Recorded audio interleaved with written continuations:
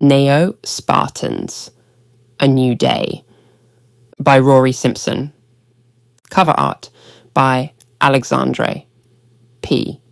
The story is narrated by Emily Pankhurst. The story you are about to experience is a work of fiction. Any resemblance to actual events, locations, or individuals, living or deceased, is purely coincidental. The author has used a creative license to craft a narrative intended for entertainment. Please be advised that this story contains political themes, drawing inspiration from both left and right-wing ideologies, which are portrayed in both positive and negative lights. Readers are encouraged to approach these elements with an open mind and a respectful outlook. This work seeks to represent a range of perspectives and foster thoughtful reflection on contemporary issues through a fictional lens. The voice used in this production was created using Elevenlabs voice synthesis. The original voice actor provided full permission for the use of their voice and was appropriately compensated for their contribution. All rights have been secured and the use of this voice complies with ethical and legal standards. Chapter 17. Wakey, wakey. While Nick recovered from the previous night's confrontation with the deranged, Adonis-fueled madman, he slept soundly, cocooned in the soft embrace of his bed. The battle had drained him, physically, mentally, and emotionally. Bruises lined his ribcage, his arms ached from strain, and his thoughts still echoed with the impact of every blow exchanged in that brutal dance with Ben Reading. But his body, ever more honest than his mind, had made the decision for him. Rest was not optional. It was survival. The room was cloaked in calm. Gone was the lo-fi music Apollo often piped in as ambient distraction. Instead, the air was thick with the gentle lull of simulated waves lapping against a distant shore. It was a beach, possibly the one from his childhood holidays. The soundscape had shifted sometime during the night, an unconscious cue from Apollo responding to his elevated stress levels. The AI had excellent instincts. Nick, deep in sleep, dreamed, not of his parents, nor of the fire that had taken them, nor of the guilt that came with surviving. No, this dream was of Zeus, not just the suit or the mission, but himself in that identity. Strong, decisive, just. He fought off gangs with effortless strikes, brought criminals to their knees with words as much as action, and even confronted Thanatos on a shadowed rooftop, blades crackling with energy. He wasn't just pretending to be a hero, he was one. But peace never lasted long. The faint creak of his bedroom door pulled him from the edge of his dreamscape, followed by the low, mechanical growl of a Hoover switching on somewhere uncomfortably close. The serenity shattered like glass underfoot. "Come on, wake up," a woman's voice called in Mandarin, firm but not harsh, rising deftly above the drone of the vacuum. Nick stirred with a soft groan, the remnants of his dream slipping away like morning mist. He squinted into the dimness, eyelids fluttering open against the murk. "Apollo," he rasped, his voice hoarse. "Lights?" The room responded at once. A soft ambient glow warmed the space, mimicking the hue of early sunlight, spilling through clouds. The walls responded with subtle gradients, the ceiling blooming with a soft sky-toned wash. As his vision sharpened, he caught sight of Mei Shang standing near the foot of the bed like some serene domestic warrior. She was impeccably composed in a pair of green silk Chinese pajamas, traditional, elegant, yet practical. Her hair was swept up into a flawless bun, and she held the hoover with one hand like it was an extension of her will. She moved with grace, yet purpose, as though waking someone with industrial noise was an art form she'd long mastered. "Good morning, Nick," she said warmly, switching off the machine with a polite click. "Did you sleep well?" Nick sat up slowly, wincing slightly as tight muscles protested. "I'm all right, May, though I don't think my room needed vacuuming." May's eyes twinkled with dry humour. "I know, but when you don't get up after 7, this is how I wake you. I used to do the same with my children, but they have since learnt to wake up early on their own." Nick chuckled, his voice still husky with sleep. "You're a menace." She smiled, unbothered. "Just doing the job your uncle hired me to do." "I didn't even set my alarm," Nick muttered, dragging his hand across his face. "I was planning on a lie-in." "As your housekeeper," May replied smoothly, "and now also your educator, I must inform you that 7 a.m. is the designated wake-up time." She began rolling the hoover towards the hallway. Her steps were light and sure, but just before crossing the threshold, she paused and looked back, her expression softening. "I've made breakfast," she said, her voice tinged with quiet affection. "It's in the kitchen, still warm." Nick's eyebrows lifted. "Breakfast? What did you make?" "You'll have to come down and find out," May replied, her lips curling into a sly smile. It was the kind of smile that mothers reserved for surprises they knew their children would love. Nick grinned in spite of himself. "Now I'm interested." He pushed back the covers and swung his legs over the side of the bed, the cool floor grounding him.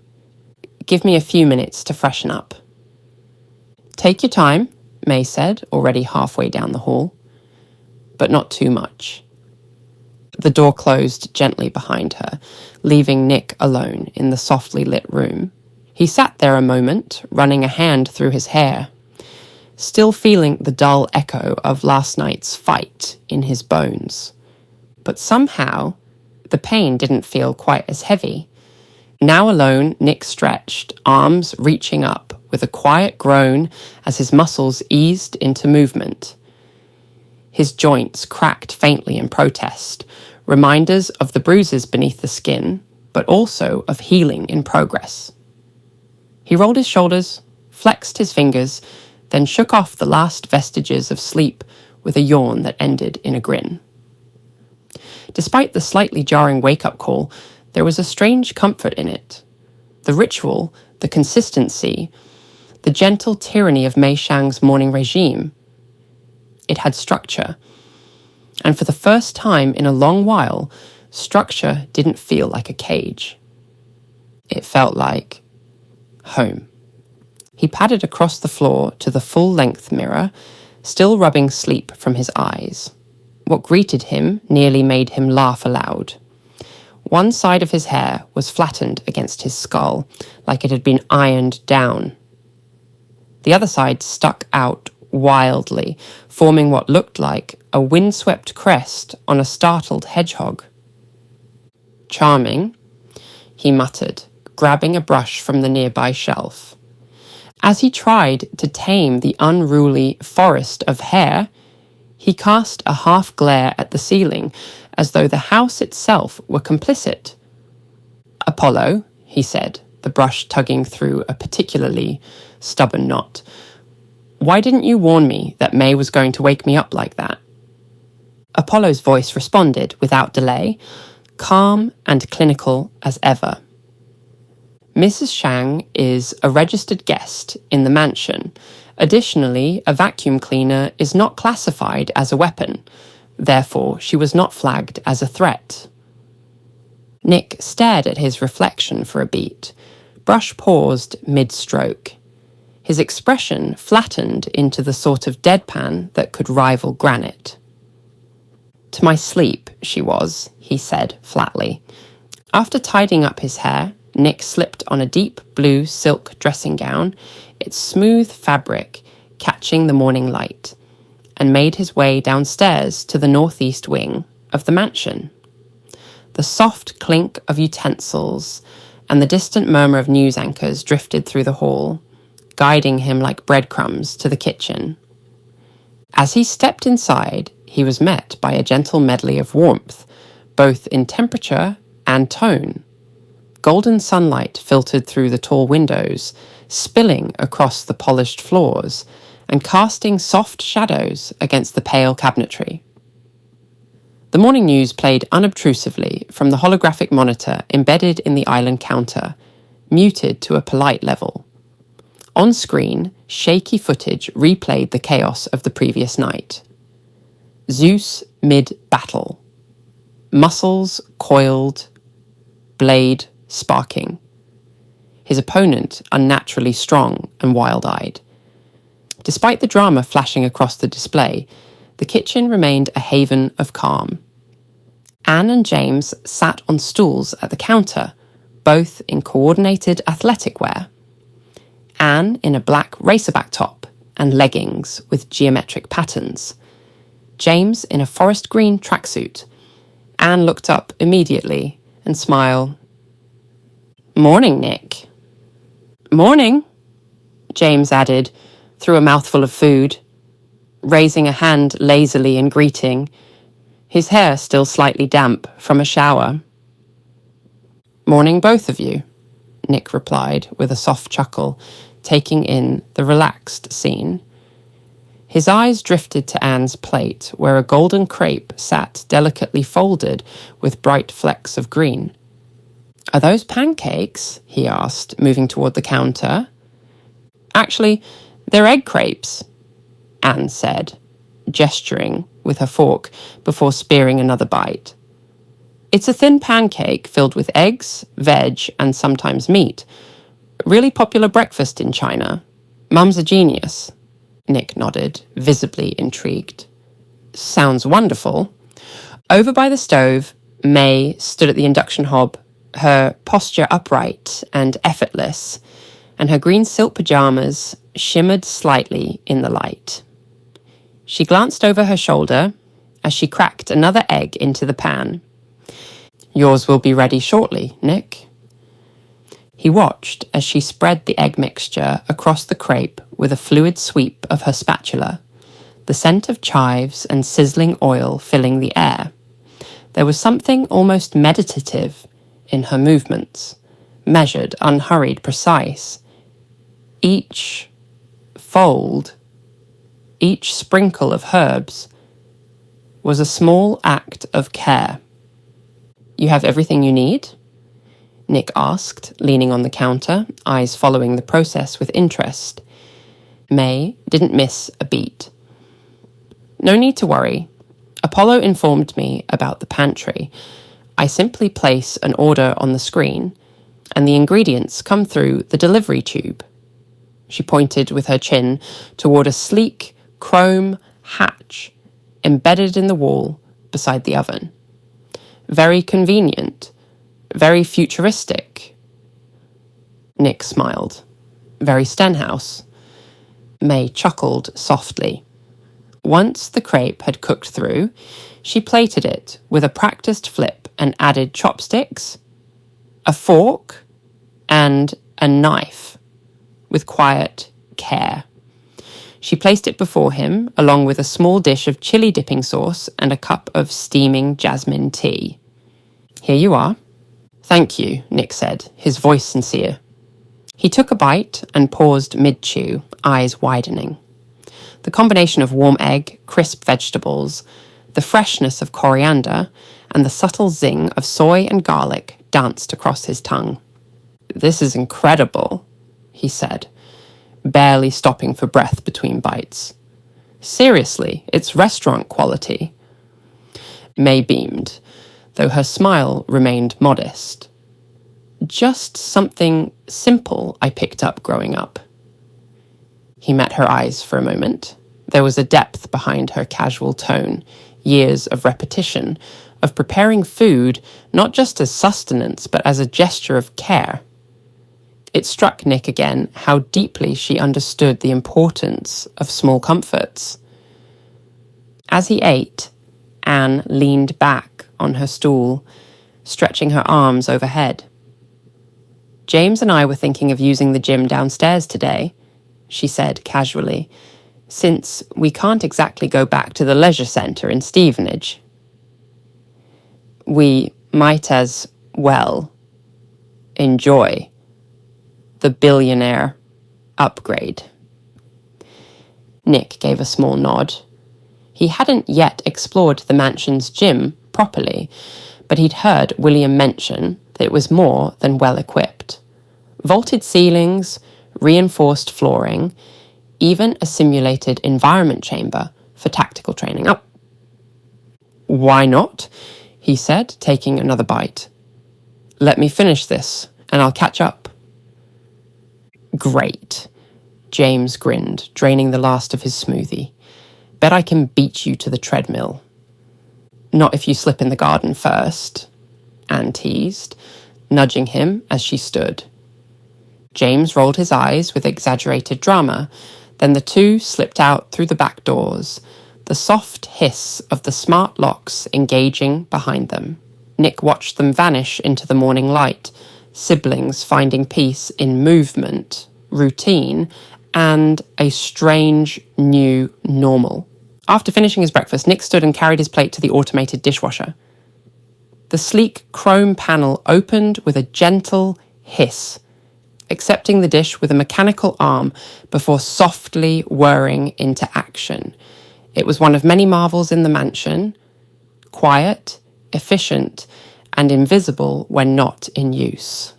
Across the kitchen, May remained by the sink, sleeves carefully rolled up as she scrubbed pans and utensils by hand.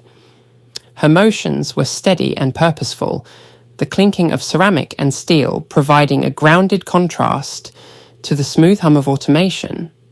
Despite the mansion's arsenal of smart appliances and AI-linked conveniences, May chose this path out of more than mere habit. It was principle. She'd grown up in the rural outskirts of Tianjin, raised largely by her grandmother, in a house where electricity wasn't always reliable, and running water could be a luxury. There, in a home warmed by coal stoves and discipline, she had learnt the value of effort.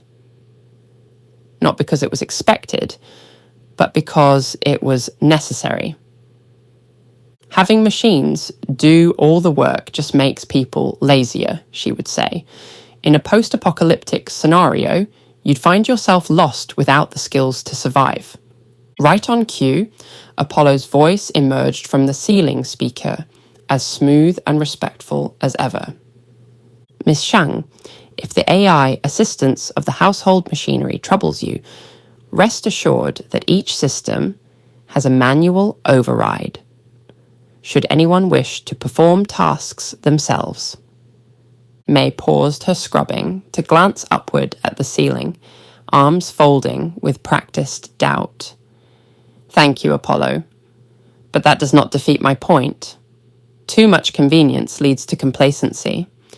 I want my children to appreciate effort and resilience.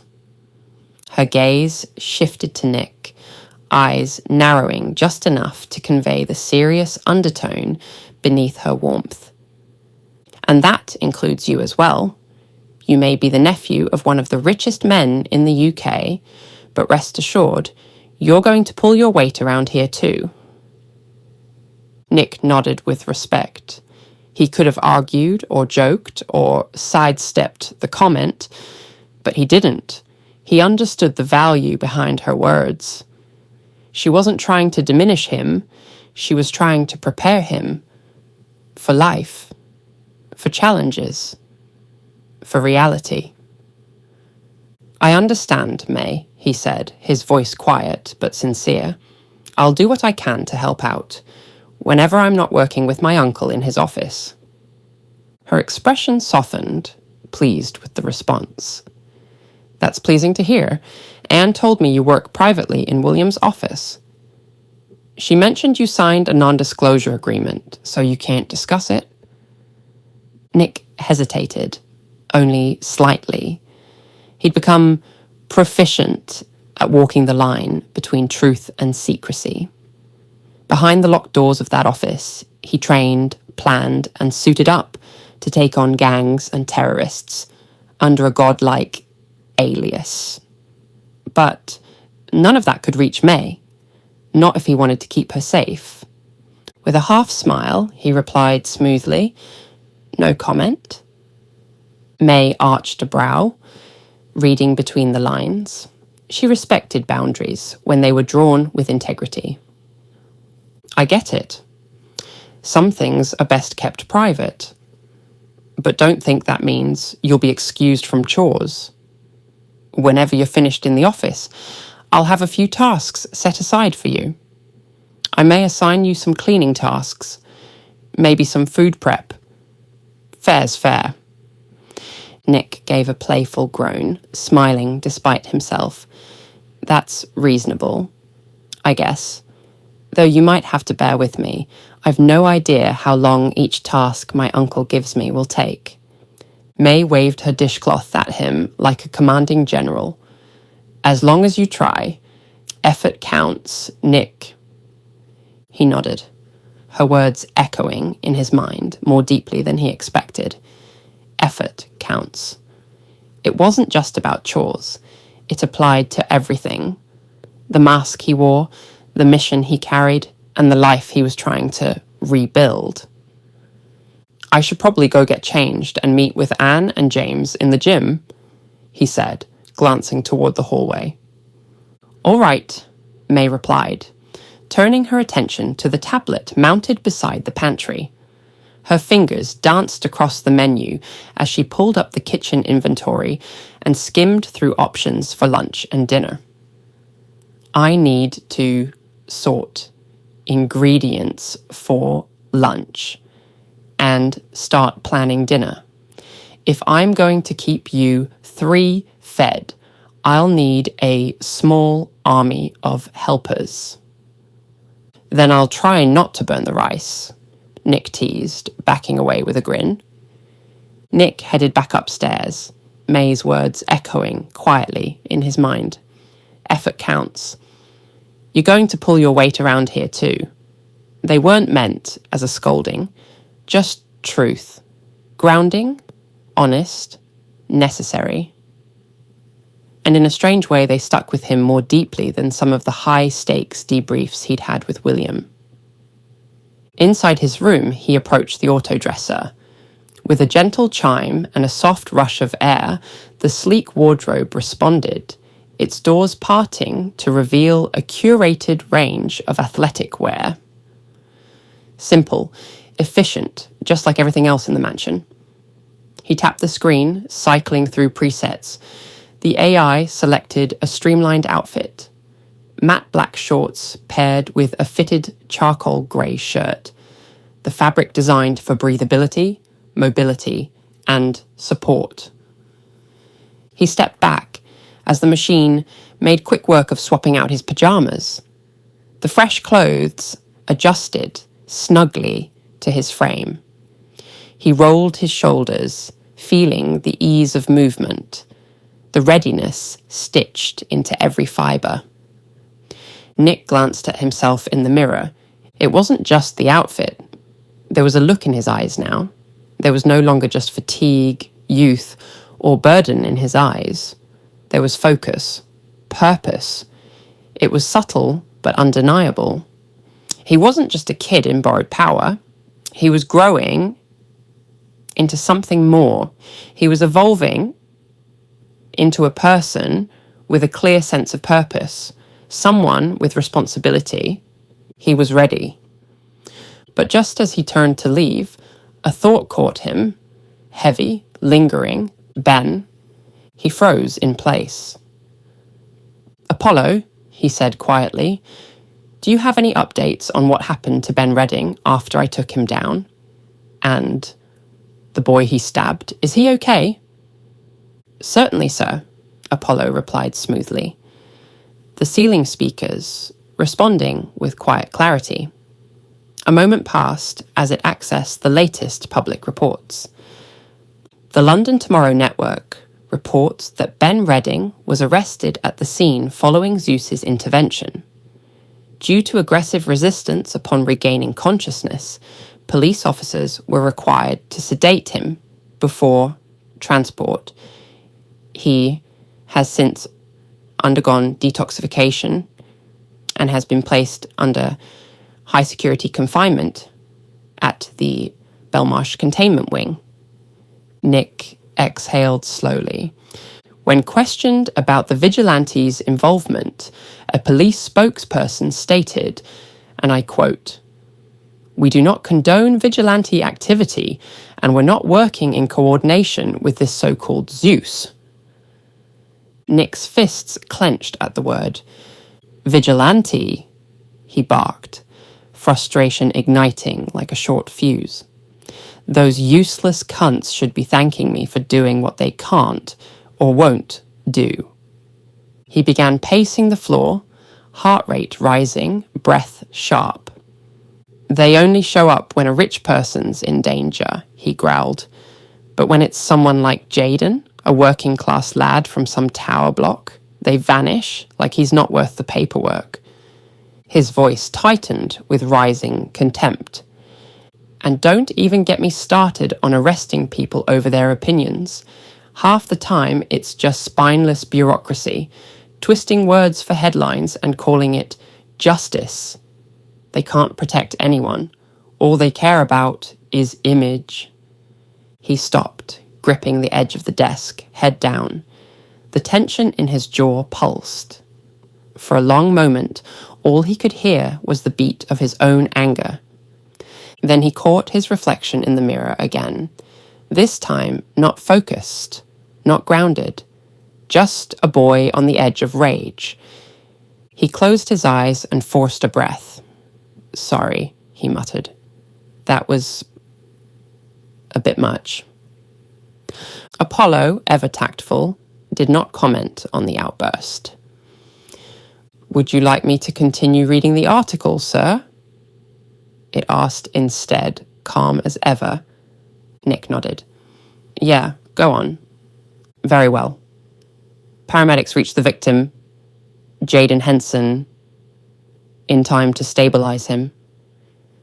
Emergency field treatment closed the wound, and he received a transfusion en route to St. Thomas's Hospital.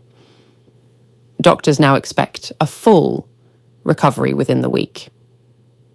Nick exhaled, the tightness in his chest beginning to loosen. Mr. Henson, speaking briefly from his hospital bed, said he wasn't fully conscious during the incident, but recalled a figure in silver saving him. He added, and I quote, "If I ever saw him again, I'd want to shake his hand and thank him." A quiet smile broke across Nick's face. The heat in his blood cooled, replaced by something else. Relief, pride, and a strange kind of peace. "That's wonderful to hear," he murmured.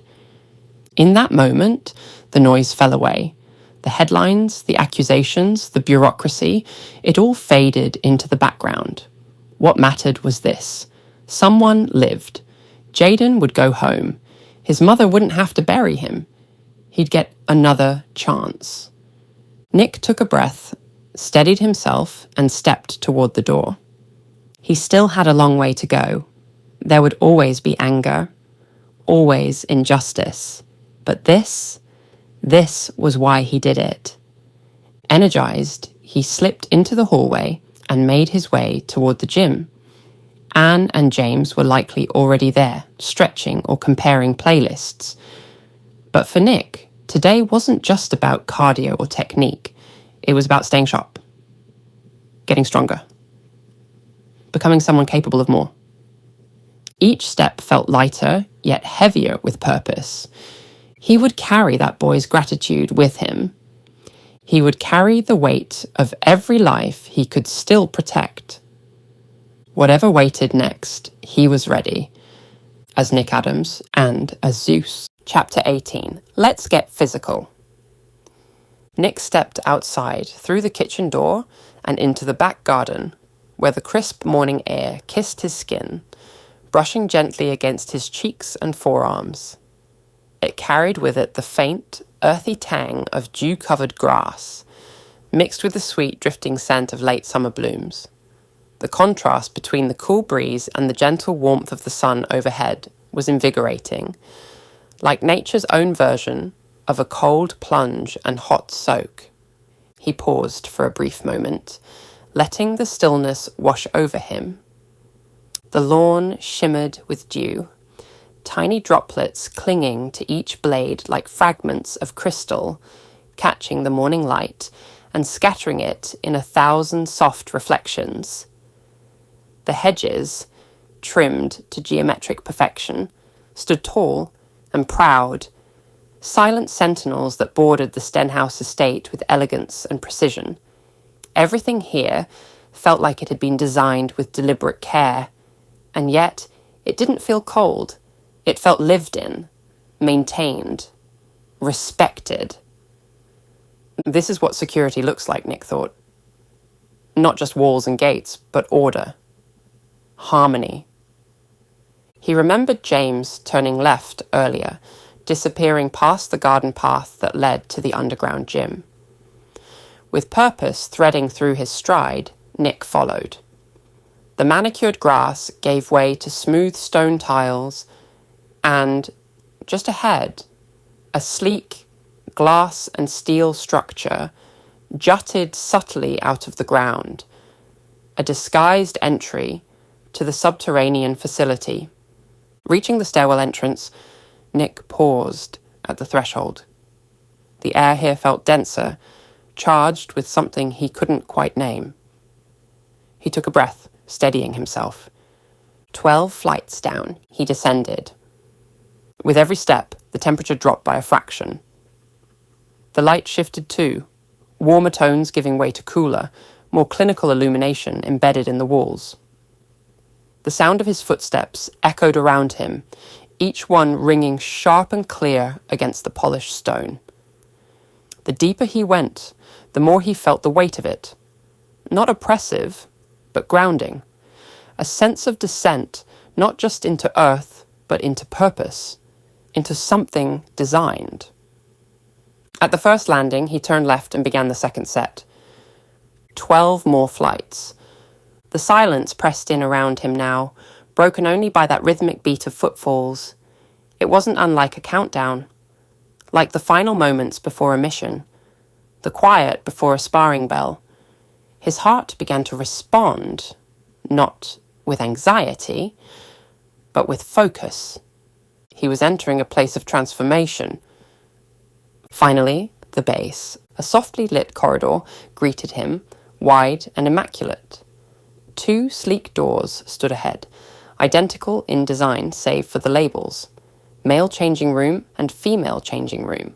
No creaking hinges, no old-school lockers clanging open. Everything here hummed with quiet efficiency.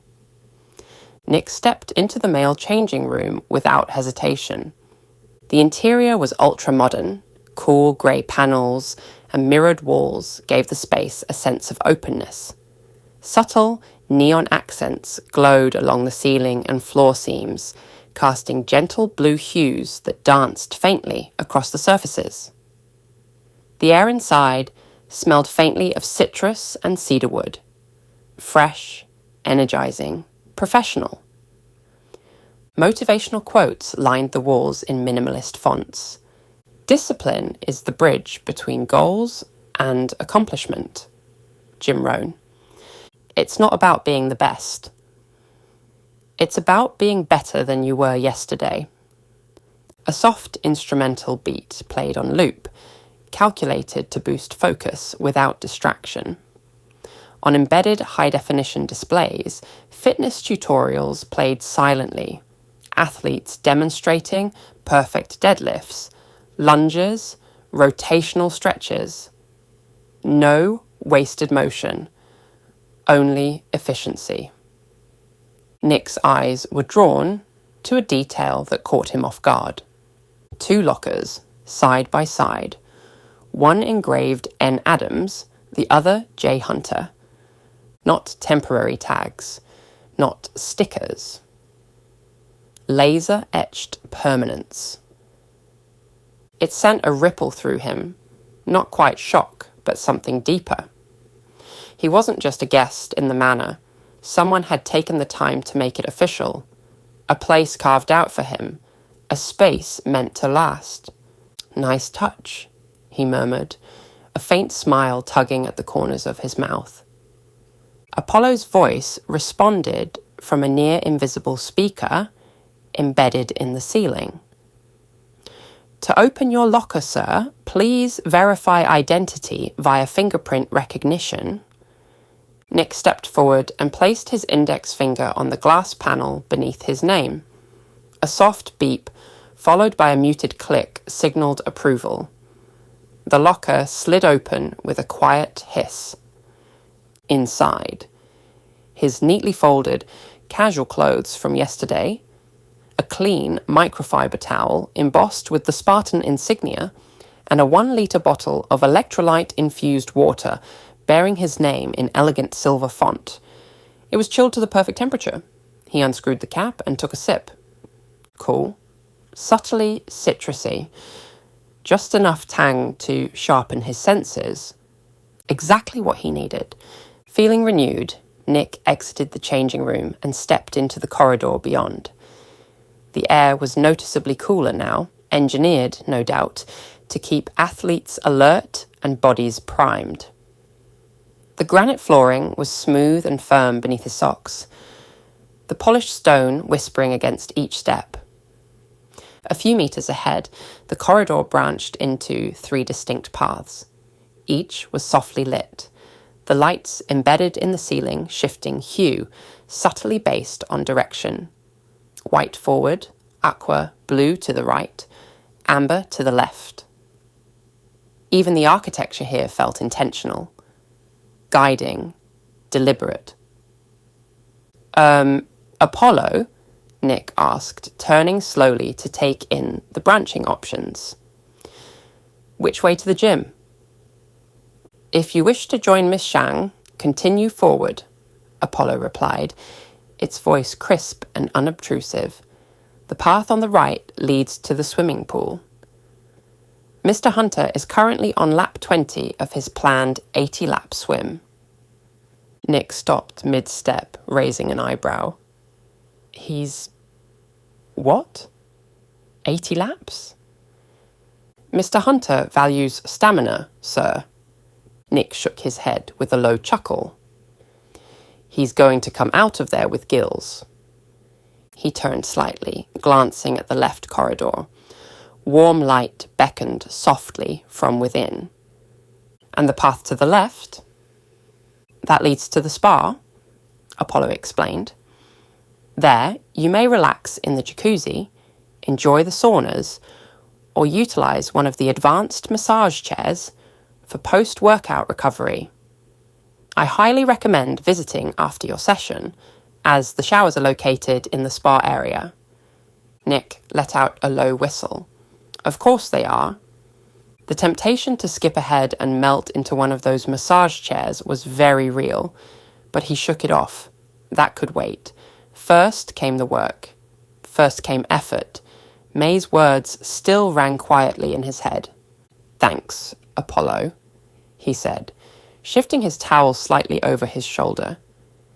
With that, he turned forward, eyes narrowing slightly as he walked toward the central corridor, the path to the gym. The lighting adjusted as he moved, brightening subtly, responding to his presence. The air changed again, drier now, touched with the scent of rubber flooring, light disinfectant, and distant echoes of impact. A muffled thud reached him from somewhere ahead, followed by the rhythmic beat of low-tempo music, pulsing just beneath the threshold of awareness. This was where the transformation happened, where sweat turned into skill, where hesitation burned away in movement.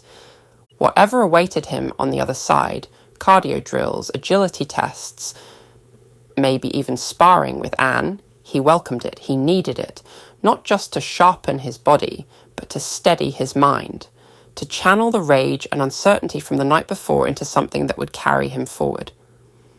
Nick stepped into the gym and was immediately taken aback by its elegance and scale, though it reminded him faintly of the gym he'd frequented back in Biggleswade, the clatter of weights, the smell of rubber mats and protein shakes.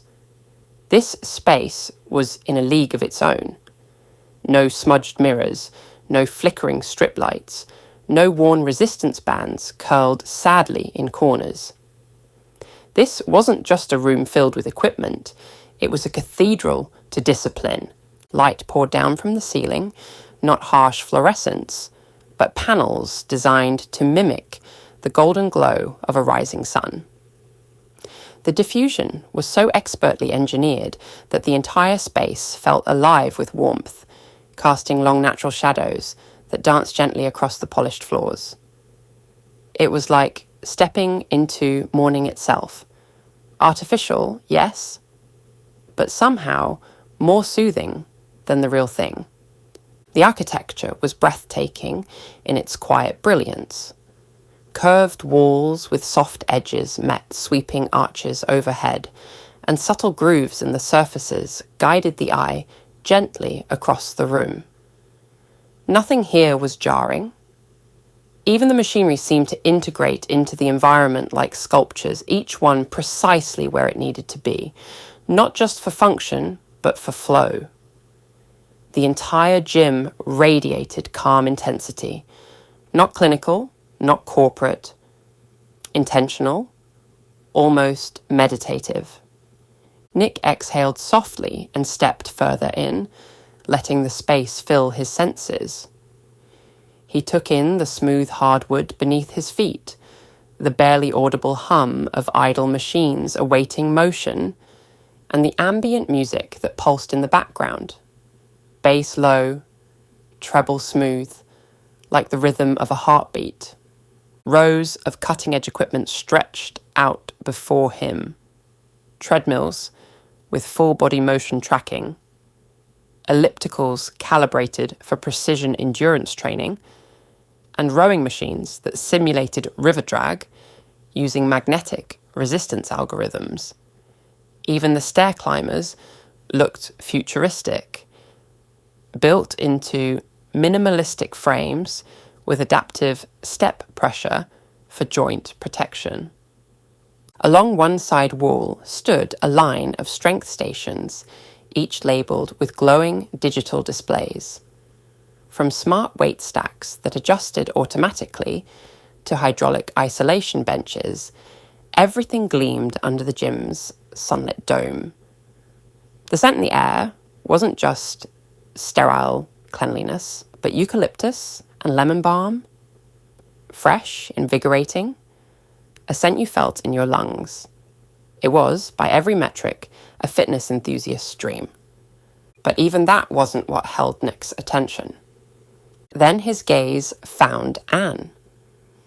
She stood near a mirrored wall, isolated in a pool of quiet energy, flowing through a yoga sequence with steady, practiced grace. She moved like water, deliberate, fluid, alive. Her bare feet were planted with certainty on the mat, her movements synchronized with slow, measured breaths. She began in mountain pose, arms raised above her head, palms facing inward, spine long and tall. Her breathing was deep and rhythmic, serene. Then, with a quiet elegance, she transitioned into tree pose. Her hands came down to her chest in a prayer position as she lifted her right foot, pressing it against her inner thigh with care. She held it effortlessly, her posture unwavering. The calm in her face, eyes half-lidded, lips parted ever so slightly, radiated not just concentration, but inner alignment. Nick paused in the centre of the gym, silently admiring her composure. There was something magnetic about the way she moved, something unshakable. It wasn't just physical skill, it was presence, as if, in this chaotic world of masks and missions and shadows, she'd found a moment of stillness and claimed it. "Fancy joining me in yoga, Nick?" she asked suddenly, breaking the silence with a gentle tease. Her tone was light, but her stance didn't falter. Her eyes remained locked on her reflection, though the smirk playing at the edge of her lips was unmistakable. Caught mid-thought, Nick walked toward her mat, trying not to look too sheepish. "Yeah, sure, it's been a while, but I used to be all right at it. Learned most of what I know from my Aunt Susie." Anne shifted fluidly into warrior pose. Her legs strong, arms extended, gaze set over her front fingertips. She looked like a modern-day statue carved in motion.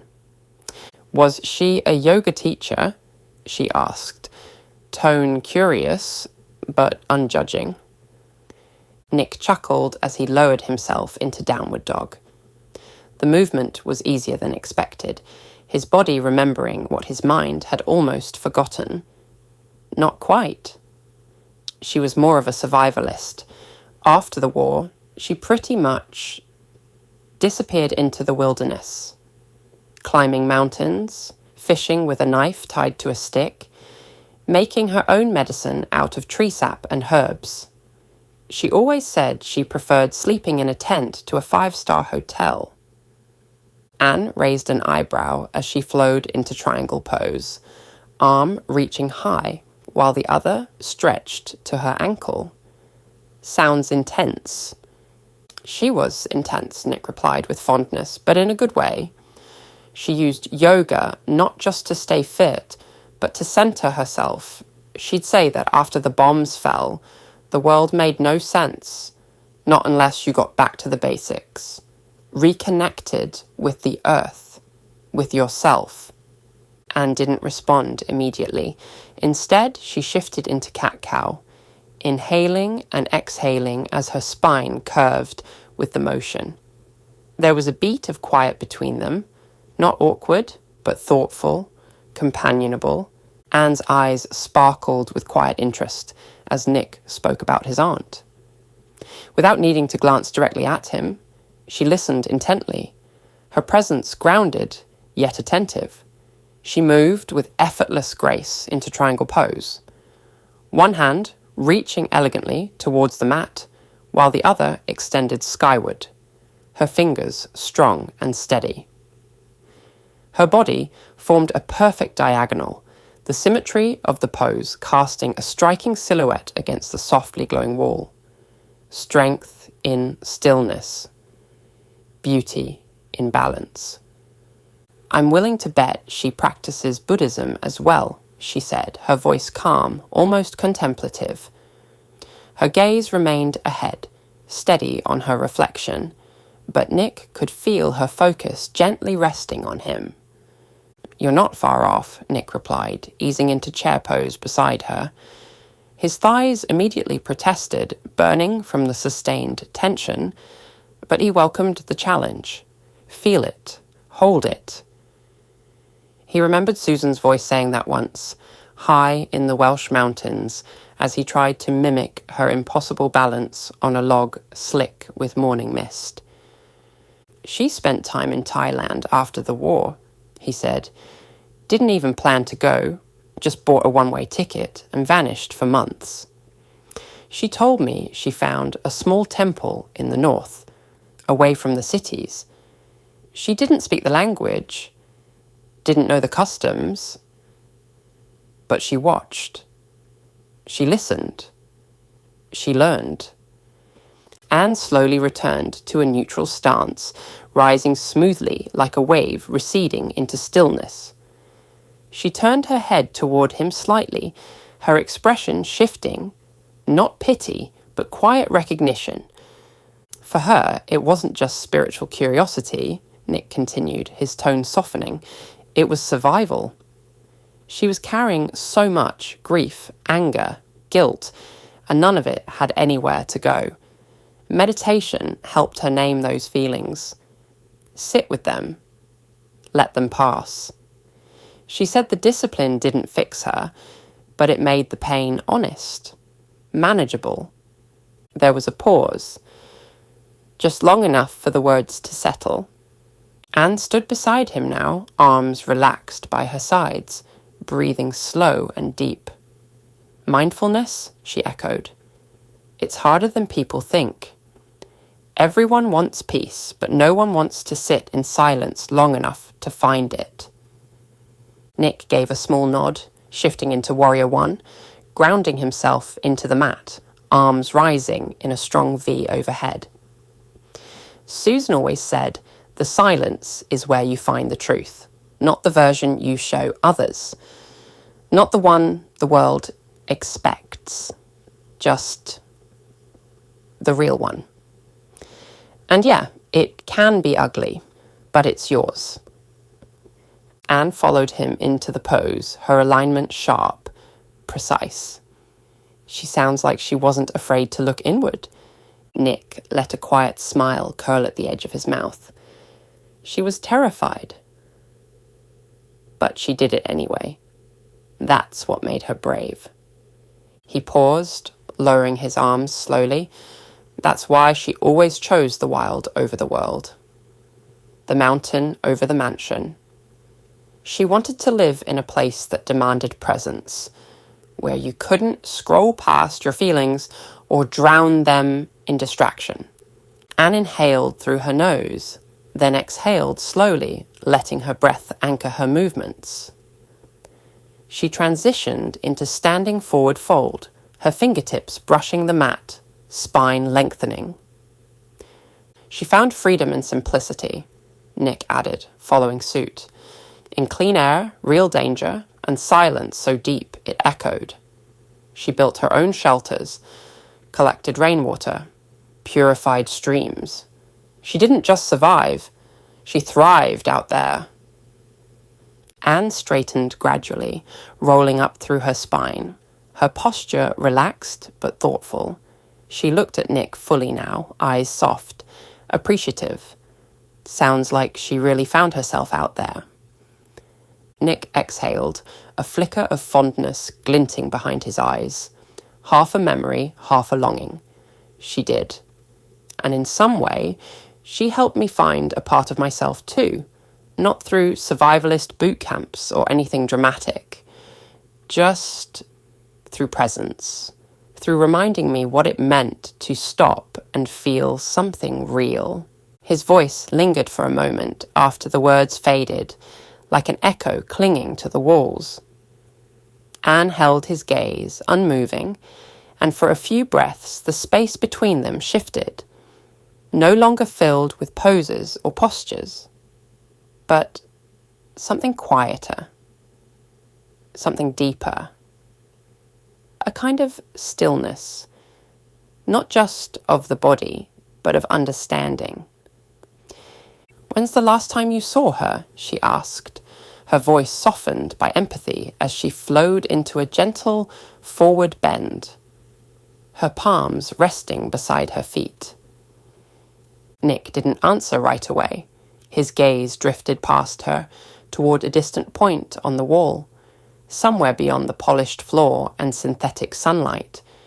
When he did speak, his voice was low, each word drawn from a place he rarely visited. 5 years ago.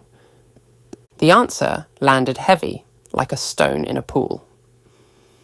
It was short, but laden with weight. A shadow flickered across his expression, subtle but unmissable.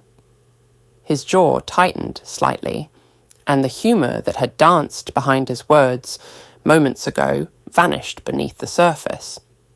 He didn't need to say more. Anne could feel the gravity of it. Loss, estrangement, regret. She didn't know, and she didn't ask. But I don't really want to say why she left, he added quietly, his words tight, controlled. It's personal.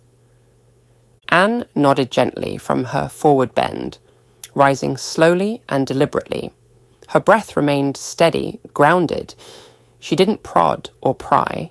Instead, she folded back into herself, offering silent respect, the kind that said, "You don't have to carry this alone, but I won't make you unpack it until you're ready."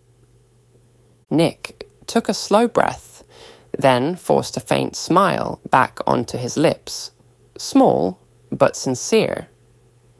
He wasn't trying to mask the truth, so much as steady himself beneath its weight. "But my uncle said she's coming to visit soon," he added, like the flick of sunlight through a curtain. "So, you'll get to meet her. She's a bit wild, but I think you'll like her." The mood softened. The heaviness eased. Anne smiled, the kind that came from warmth, not pity, and brought her hands to a prayer position at her chest as she shifted into standing rest. "I'm looking forward to it. She sounds like the kind of person who walks into a room and changes the air." Nick chuckled under his breath. "She doesn't walk. She storms.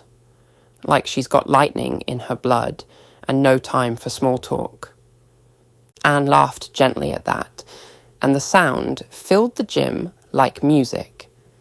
The tension that had passed between them now settled into something more intimate, comfortable even, a mutual trust freshly sown. They both held their poses for a quiet stretch of time, their breath rising and falling in steady rhythm. Around them, the world of polished steel, digital monitors, and elite equipment faded into the background. The chaos of London, the weight of responsibilities, the ghosts of the past, they all drifted to the edge of thought. In here, in this mirrored sanctuary, beneath the surface of the world, things felt simple. As they completed their yoga session, Nick and Anne stood tall, stretching out the final traces of tension. The sheen of sweat on their skin glistened softly in the warm, simulated sunlight, highlighting the effort they'd already put in. Their limbs were loose, breath steady, and minds clear. A rare clarity that only came after deliberate movement and focus. The gym around them had subtly shifted in tone. What had begun as a sanctuary of stillness was now alive with momentum. The low thrum of treadmills in motion, the soft clink of weight plates being loaded, and the rhythmic hiss of hydraulics filled the background like the start of a symphony warming up. Nick placed his hands on his hips and scanned the room, his gaze trailing across the cardio banks, weight racks, and resistance stations. "So," he said, voice casual but energized, "what machine do you fancy using first?" Anne's eyes followed his line of sight, eventually settling on the cardio section. A few others were already in motion, running, climbing, pushing themselves through the morning grind. She watched them with a quiet kind of appreciation. Their discipline, their focus. The atmosphere had changed, yes, but it wasn't chaos. It was concentrated effort. "I think I'll start with the stair climbers," she replied, her tone light, but her expression sharp with intent. "Since I'll be living in London for a while, I might as well get used to the stairs, especially since the lifts and escalators in the underground always seem to be broken." Nick let out a small laugh, a knowing sound. "Fair point. Can't say you're wrong. feels like half the city's infrastructure is in a constant state of under-maintenance. Some of those stairwells feel like you're descending into the Earth's core. Anne smirked, already stepping off her mat, grabbing her towel with one fluid motion. Good training, though. Nick nodded. Can't argue with that. He turned toward the weight section, mentally mapping out his routine. His eyes passed over the squat rack, the pull-down stations, the smart benches calibrated for real-time muscle feedback. Everything gleamed with polish and potential. I'll focus on some upper and lower body today, he said, more to himself than to Anne. Seated dips, leg press, that kind of thing. Could use the strength if I'm going to keep working on my fitness goals. The hesitation was imperceptible, imperceptible, but it hung in the air for a second longer than it should have. Working on my fitness goals. It sounded rehearsed, safe, but it wasn't the whole truth, and Nick knew it. He caught the slip before it could slide further, masking it with a nonchalant shrug as he adjusted the towel around his neck. In his mind, he felt the weight of the Mark IV suit, remembered the resistance in his limbs after missions, the dull ache in his muscles long after the HUD had gone dark. The armour did a lot, but it didn't protect him from fatigue, or bruised ribs, or the cost of being outmatched by enemies enhanced far beyond human limits. He had to be more than the suit. The foundation had to be strong enough to carry the weight of what came with the name Zeus. Anne made her way to the stair climber, her movements fluid and unhurried. She stepped up onto the polished titanium base and adjusted the settings with casual precision, selecting the automatic mode, a 10-minute interval session with a gradual incline that intensified every 60 seconds. It wasn't just a warm-up, it was a ritual, a trial, a test of will she revisited again and again. With a quiet exhale, she slipped in her AirPods. A brief tap summoned the playlist she always used when she needed focus, Shadow Pulse, a dark wave blend of pulsing bass lines, haunting synths, and ambient textures that painted an entire world in sound. As the first track rumbled to life, it seemed to sync perfectly with her breath. The rhythm grounded her, centered her, and just like that, the rest of the gym, the polished machines, the LED glow, even Nick's presence, faded into the background. Her body moved, climbing with instinctive precision, but her mind drifted backward, to Stevenage, to the years that carved her. Her childhood had not been kind. She remembered the taunts first, words spat like venom across the streets, sneers laced with suspicion. Half-breed, UAA scum. Go back to where you came from. The children who echoed their parents' poison, then the stares, the judgment, the quiet calculation in people's eyes, measuring her worth not by her mind or her effort, but by her name, by her blood. And then the bruises. They didn't start until she was 9, but once they came hard. A trip down the stairs, a gang of older kids cornering her near the playground at the park, fists clenched and eyes full of inherited hate. She didn't cry, not in front of them, but the pain, physical, emotional, left a mark deeper than anything on the surface. May had done her best, protective, always, but her lessons were gentler than Anne needed. If you must fight, her mother would say, folding laundry or chopping garlic, do it only in self-defense. Violence must never be the first answer, wise words, but they didn't help her learn how to defend herself. Not truly. So, Anne turned to something else. Late at night, after May fell asleep, Anne would sneak into the main bar and stream movies from the TV, especially Bruce Lee movies. Enter the Dragon, Way of the Dragon, Fist of Fury. She didn't watch them for the spectacle. She studied them frame by frame, replaying scenes over and over. She mimicked his stances in the back garden under grey skies, her bare feet pressing into damp grass. She traced his footwork in chalk on the pavement and drilled movements until they became muscle memory. Jeet Kune Do wasn't just a martial art, it was a blueprint for reclaiming control, a way of turning vulnerability into velocity. At first, May had been horrified. She found Anne one evening practicing flying kicks against a tree and shouted herself hoarse. But gradually, something changed. She saw that her daughter wasn't seeking violence. She was building armor. Invisible, but unbreakable.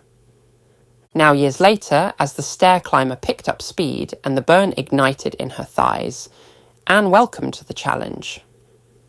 Sweat prickled along her brow and slid down her back. Her breath deepened. Her lungs began to strain. But still she climbed. She climbed because she remembered. She climbed for the girl who had stood alone against fists and slurs. She climbed for the woman she was becoming, disciplined, dangerous, and no longer afraid. Her playlist surged, percussion pounding like a battle cry. The tempo matched her rising pulse. Her feet rose and fell with increasing urgency, but her posture stayed immaculate. Shoulders down, back straight, core engaged. Her heart beat not with anxiety, but with resolve. Each step was more than motion. It was defiance. A statement. I'm still here. I'm stronger. I'm not going back. And somewhere, deep beneath the pulsing music, she heard Bruce's voice, clear as ever. Absorb what is useful. Discard what is not. Add what is uniquely your own. Anne's eyes narrowed with focus. Her breathing found its rhythm. She wasn't climbing stairs, she was climbing out of her past, out of limitation, out of fear. And she wasn't stopping, not now, not ever. As Nick settled onto the seated dip machine, he adjusted the weight with quiet focus, selecting 15 kilograms. It wasn't light, but it wasn't about breaking records. It was about discipline, about consistency, about showing up when it counted. He wrapped his fingers around the cool steel handles. The machine gave a slight creak as he shifted his weight, setting his feet firmly against the floor. His muscles tensed, and his mind, as if triggered by the strain, drifted into darker terrain. The image returned unbidden. Ben Redding's contorted face, wild eyes veined red, spittle at the corners of his mouth, and that monstrous grip crushing Nick's throat like a vice. The memory was visceral, burned into the folds of his brain. He hadn't been thinking in that moment. Not clearly. He'd been surviving, fighting for air, for consciousness, for control. He'd been seconds away from dying, seconds away from never seeing Connor again, from never finishing what he'd started, from leaving innocent people defenseless. All of that, his life, his mission, his future, almost ended on his first day as Zeus. Pathetic, a voice inside him whispered. What happens when it's not just you on the line? Gina's words echoed through that inner silence. Stern, cold, honest. The people you'll face now are nothing like the bullies from school. These ones won't stop at bruises. They'll kill you, and worse. He'd scoffed at the time, trying to play it off. But now? He knew she was right. He could still feel the bruises on his neck, faint beneath the surface. A reminder, not of failure, but of how close he had come. And the truth was, he'd fought back. He'd survived, but just barely. The machine hissed softly as he began his first set. The burn hit by rep 12. By rep 20, his arms trembled, but he pushed through. Not with rage, not with adrenaline, with focus. Every repetition a declaration, every motion a commitment. He remembered, too, who he was before the armor, before the missions. Just a boy in a school corridor, stepping in when no one else would, defending classmates who didn't even like him, taking punches so others didn't have to. He never did it for thanks. He did it because he couldn't stand to see cruelty win. That part of him, that fire, hadn't dimmed. It had simply found new fuel. 30 reps. He reset his grip, sweat rolling down his forehead. His heart pounded in his ears, steady as a war drum. Push through. You're not fighting for strength. You're fighting for survival. No, more than that. He was fighting for everyone else who couldn't. By the time he hit 45, the pain was no longer in his arms, it was in his gut. A dull ache of determination, a weight heavier than the iron, responsibility, duty, resolve, 50 reps, done. He let the handles return to rest with a soft clack and leaned forward, elbows on knees, chest heaving. He closed his eyes, letting the sweat drip. The burn in his muscles was sharp, real, but it was the clarity that struck deeper. The fight with Ben Redding had taught him the hard way. The suit wasn't invincible, and neither was he. If he wanted to make it through this war with Thanatos, if he wanted to win, then it wasn't enough to train when it was convenient. He had to sharpen himself like a blade, daily. Without excuse, no shortcuts, no ego, just grit. Because Thanatos wasn't going to stop. The Black Death wouldn't back down. And next time? There would be a next time. Nick stood slowly, shaking out his arms. His muscles ached, but they didn't fail him. And that, at least, meant he was still in the fight. Just as Nick reached for his towel, Anne strolled over, water bottle in hand, and a glint of amusement in her eye. Her cheeks were flushed from exertion, strands of hair clinging to her forehead. She took a long swig, then grinned at him, wiping sweat from her brow with a towel slung over one shoulder. 50 reps, and you haven't even started sweating yet, she teased, her smirk tugging at the corner of her mouth. What's the secret? Are you part robot? Nick chuckled, grabbing his own bottle and taking a sip. If I am, someone forgot to give me the waterproof circuits. Back at school, gym was every Wednesday. Mandatory. That included swimming. But he pulled a face. Not really my thing, if I'm honest. Something about chlorine and flailing around in front of classmates wasn't exactly confidence-boosting.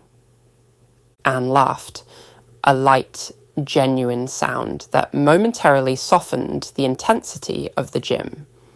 James would probably call that a crime against humanity. He goes mental when it comes to swimming. I swear, if you give him a pool and a playlist, he'll knock out 80 laps like he's chasing a world record. Nick raised an eyebrow, amused. What's the obsession? Was he raised by dolphins? Her smile shifted, still warm but tinged with nostalgia. Her gaze drifted slightly, as if replaying an old home video only she could see. He grew up near the beach in San Angeles, she said. Venice Beach was basically his playground. He'd swim out as far as he dared, sometimes beyond the breakers, said the water made him feel free. She paused. That was before he and Victor moved here. I met him when he was about 10. Gangly, chatty, terrible haircut. Nick smiled faintly. And then your mum and Victor got together? Anne nodded. Yeah. I never thought they would, honestly. It was awkward at first, two families colliding, but in the end, it worked. Having Victor around, it made things feel less fragile. Like there was finally someone in the house who could carry the weight if things went bad. She glanced down for a moment, her grip on the water bottle tightening. It was good for me to have that. Nick hesitated. There was a beat of quiet before curiosity got the better of him. He turned to her, voice gentle. What about your real dad? The question fell softly, but it landed hard. Anne didn't respond immediately. Her face changed, not dramatically, but enough for Nick to notice. The light in her eyes dimmed slightly, as if shutters had fallen behind her gaze. Her shoulders tensed, posture no longer relaxed, but guarded. For a heartbeat, she looked like she might answer. Then, quietly, firmly, she said, I think I should get changed now. Her eyes didn't meet his. She turned without waiting for a reply, slinging the towel over her shoulder with a grace that almost concealed the tension in her movements. You should finish your leg workout.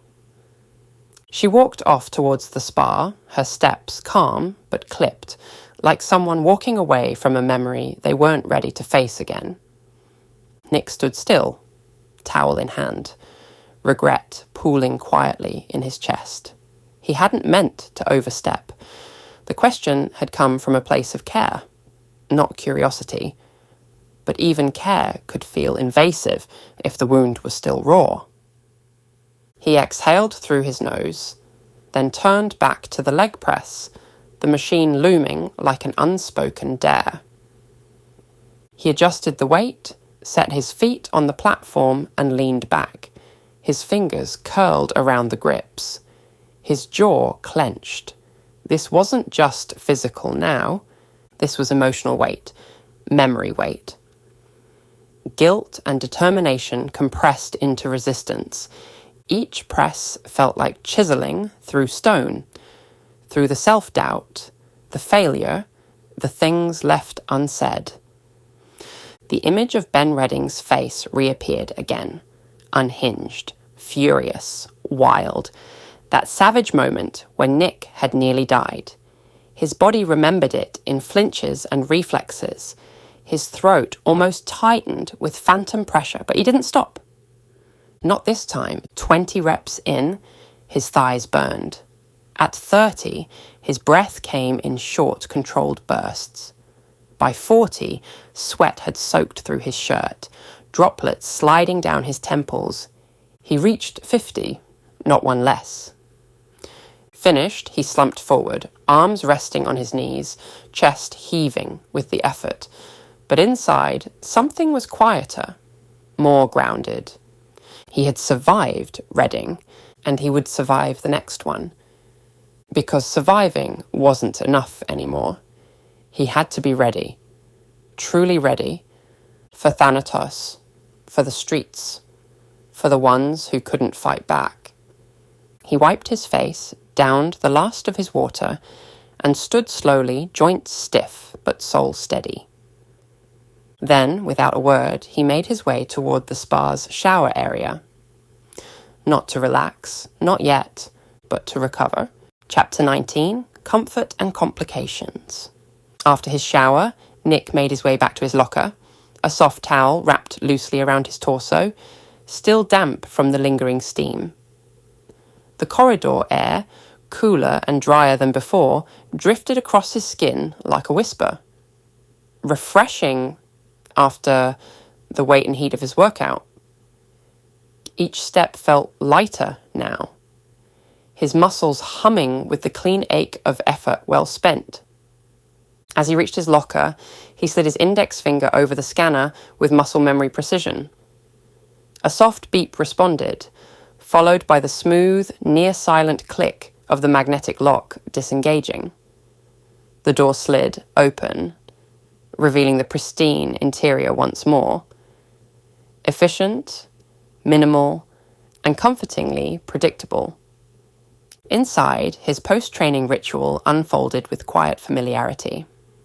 He placed the empty water bottle into the automated refill port, which hissed softly as it accepted the container. A faint blue light blinked on, and a low whir began as the wall unit drew from its hidden reservoir, refilling the bottle with chilled, citrus-flavoured, electrolyte-infused water. It would be waiting for him later, perfectly recharged, just like he was. Nick reached for his clothes, methodically slipping into a clean pair of jeans.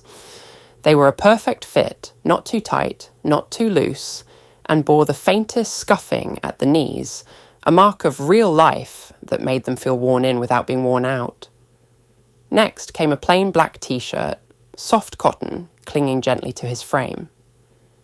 There was something satisfying about the simplicity. No logos, no flash, just understated strength. Functional. Clean. Then, the jacket. His fingers brushed over it, almost reverently, before lifting it free from the locker hook.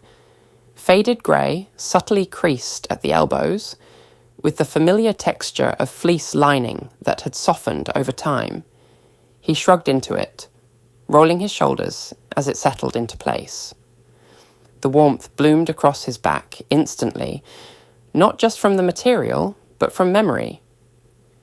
It had been a gift from his mum, one of those spontaneous moments where practicality met affection.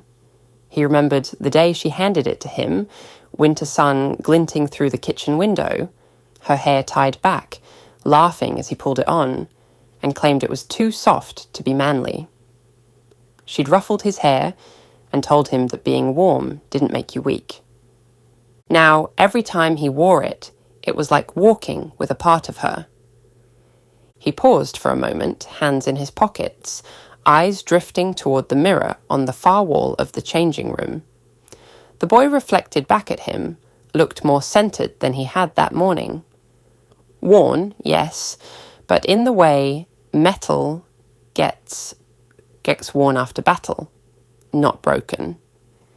His hair was damp and tousled, his jaw set with quiet resolve.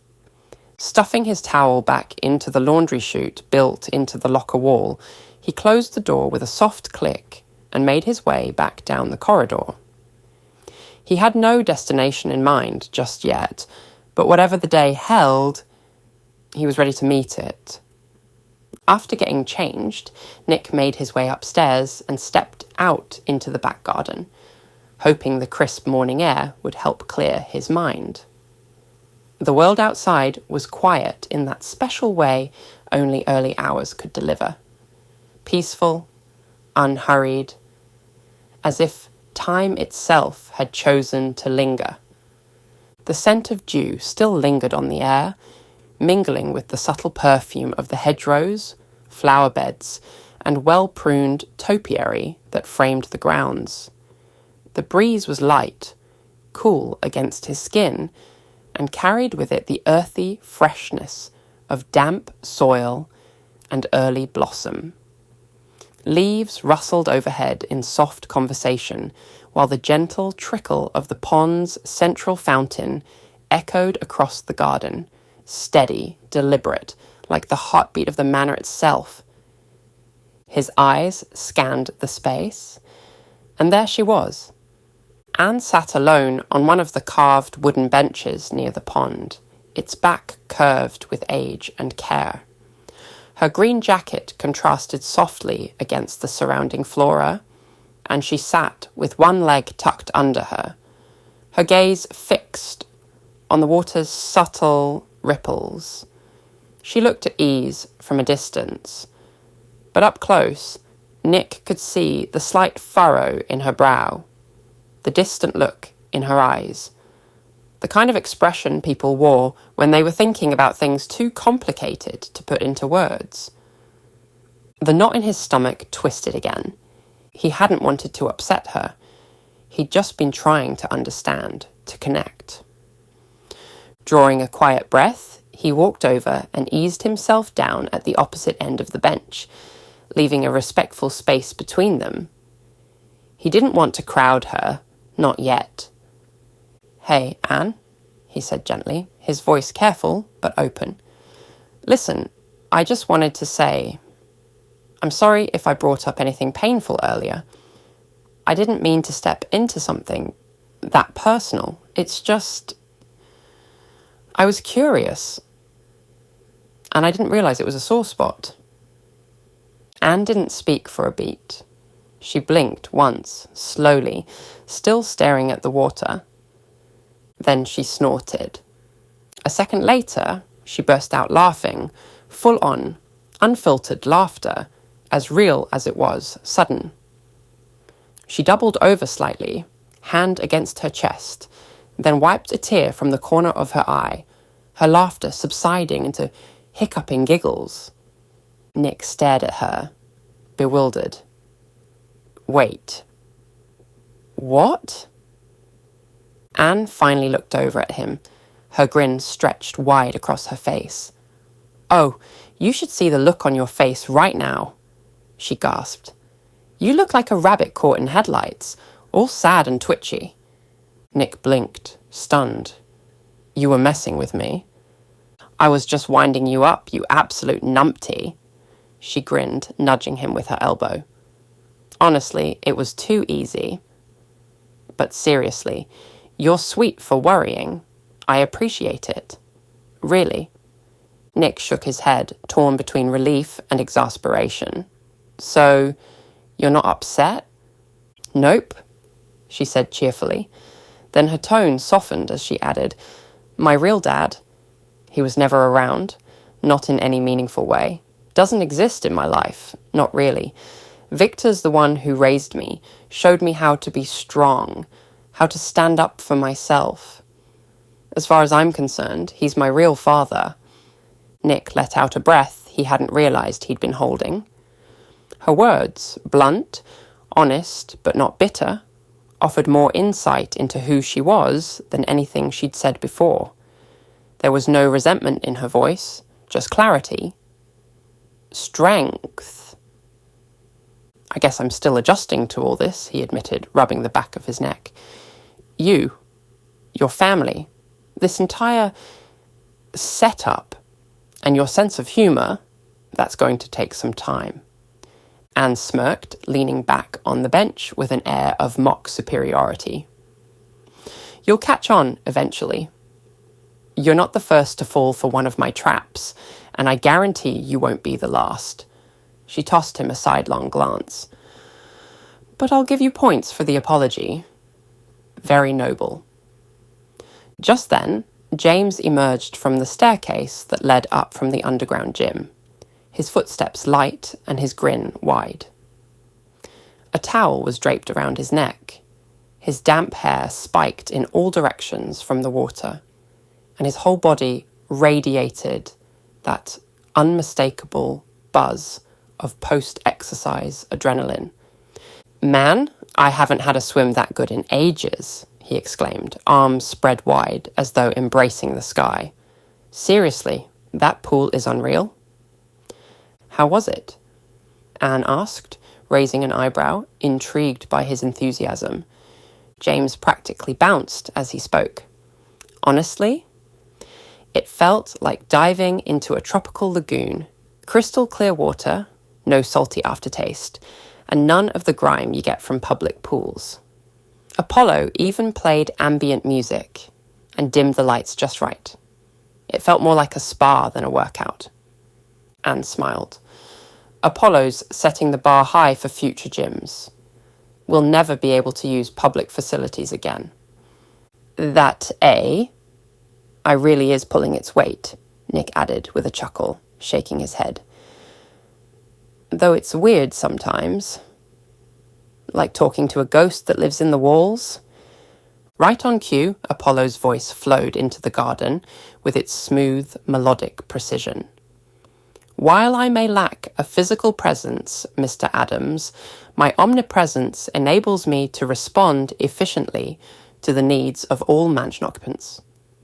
Anne's amused expression faltered, shifting into something more thoughtful. She turned her gaze to the speakers, nestled discreetly among the ivy-draped archways. Her brow creased. Wait, if you're everywhere, does that mean there are cameras in the bedrooms and bathrooms? Correct, Miss Shang, Apollo replied without hesitation. However, these areas are designated privacy zones. In accordance with the Data Privacy Recordings Act of 2027-80, all automated visual and audio sensors deactivate during private activities. No recordings are stored or transmitted while guests are in states that require privacy. A breeze stirred the garden, rustling leaves and carrying with it the scent of wild lavender.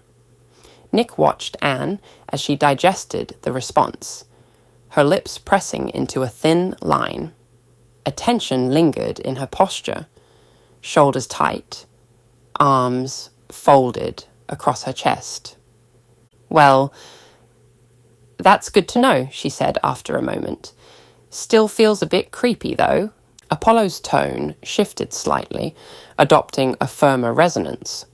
Nonetheless, I must remind all residents that unlawful actions within the mansion will be recorded where permissible. This includes, but is not limited to, property damage, theft, arson, physical assault, or attempts to breach mansion security protocols. All such data is admissible in court, should the need arise. Nick let out a snort, offering a crooked grin. We'll be sure to behave then. Wouldn't want to end up on your naughty list. Suddenly, Nick's phone buzzed to life, its subtle vibration slicing through the light-hearted atmosphere like a ripple on still water. The ringtone, an upbeat synth melody he'd forgotten he'd set, felt strangely out of place in the serenity of the garden. He glanced at the screen. Connor Jenkins. A flash of surprise crossed his face, followed by a grin that tugged at the edges of his lips. His heart lifted a notch. Excuse me a sec, he said to Anne and James, rising from the bench. He wandered a few steps away, stopping beside an ornate cast-iron table sculpted to resemble a cloaked horseman mid-gallop. It was the kind of eccentric furnishing only someone like William Stenhouse would own. Half art piece, half conversation starter. With a tap, Nick answered the call and switched to video mode. His screen lit up with the unmistakable sight of Connor's animated face. Dishevelled blue hair, familiar grin, slightly crooked nose, and that mischievous glint in his eye that meant something unpredictable was coming. Hey there, Connor, Nick greeted, voice brightening. Glad to see you're still breathing, Nick. Connor shot back, with mock concern, adjusting his camera angle. Honestly, between Hoover-wielding housekeepers and the city's crime rate, I wasn't sure. Nick chuckled. Barely made it. Got ambushed by early morning yoga and existential conversations. Well, lucky for you, Connor replied. Shifting to a more serious tone, I've got news. Remember I said yesterday I needed to talk to my parents about something important? Nick nodded, leaning in, intrigue tightening his brow. Yeah, what happened? Connor leaned forward dramatically until his forehead nearly bumped the lens. I told them about your situation, that you're living in London now, things have been rough, and that you could really use your best mate nearby. So, I asked if I could come live with you. Nick's eyebrows shot up. And? They said yes, Connor beamed, triumph written all over his face. Nick blinked, stunned. For a few seconds, he just stared, caught between disbelief and delight. Wait, seriously? You're coming to London? Connor gave an exaggerated nod. Already packed, mate. I'll be catching the train soon. Should be at King's Cross just before noon. The grin on Nick's face faltered. Just a fraction. Excitement collided with a pang of worry. You know it's not exactly safe here, right? He said quietly, voice edged with caution. Just because I'm in a mansion doesn't mean I'm out of danger. The stuff I'm involved in, it's real, it's dangerous. But Connor just scoffed and puffed up his chest like a superhero in a bargain bin costume. Pfft. I know Aikido, remember? If any tosser tries anything, I'll flatten them. Nick let out a short laugh, the tension easing. His mind flashed to a particular day outside Jenkins' bakery. Sunny, crowded, the air thick with cinnamon and vanilla. Like that bloke who tried to nick your mum's cupcakes. Nick grinned. I swear his shoulders still clicking. Exactly, Connor declared proudly, striking a pose. One swift move and boom, cupcakes defended, dignity restored, honour intact. Nick shook his head, the weight on his shoulders momentarily forgotten. You're a lunatic. Maybe, Connor said, smirking, but I'm your lunatic, and I'll be there soon. Nick stared at the screen for a moment longer, taking in the familiar face, so full of life and loyalty, and felt something tighten in his chest. Amidst the danger, the loss, and the impossible duality of his life, this moment was a beacon, a steady hand in the storm. All right, he said, voice softening. I'll meet you at the station. Looking forward to it. Don't die before I get there, yeah? Connor threw up a 2-finger salute and a thumbs up before the call disconnected. The screen went black. Nick slid the phone into his pocket, his grin lingering. The sky above was still the same soft morning blue. The air still cool with dew. But something had shifted. With Connor coming to London, the city felt a little less cold, a little less lonely. Nick made his way back to the bench, where Anne and James were still seated, the morning sun casting playful shadows of leaves across their faces, like a moving canvas of gold and green. A light breeze tugged at Anne's hair, and James had kicked off his trainers. His feet stretched lazily into the grass. James looked up first, brow raised in curiosity. Who was that? He asked, tone casual, but interest clearly piqued. Nick eased back onto the bench, his expression warm, touched by a low flicker of joy. An old friend of mine. His name's Connor. He's coming to stay with us. Wait, really? Anne perked up, shifting slightly. The news sparked something bright behind her eyes. Excitement, maybe curiosity. That's a surprise. Want us to come with you? We could help carry bags or make a dramatic welcome sign. Nick laughed, shaking his head gently. Thanks, but I think I'll go alone. I want it to be a surprise when I bring him back and introduce him to everyone properly. Anne gave a small nod of understanding, reading the nuance beneath his words. Got it. It's a friend thing. She stood, brushing her hands down the sides of her shorts, and took in the garden around her with a long, contented breath.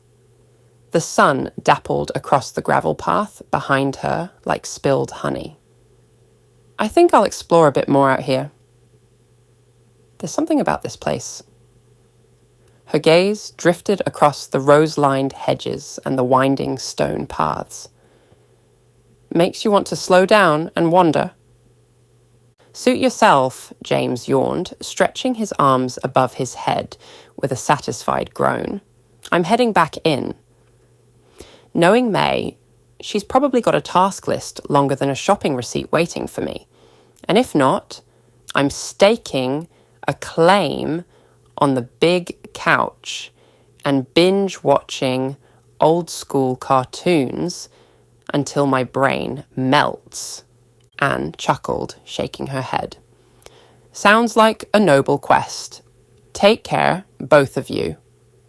With a light wave and a bounce in her step, she wandered off toward a tree-covered trail, disappearing behind a row of tall hedges that whispered in the wind. Nick and James turned toward the house. The stone patio gave way to the sleek, cool interior of the mansion, where the warmth of morning sunlight yielded to the polished calm of engineered climate control and understated opulence. Inside the kitchen, life was already in full swing. Bright vegetables of every hue, bell peppers, aubergines, bok choy, were spread across the island counter in a burst of colour. May stood at the centre of it all, her sleeves rolled neatly to her elbows, moving with the calm precision of someone who had long ago mastered the dance between blade and board. The rhythmic sound of chopping echoed like percussion beneath the simmering notes of garlic and 5-spice.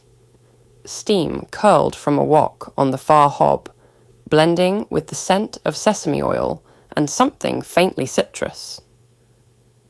"Did you boys enjoy your workout?" May asked without turning, her voice chipper but focused. "If you're feeling peckish, help yourselves to a snack. Dinner's at 5 sharp." Nick inhaled deeply, closing his eyes for just a moment as the aroma enveloped him. "Smells amazing. What's on the menu?" May finally glanced over her shoulder, smiling with pride. "A proper Chinese family dinner. Char siu pork, stir-fried greens, jasmine rice, mapo tofu, and a side of dumplings. Something light, something rich. Balance is everything." "Smells like heaven," James said, already halfway to the fridge. He pulled out a chilled half-litre bottle of blackcurrant solar sips and called back, "You might want to make that 5, May." May paused mid-chop. Her knife hovered above a spring onion. 5, she repeated, eyes narrowing slightly. "There's only 4 of us." Nick stepped forward with a grin. "I've invited a friend, Connor. He's from Biggleswade. He'll be arriving this afternoon. I'm just about to head to the station to meet him." May's brows lifted, then her face lit up with unrestrained warmth. "Oh, that's wonderful. A new guest." She turned back to her prep, her movements gaining new energy. "Another mouth to feed means another lucky person to taste my cooking." She switched out her knife for a cleaver, beginning to portion the pork with swift, confident strikes. The new rhythm was brisker now, animated by her excitement. Nick leaned against the edge of the counter, arms loosely folded. "You're going to love him. But fair warning, he'll eat everything you make if you let him. He's got the appetite of a wolf." "In that case," May replied with a mischievous smile, "I'd better double the portions." As Nick made his way toward the mansion's front entrance, the echo of footsteps softened by thick carpet, and marble gave way to the hushed calm of the foyer. He was already reaching for the biometric door panel when May's voice called after him, not bright and chipper this time, but low, steady, laced with concern. "Be safe, and make sure to contact me if you run into any trouble." He paused mid-step and turned. May stood in the kitchen doorway, wiping her hands on a towel, the scent of garlic and soy still lingering faintly around her. Her brow was slightly furrowed, her expression gentle but serious.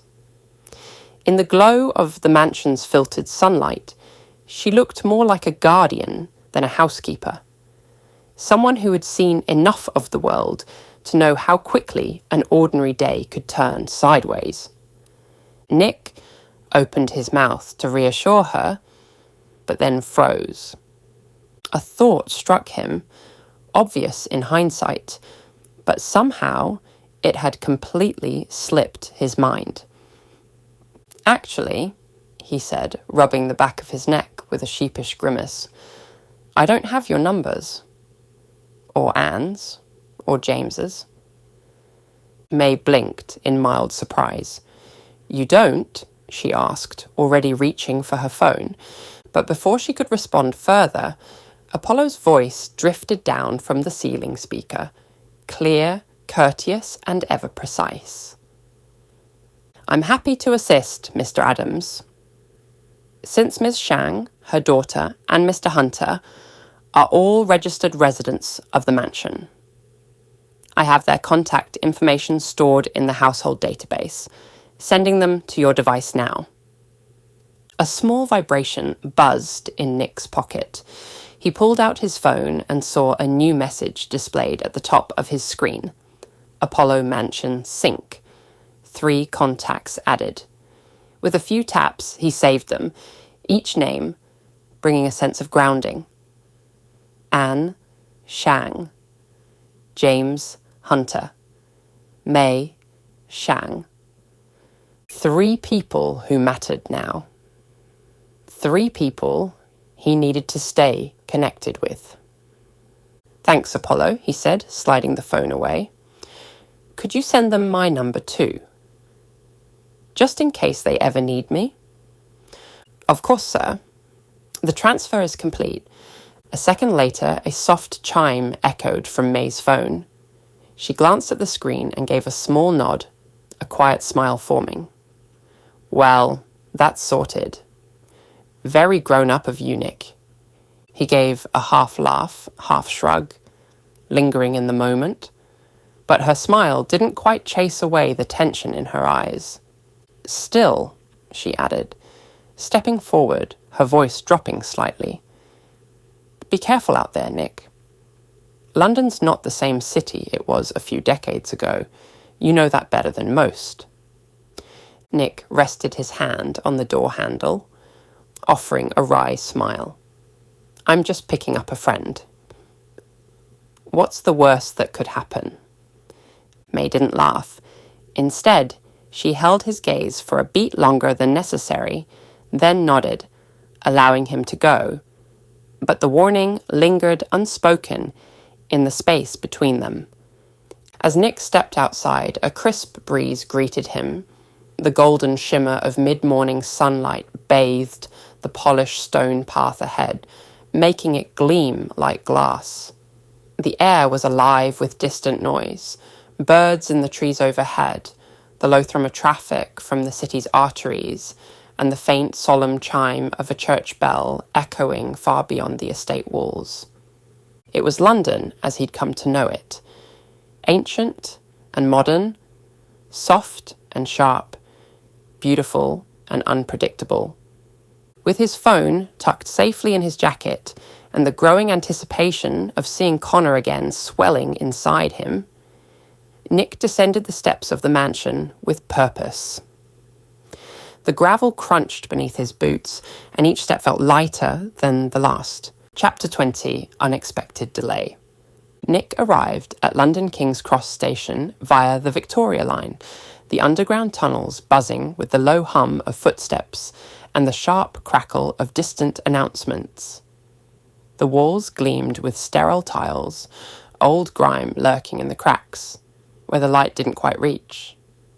A busker's guitar echoed faintly somewhere down the concourse, drowned out by the rush of commuters weaving around one another like currents in a river.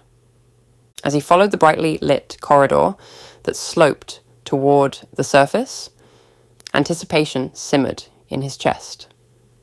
Connor, his best friend, The thought of reuniting with him should have been enough to sweep aside the shadows. For a moment, Nick allowed himself to picture Connor's grin, the way his blue hair seemed to defy gravity, and the comfort of slipping back into the effortless banter they'd always shared. But excitement could only go so far.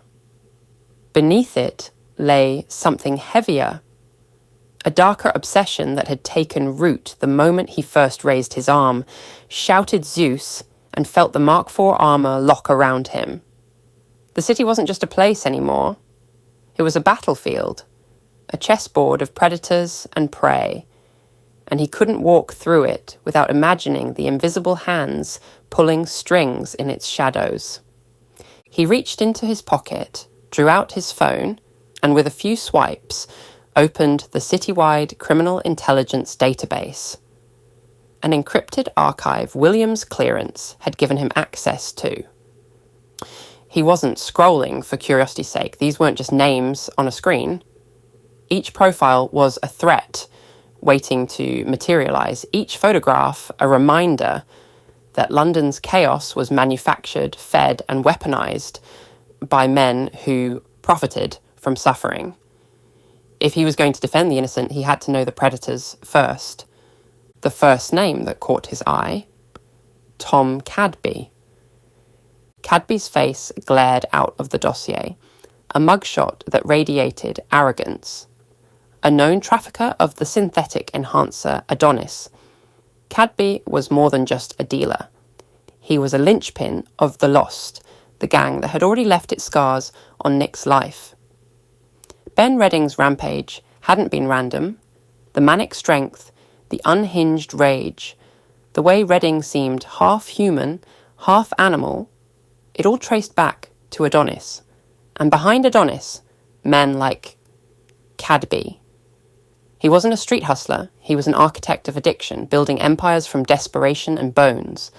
The file listed 6 suspected murders, none proven, all dismissed as gang rivalry. Nick knew better. He didn't care who bled, as long as the credits kept flowing. Nick forced himself to move on, scrolling to the next profile. A J. Kolosinski. The name alone carried a chill. A former soldier of Krovnia, the war-torn state carved from Lithuania's ruins during the Grand War, Kolosinski had been whispered about in barracks and refugee camps alike. The Butcher of Dinava.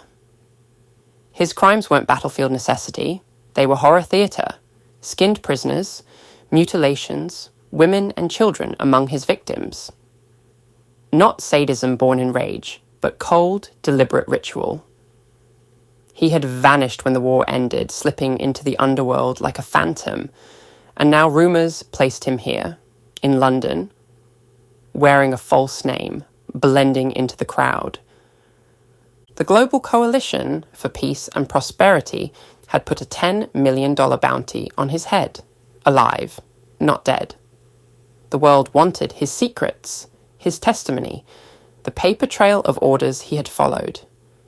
Families wanted justice, closure, something to cling to after decades of silence. Nick's chest tightened, his blood hot. Monsters like Kolosinski didn't deserve to breathe free air. They didn't deserve a second life. And then came the last name, one that stopped him cold. Cormac Maguire. The screen showed a weathered man with storm-grey eyes, the kind that belonged to someone who had stared too long at battlefields. A former bomb disposal expert turned saboteur, Maguire had once been celebrated as a national hero in Ireland, a man who had risked his life disarming explosives to save others. But history had a way of souring its heroes.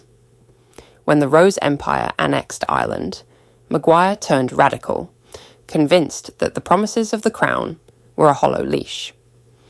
He joined the Five-Leaf Clovers, their resistance sharp and bloody, and from there drifted further into shadow, into the orbit of Thanatos himself.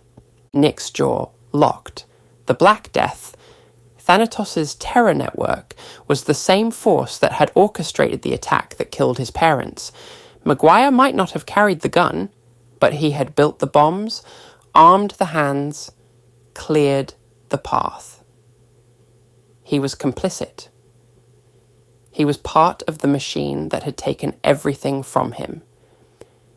And yet, Nick didn't want simple revenge. He wanted truth, answers, proof. Every thread that tied back to Thanatos mattered. If interrogating Maguire could unravel even a corner of that web, then Nick would follow it, no matter the cost. Still, he forced himself to breathe, to pull back. Not yet. He was only 15. His armour, as advanced as it was, could only take him so far. His training, his discipline, his will, they had to grow sharper. The Black Death buried their enemies with precision, and if he rushed headlong into their world now, he'd end up as nothing more than another casualty. Nick reached the escalator that carried him up to the surface of St. Pancras International Station, feeling the steady hum of life vibrating through the steel beneath his feet. The moving steps lifted him out of the subterranean gloom and into a world awash with motion and noise. Glass ceilings arched high above, catching the weak daylight and scattering it across the concourse like shards of fractured hope. He adjusted his jacket collar, the chill from the winter air clinging to him even indoors. As he emerged, he veered right, boots clicking against the polished floor, and crossed into the adjoining heart of King's Cross Station. The atmosphere shifted instantly. Here, the space seemed to breathe faster, charged with the kinetic rhythm of departure and arrival. A throng of travellers moved like restless currents, some darting past ticket booths in frantic bids to catch departing trains, others drifting leisurely through shops and kiosks as though immune to the urgency pressing in on all sides. On the mezzanine level, diners leaned over plates of steaming food, laughter, and clinking cutlery, drifting down like echoes of another, calmer world. The air itself was an intoxicating blend of scents. Rich coffee pulling from one corner, sizzling meats from another, baked pastries wafting like temptation, all folding into the acrid undertone of diesel that lingered near the tracks.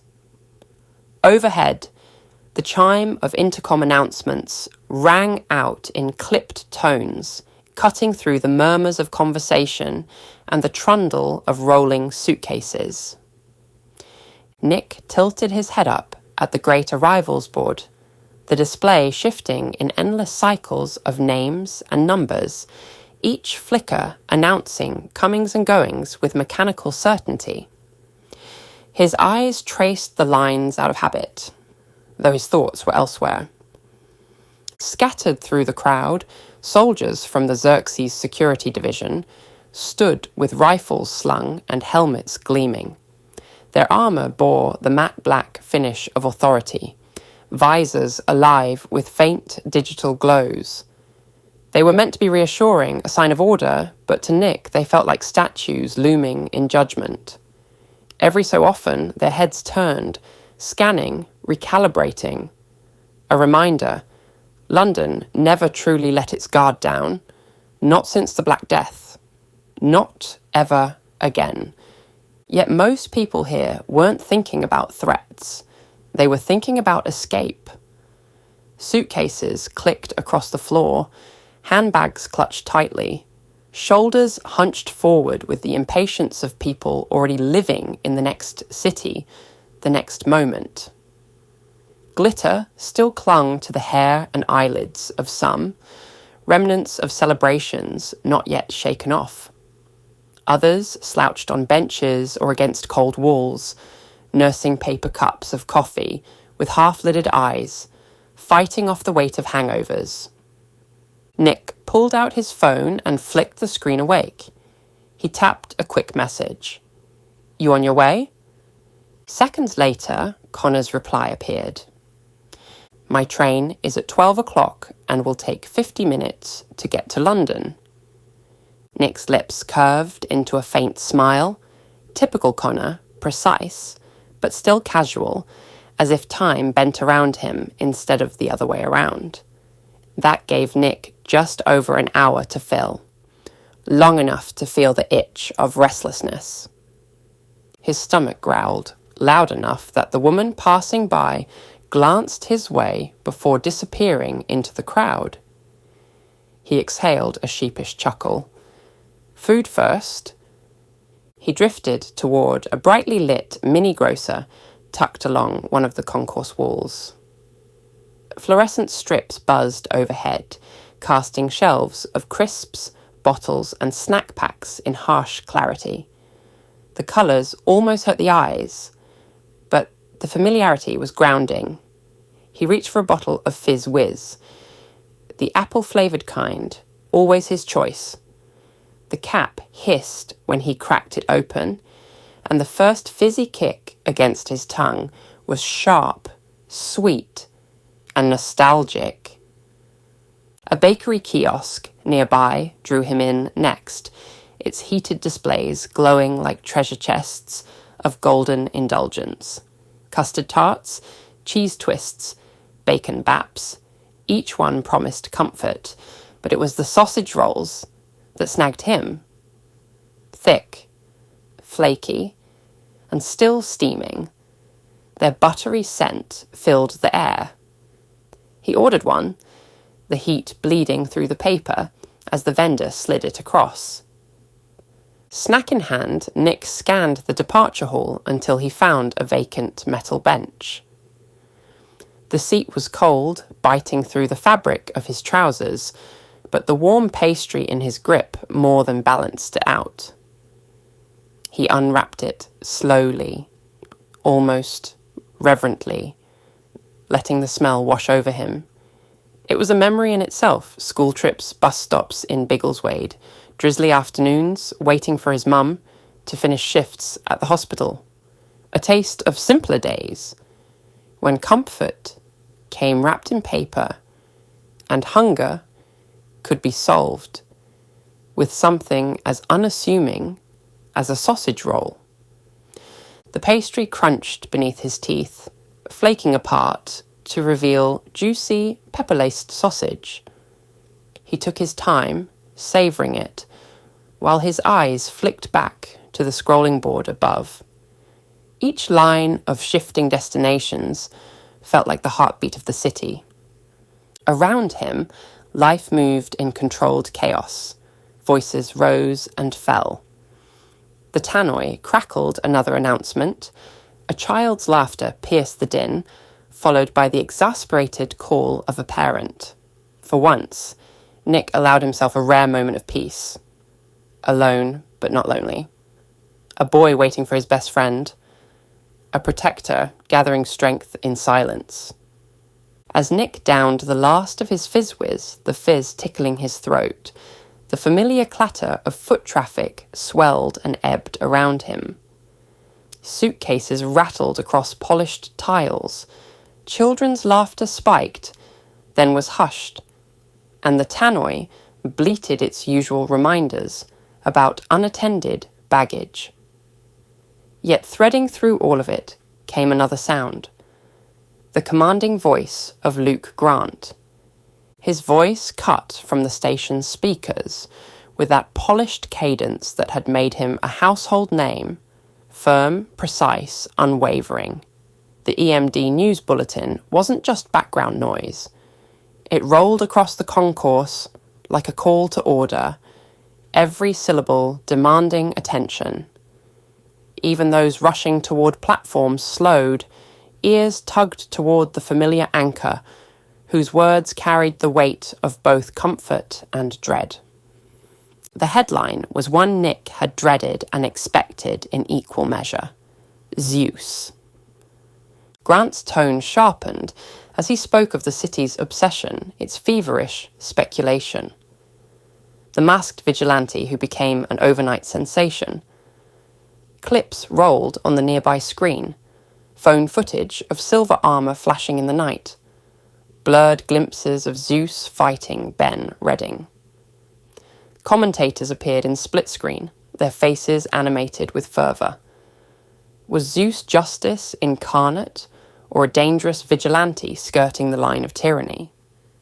Nick sat frozen, the sausage roll paper still in his hand, watching the story of himself dissected and debated.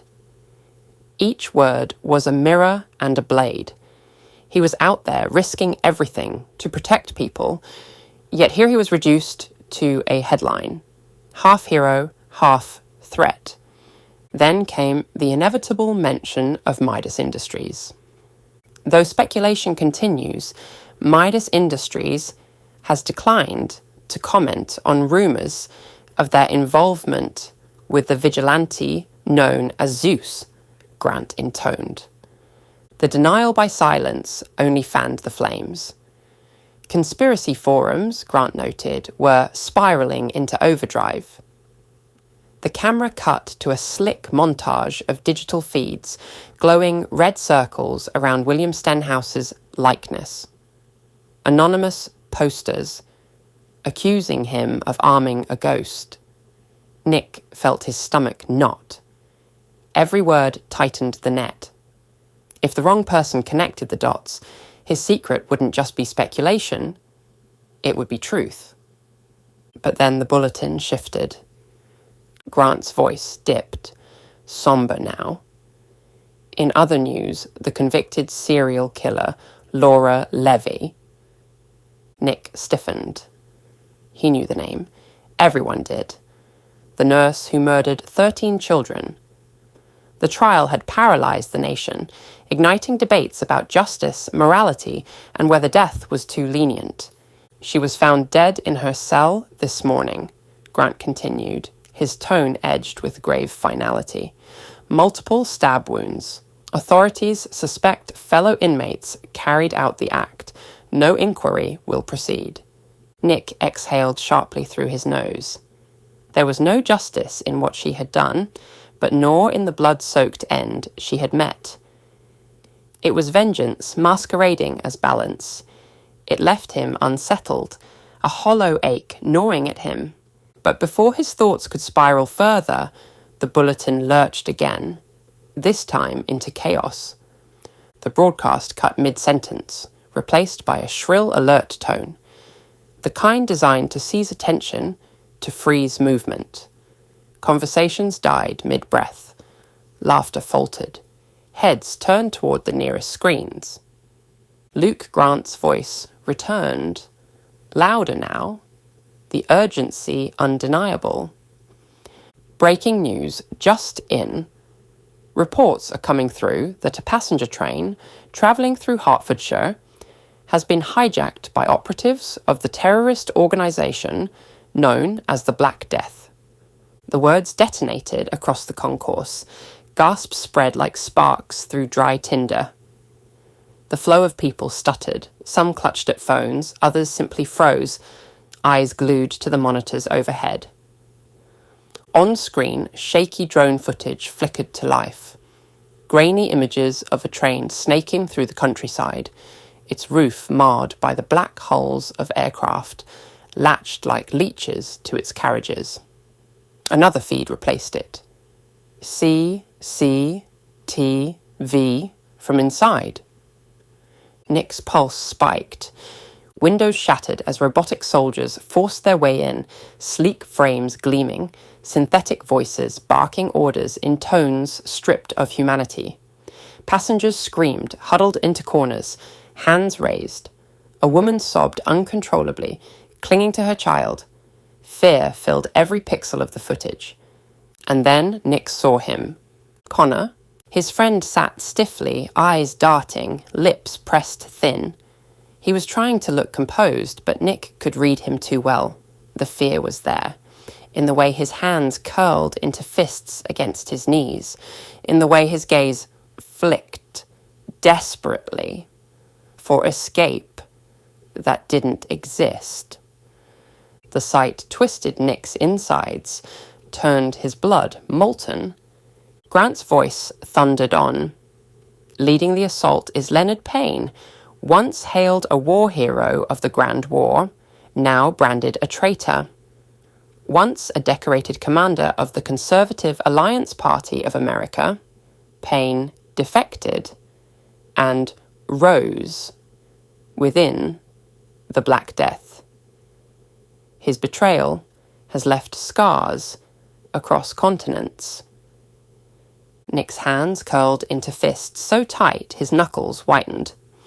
Leonard Payne, he'd read the name in William's database, a man whose fall from grace was studied in military history like a cautionary tale. A hero turned parasite. Honour abandoned for chaos. And now Payne was here, holding his best friend hostage. Nick's vision narrowed, the roar of the station receding until there was only the thundering of his heart. The rage boiling inside him wasn't reckless. It was focused, crystalline. Connor wasn't just another victim on a screen. He was family. He was the anchor Nick couldn't afford to lose. The crowd around him buzzed with fear, with questions, with helplessness. Authorities would take time. Protocol would drag its feet. Politicians would posture. But Nick couldn't wait. The Black Death had made this personal. Soon, Nick's phone buzzed, jolting him from the storm of thoughts clawing through his mind. The vibration felt sharper than usual, as though it carried weight. He fumbled it from his pocket, eyes locking on the message, flashing across the screen.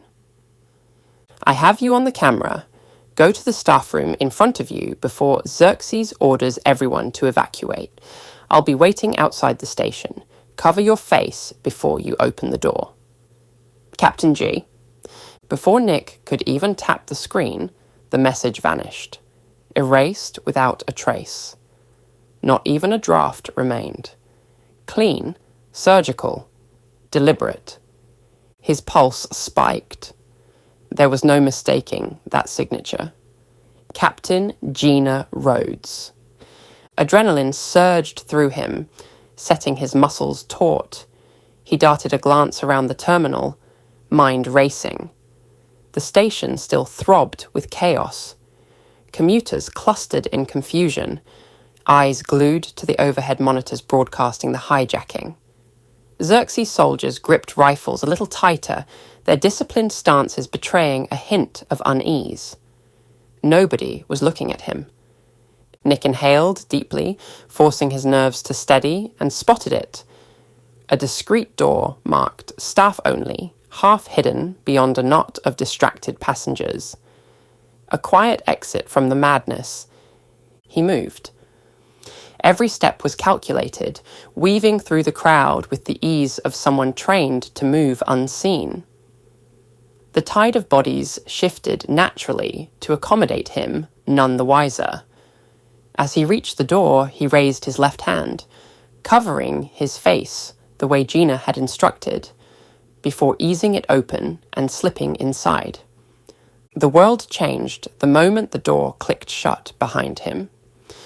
Gone was the clamour of King's Cross. Inside, the lighting was dim and tinted yellow, throwing soft, heavy shadows across lockers, discarded jackets, and half-drunk mugs of tea left on tables. Silence pressed down on the room. Too thick, too deliberate. Nick froze, his instincts screaming. Then he saw them. Rail staff lay slumped over the break tables, some sprawled across the floor in awkward positions. For a heartbeat, he thought they were dead. His chest clenched. Then he noticed the subtle rise and fall of their chests, the faint wheeze of unconscious breaths. Anesthetic gas. Nick's gut twisted as the realization hit. It must have been pumped through the vents. Non-lethal, but efficient. His urgency deepened, every second now feeling stolen. He picked his way forward with care, slipping between the slumped bodies without so much as brushing a sleeve. His footsteps were soundless, his breathing shallow. The air tasted faintly sweet, a chemical tang that made his tongue prickle. At the far end of the room stood another door. He grasped the handle, turned it slowly, and eased it open. A cool draught washed over him as he slipped through, shutting it firmly behind him to keep the gas sealed in. The corridor beyond hummed with low mechanical noise. Bare pipes ran along the walls, condensation dripping rhythmically, the scent of iron and oil clinging to the air. Tension hung like a wire strung too tight. "You got the captain's message then?" The voice cut through the silence, calm and deliberate. Nick spun right, fists instinctively clenched. Barry Jones stepped out from the shadows by a wall of exposed piping, his lean frame half silhouetted in the dim light. In one hand, he held the cap to a valve, which he screwed into place with steady precision before dusting his fingers off against his trousers. His face was composed, expressionless, almost cold, but his eyes carried the sharp, unwavering focus of someone utterly in control. "You can take your hand down," Barry added, tilting his chin. "The gas doesn't reach this corridor." Sealed the vents myself. Nick exhaled and lowered his arm, the tension in his shoulders loosening by degrees. "Did you do that to them? Are they going to be all right?" Barry gave a small shrug, as if the question was already answered. "They'll wake up fine. Gas wears off in 5 minutes. No headaches, no damage. Just a nap they didn't ask for." His tone was flat, professional, with no hint of apology. Nick studied him, unsettled by the casual efficiency. "And then what?" "Then Xerxes sweeps in, sees a room of unconscious staff, and starts the evacuation." Barry's lips tightened in a wry half-smile. "Exactly the distraction we need." "So where's Gina?" Nick asked, his voice low but tight with anticipation as he and Barry moved briskly through the dim service corridor. Their footsteps echoed against the concrete walls, the rhythm of their pace amplified by the silence that pressed in on all sides. Barry didn't answer immediately. He gestured ahead toward what seemed to be a dead-end platform swallowed in shadow. The air grew warmer as they drew closer, a faint shimmer rising from the tracks like a mirage. Nick squinted into the gloom. "I don't see anything." "Wait for it," Barry murmured, a flicker of amusement tugging at the corner of his mouth. The air wavered, distorted like heat haze, and then reality itself seemed to peel back. A sleek craft bled into existence, its outline sharpening from ghostly shimmer to solid steel. Nick's breath caught. His eyes widened as the cloak of advanced optics dissolved, revealing the angular, predatory form of a T-52 Harpy Viv TOL, engineered by Nimbus X Engineering. The Harpy was every inch a weapon of war masquerading as shadow. Nearly 60 feet of reinforced fuselage, with wings capable of unfurling to a span wider than a city street. Its body was sculpted with lethal precision. Sleek, aerodynamic lines feeding into the brutal efficiency of a war machine designed for speed, stealth, and overwhelming force. Twin miniguns jutted from the nose, their barrels glinting faintly in the low light. Beneath the wings, pods bristled with guided missiles, 24 per rack, each capable of tearing apart armor, aircraft, or anything unfortunate enough to be marked as hostile. Above, a rail-mounted anti-missile cannon swiveled in smooth arcs, already scanning the skies like a hawk anticipating prey. The whole machine radiated menace and grace in equal measure, a predator born from both battlefield necessity and engineering obsession. Then came the hiss of hydraulics. The side hatch snapped open, releasing a brief rush of cold air that tugged at Nick's jacket. "Well, don't just stand there, you two," barked a sharp voice. "Get a move on." Nick's chest tightened in recognition. Captain Gina Rhodes stood in the doorway, braced against the frame. One hand gripped the hatch, the other gesturing them aboard with no-nonsense urgency. Even here, with the engines purring like a storm about to break, her presence cut sharper than steel. Nick and Barry broke into a sprint across the tarmac, the low hum of the Harpy's engines swelling into a steady, bone-deep vibration. Heat from the thrusters washed over them in waves, carrying the smell of scorched metal and ozone. They leapt aboard, boots clanging against the reinforced decking, and Gina yanked the hatch closed with a resounding slam. "Welcome aboard the Harpy, Nick," she said curtly, buckling herself into a harness by the side window. Her tone was cool, efficient, but her eyes flicked over him with the faintest trace of approval. Nick swallowed the adrenaline still clawing at his throat and forced a steady reply. "Thanks, Captain." "Good to see you again." His words carried an edge of nervous energy. He was ready, but his blood was still racing. Gina gave a short nod, then turned toward the cockpit. "All right, Artyom. Zeus is on board. Let's get airborne and intercept that train." "Da, Captain," came the pilot's reply, his Russian accent gravelly but sure. Artyom's silhouette was framed by the cockpit glow, his gloved hands flying across a constellation of switches and holographic panels. He didn't look back. Didn't need to. His focus was absolute. The Harpy stirred beneath them, thrusters rumbling as though a beast woken from slumber. The vibration rolled through the cabin, rattling harnesses and metal fixtures. With a rising whine, the VTOL lifted clear of the tracks, the landing skids tucking neatly into its belly. Through the portholes, the platform fell away. The station roof blurred past, and then open sky. Artyom angled the controls, and the vertical thrusters roared, transitioning into forward flight. The Harpy surged ahead, climbing into the winter air with Predator's grace.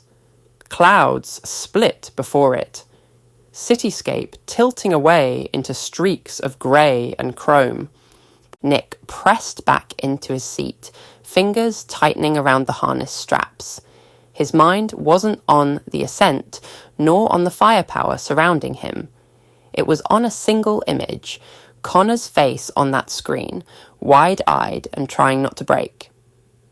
Every second mattered now. The Harpy screamed forward, its destination locked.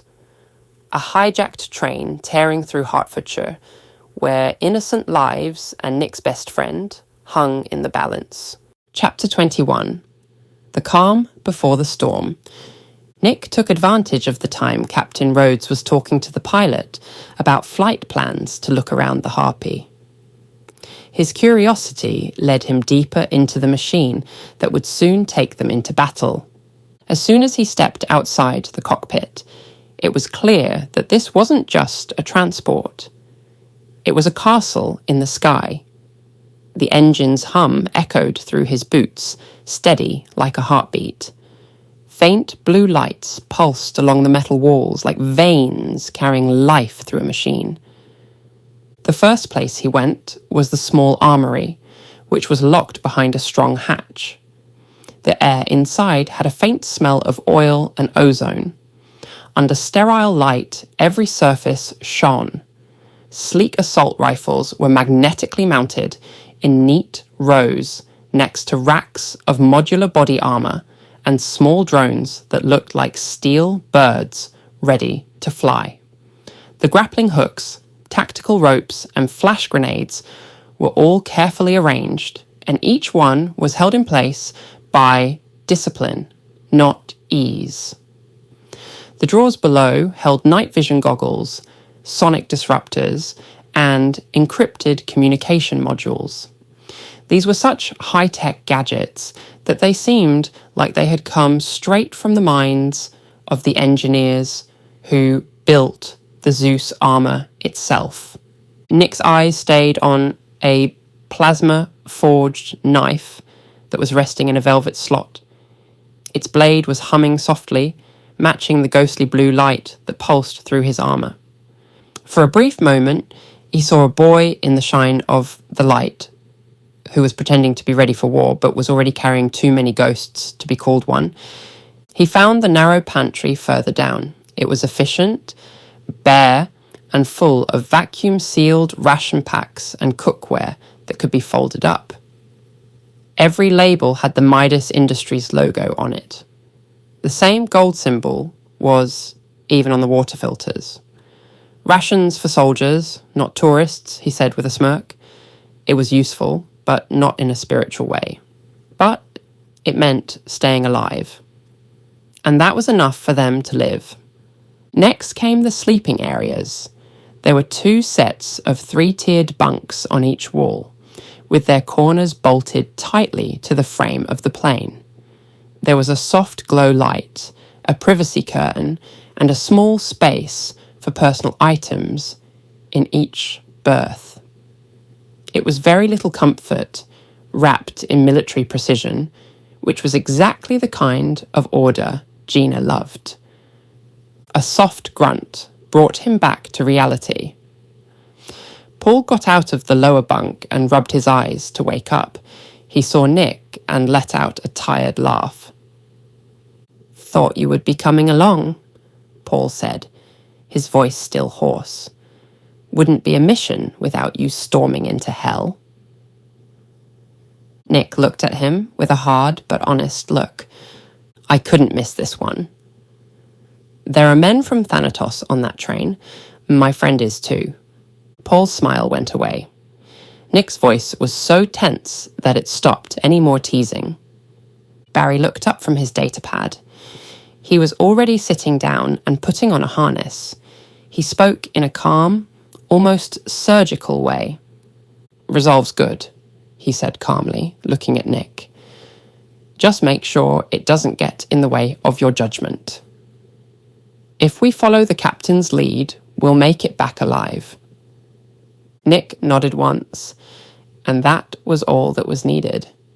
He could feel the engine vibrating deep in his chest now, like a countdown to something that was going to happen. Every second airborne brought them closer to the speeding train, and to whatever waited inside it. A few moments later, Captain Gina Rhodes walked down the aisle, her boots clicking loudly on the deck. Even without her rear armor, she had an air of authority that made the air itself stand straighter. "Okay, Spartans," she said, her voice cutting through the noise of the turbines. "Last night, we hit a Deathclaw cell in South London. They didn't have time to delete their data." She stopped and looked around at her team, whose faces were lit up by the dim red lights in the cabin. "That information told us where to go. A goal. The Black Death has taken over a train full of people. They want to crash it into King's Cross Station." The words hit like bullets. Nick's heart rate went up. He tightened his hands. He saw Connor's face in his mind, laughing, alive and human. The idea of that laughter turning into fire twisted something deep inside him. Gina went on. "The station has already been evacuated, but don't get it wrong. This is a terror attack meant for the cameras. They want the world to be afraid again. We're going to stop that." She stopped for a moment, and her cybernetic eye shone faintly in the red light. No deaths of civilians, no collateral, accuracy over pride. We do this right or not at all. The cabin was quiet, the engines made a steady thrum and the oxygen vents whispered. Nick looked at Paul and Barry, and they all nodded, united by purpose, if not by peace. Gina used her gloved hand to turn on a holographic interface on the wall of the cabin. A pale blue light flickered on, lighting up the tents inside of the VTOL. It was clear what the picture was. A bald, dark-skinned man with a scarred left eye and a cold, unrepentant look in his eyes. Gina said, in a clipped but authoritative voice, "This is Leonard Payne.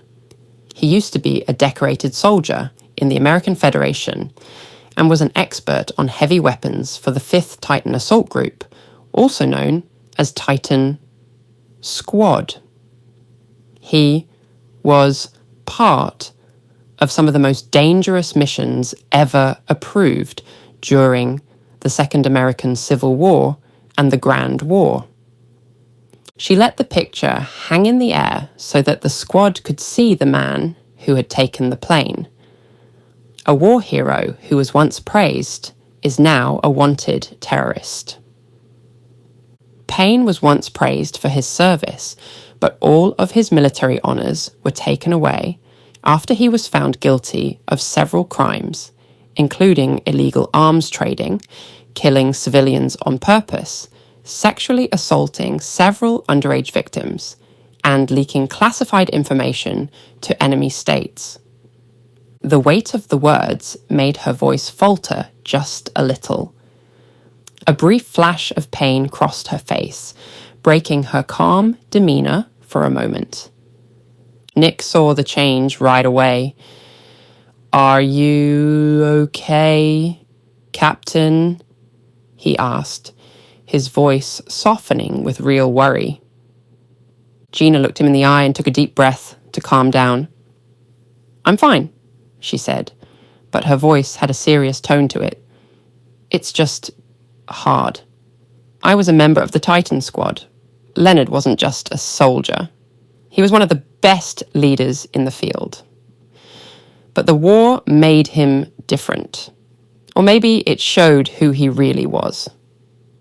She looked back at the projection, which now showed classified files like mugshots, court documents, and records of smuggling. Payne was able to get away from custody during his war crimes trial. The justice system barely had time to notice he was missing before he showed up in San Angeles. He built a criminal empire from the ashes of his reputation and formed a gang called the West Side Hoodlums.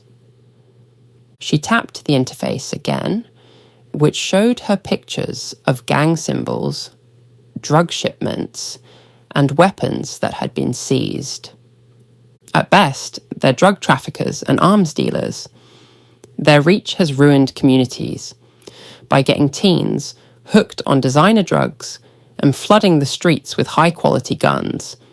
Violence is always behind them. But even worse? Gina's voice got lower, and her face got hard.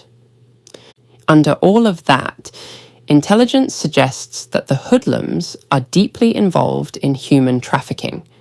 Women, kids, anyone they could sell, take advantage of, or use as leverage. Payne didn't just fall from grace, he jumped into the void. The cabin was quiet and cold. The flickering hologram of Leonard Payne hung in the air like a ghost from a time when things were worse. Nick's jaw tightened as he realized how serious the threat was. This wasn't just a mission to save someone. It was a fight with a man who had chosen darkness and traded honor for power. And Nick was set on bringing him down. Gina quickly changed gears, her fingers moving quickly over the holographic controls. The picture of Leonard Payne faded away, and a detailed 3D map of the hijacked train took its place. Each carriage slowly spun in the air, with different colours showing where people were likely to be, where civilians were likely to be, and where they could get in. "We'll be rappelling down to the roof of the train from the Harpy," she said in a clear, commanding voice. "Don't worry about the speed. Our boots have magnetic stabilizers that will keep you in place once you land." She looked at Paul and Barry. "You two are going to the front of the train. The controls will be automated, but the Black Death has probably hacked the AI to turn off the emergency systems. You need to connect to the train's hardware and give our jacker, Daedalus, a way in. He'll take control of the system and turn on the emergency brakes once he gets in." Barry nodded. "Right away. Got it, ma'am." Paul checked his weapon and said, "We'll make it happen. What if we get into trouble?" Gina's face got harder. "Take them out if they resist." There was no doubt. The Black Death bots are set to shoot at anything they see. Don't give them a second chance because they won't give you one. Got it? "Crystal," Paul said, and the sound of his rifle loading echoed through the cabin. Gina's attention turned to Nick, and when their eyes met, he could tell that this would not be an easy job. "Nick, you're with me. We'll land towards the back, break through the last carriage and move forward. Get rid of any threats, protect the hostages, and get to Leonard. We do this quickly and without making a mess." Nick nodded, his mouth set. "Are we going to capture Payne alive?" Gina said. "If we can." Her voice steady but tinged with grim realism. "He's in Thanatos's inner circle. If we caught him, he could tell us exactly what Black Death was going to do next. But don't count on it. He won't talk easily, even when GCPP is questioning him." A voice came through the cockpit. "Captain, the train will be here in 2 minutes," Artyom said, his thick Russian accent cutting through the tension. "Going into stealth mode now." The engine's hum got deeper as the Harpy's plating changed, making the plane almost invisible to radar and the naked eye. Outside, clouds moved quickly as the horizon came into view. "Okay, everyone, get ready," Gina said as she took her own rifle from the rack.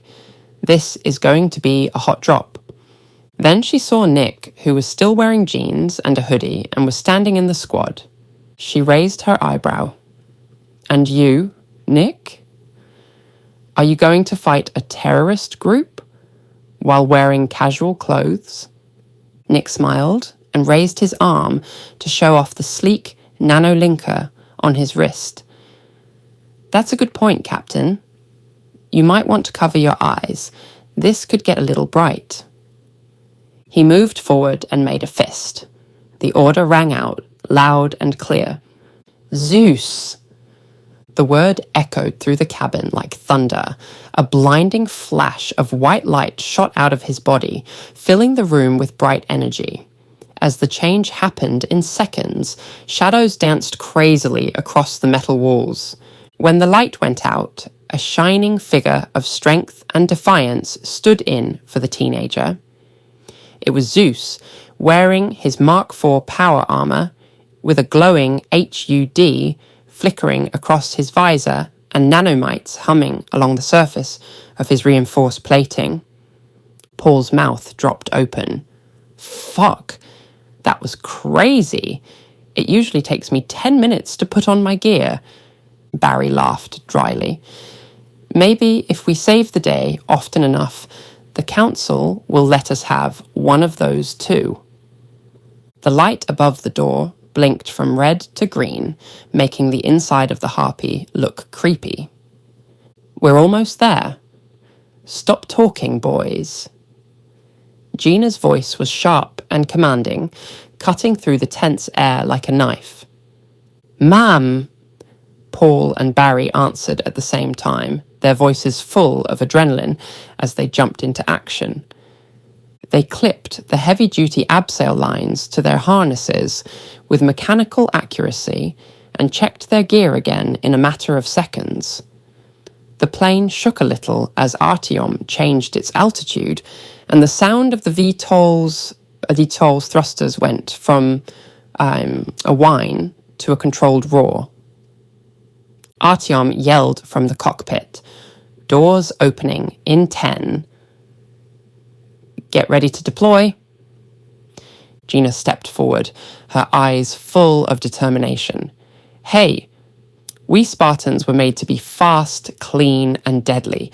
We fall, we fight, and we save every single soul we can. You know what to do."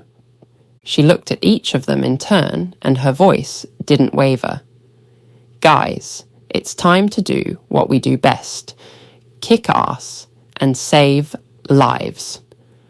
The side doors hissed open with a loud bang and a rush of wind, revealing the speeding train below. It was a silver serpent cutting through the English countryside, its carriages smooth and quiet under the grey winter sky. Paul and Barry went to the edge, ready to jump. Nick, now known as Zeus, followed closely behind. His power armor hummed softly, and every part of him was focused on the mission ahead. Gina said under her breath, "Let's make it count." And then she jumped into the storm without thinking. Chapter 22. The Runaway Train. The Harpy flew over the countryside like a silent predator, hidden by advanced optical camouflage. The passenger train below stretched out across the tracks.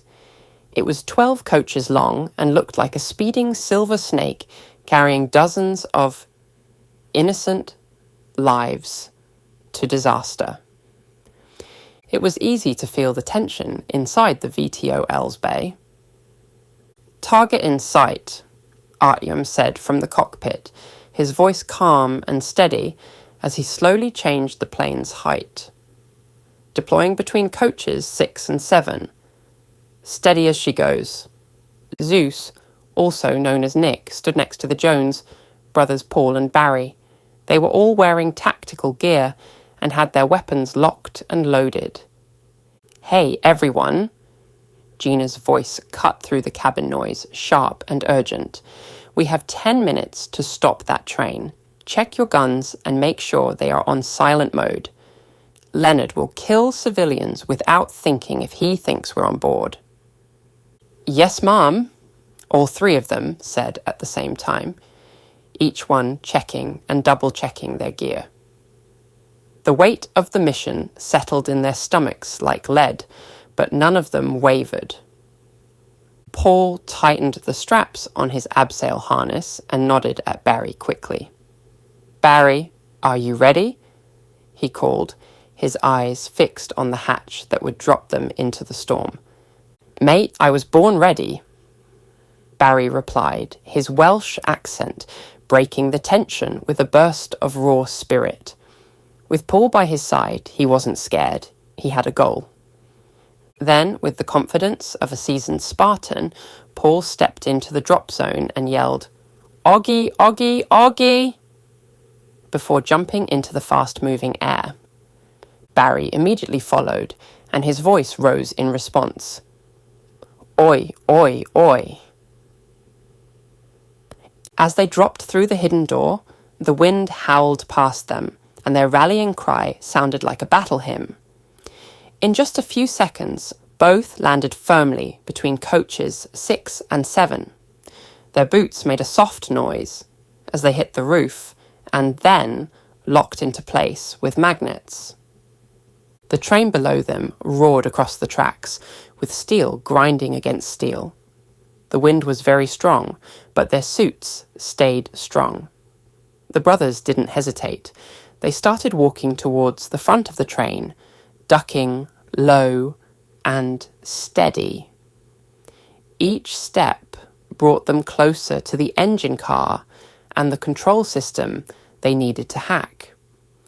Gina quickly grabbed one of the extra harnesses and handed it to Zeus after Paul and Barry unhooked from their abseil ropes and disappeared into the wind.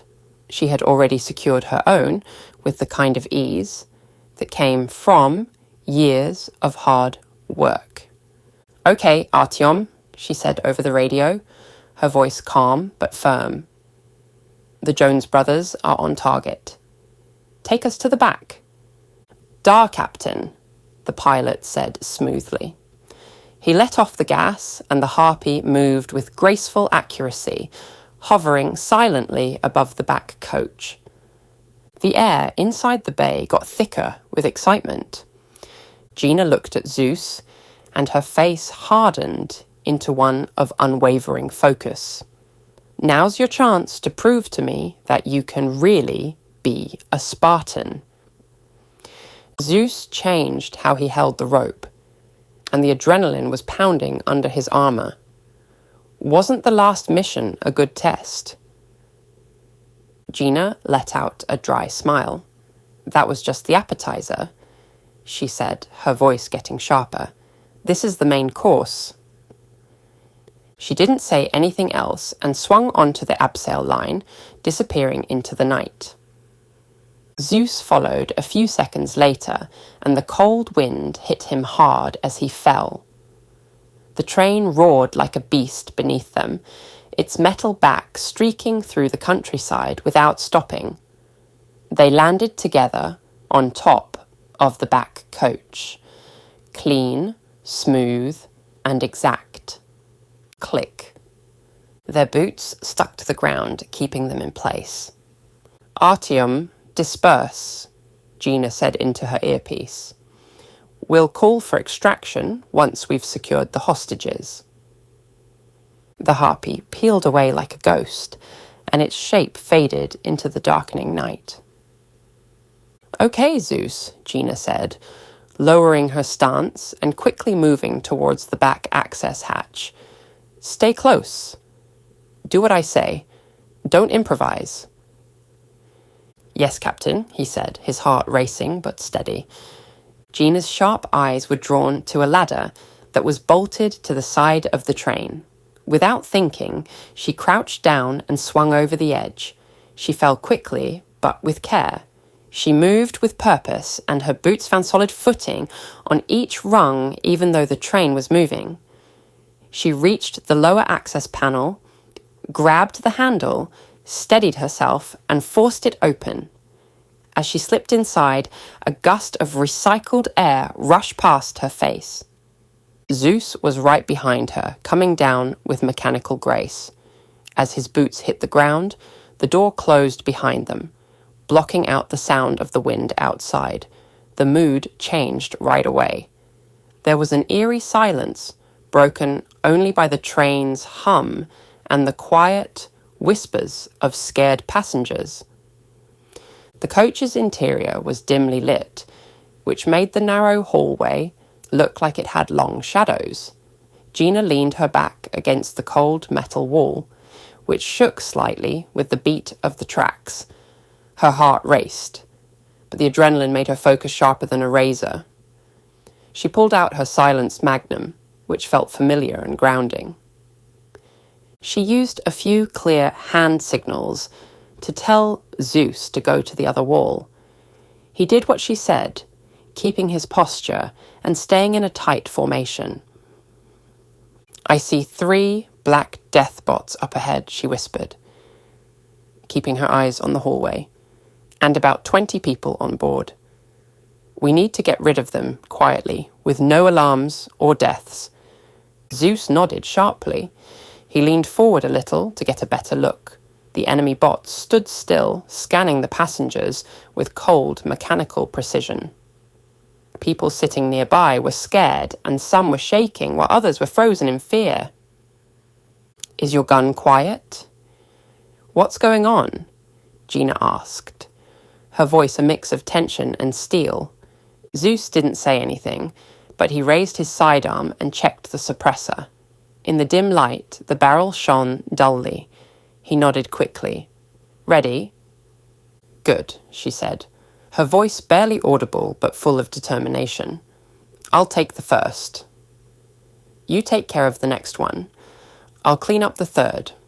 On 3. They crouched down more, and the space between them was full of unspoken coordination. Zeus took a slow breath and blocked out the sound of the carriage, the fear around him, and even the slight shaking of his hands. This was what he had practiced for. Gina's voice was very quiet. "Are you ready?" "Ready," he said in a firm voice. 1, 2, 3. Gina moved quickly and smoothly. She stepped out from behind the wall in one smooth motion, raised her gun, and fired a single shot that was muffled. The closest bot's head snapped back, and sparks flew from its head as it fell to the floor in a heavy heap. Zeus jumped into action as Gina took out the first trooper. He moved forward with practiced ease, each step quiet and controlled, his eyes fixed on the second Black Death robot. The machine stood still, not knowing that danger was coming from behind. Its optical sensors were focused on the scared civilians instead of the shadows behind it. Zeus took a deep breath and raised his silenced gun, aiming it at the base of the robot's skull. He pulled the trigger. A muffled thud rang out in the carriage, and the robot fell over right away, its arms and legs going limp like a puppet whose strings had been cut. "Last one's yours, Captain," Zeus whispered, looking around for any remaining enemies. His heart was steady even though he was on edge. Gina gave a quick nod and moved towards the last trooper, which had just started to turn its head. Its processors were too slow to notice the strange thing. She quickly raised her magnum and fired a single, accurate shot between the machine's glowing eyes. When the robot hit the ground, sparks flew out of the impact point, and it jerked once before falling to the floor with a loud clank. "All clear," she said, her voice low but firm as she looked back at Zeus. Zeus moved to her side after getting rid of the immediate threats. His body was still buzzing with adrenaline. "What's next?" he asked, looking at the passengers, who were all frozen in fear and confusion, with dozens of scared faces staring at them. Gina put her gun away and changed her stance to show that she was in charge. "We make sure they don't move. We don't need to panic right now." She turned to the passengers and raised her voice, not shouting, but loud enough to break the heavy silence. "Hey everyone! My name is Captain Gina Rhodes, and I am in charge of the Spartan Response Unit. Zeus is my partner. We're here to help you get out of this safely. Stay in your seats while we clear the rest of the train for your own safety. Don't move unless told to." A murmur went through the carriage. The fear in their eyes started to melt away. One older woman, with grey hair and hands shaking in her lap, looked up and gave a grateful nod. "Thank you," she said in a shaky voice. "Thanks for coming." Gina smiled at her for a short time, but it was enough to make her feel better. Then she looked at Zeus, who was already walking towards the door of the carriage. That's right. Next coach. Same method. Quiet, fast, and exact. "Understood, Captain," Zeus said, his voice steady as steel. Gina and Zeus quickly and quietly cleared the next 5 coaches. They then reached the last compartment, where Leonard Payne and his remaining Black Death soldiers were hiding. You could feel the tension in the air. These guys weren't on patrol. They were dug in, holding the space like predators waiting for prey. Zeus crouched behind a steel bulkhead and leaned out carefully, moving around to get a better look. The light inside the carriage was low, and broken bulbs on the ceiling flickered from time to time. Leonard stood tall and threatening in the shadows, looming over a hostage, with a presence that made him seem cruel and in charge. He was a mountain of muscle, shaped by years of hard fighting. The armor he stole was a prototype variant that looked like Zeus's own suit, but was less polished, heavier, bulkier, and worn from many battles, like war medals carved into steel, scratches, bullet scars, and scorch marks covered its frame. But it was Leonard's face that really caught Zeus's attention. His left eye was a horrible mess, broken and raw, so horrible that Zeus winced. You'd think he would have that eye replaced with cybernetics, Zeus said in a low voice that was both disgusted and curious. Leonard has always said no to augmentation, Gina said, her voice flat but full of anger. Says it makes you look weak. He'd rather show off his wounds like trophies to show that he's been through things that others couldn't. And a warning to anyone who might want to get in his way. She thought for a moment, then said in a serious tone, "That eye injury must have happened while he was in San Angeles. I'd buy a drink for whoever gave it to him." Zeus looked again, and his heart raced when he saw a familiar face among the hostages, Connor. His friend sat with his face against the window, pale but calm. There was fear in his eyes, but also determination. He was quietly defying Zeus, which made Zeus's chest tighten. He was still alive, but time was running out for them and the stakes had just gone up. Then Zeus saw something else. There was a big suitcase-sized device next to two of the Black Death troopers. The metal case shone in a scary way, and a small light blinked steadily. There was more than just equipment. It was an explosive. "Captain," he said, his voice full of urgency, "they have a bomb. It's not enough to crash the train. They want to destroy the whole station. We're talking about a full-scale explosion." Gina's eyes narrowed as she turned on the zoom feature on her visor. She saw it too in a matter of seconds. The form, the wiring, the telltale glow of a trigger that is ready to fire. "Oh my gosh," she said. "That's a charge with a lot of weight. They want to make a hole in the ground at King's Cross." She looked at Zeus, and the fire of leadership burned behind her eyes. "Good eye. That bomb has to go away quickly. I'll call command and tell them to get a bomb squad ready at the meeting place. But first, we need to make sure it's safe." At that moment, Gina got a message on her comms. Because the squad was linked by the synchronized Spartan communication network, Zeus heard it too. "Captain," Paul said, his voice breaking up a little because of the static. "We've reached the front of the train. Barry is connected to the system. Daedalus is in charge now." "Let's hope he works quickly," Gina said, her voice tense with urgency as she looked down the hallway.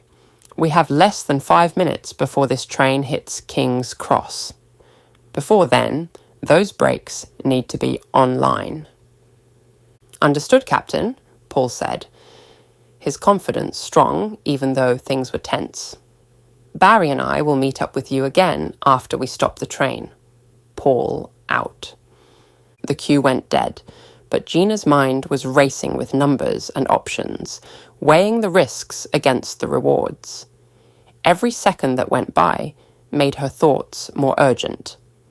She looked over at Zeus, who was still watching from behind the metal barrier. "Okay, Zeus. We have some time, so here's the plan," she said, in a calm, cool voice. "I'm going to talk to Leonard directly. Get his mind off of it. In the meantime, you go back to the last coach and open one of the side doors. Get on the roof and walk along the top until you are directly above us. You crash through the window when the brothers hit the brakes. You land hard and take Leonard out. If you have to, drive him through the wall of the carriage. We need to surprise him. Zeus blinked as he thought about how crazy the plan was. It was dangerous, even reckless.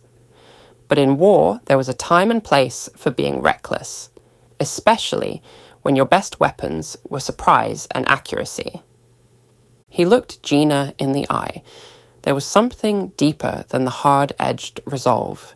Not scared, not doubt, but a quiet weight of history, of old loyalty and betrayal that hasn't been dealt with yet. She wasn't just killing a terrorist. She was facing a ghost. "Okay, Captain," he finally said, his voice firm. "I'll be ready." Gina nodded tightly. "Keep your lines of communication open. I'll let you know when it's time." Zeus didn't say anything else. He turned around and started to walk back the way he had come, crouching low and moving like a shadow through the narrow hallway. He stopped at the side door and looked through the small window before slowly opening it. The roaring wind was a violent contrast to the tense inside. He stepped out in one smooth motion, holding on to the edge of the train as he pulled himself up onto the roof. The wind howled like a beast, pulling at his cape and hitting his armor, but Zeus didn't let go. As he started to walk back towards the coach above Leonard's compartment, his boots stuck to the floor with magnets. Gina put her gun away and stepped out from behind cover, her jaw tightening. In the next few minutes, she would have to deal with more than just being ready for battle.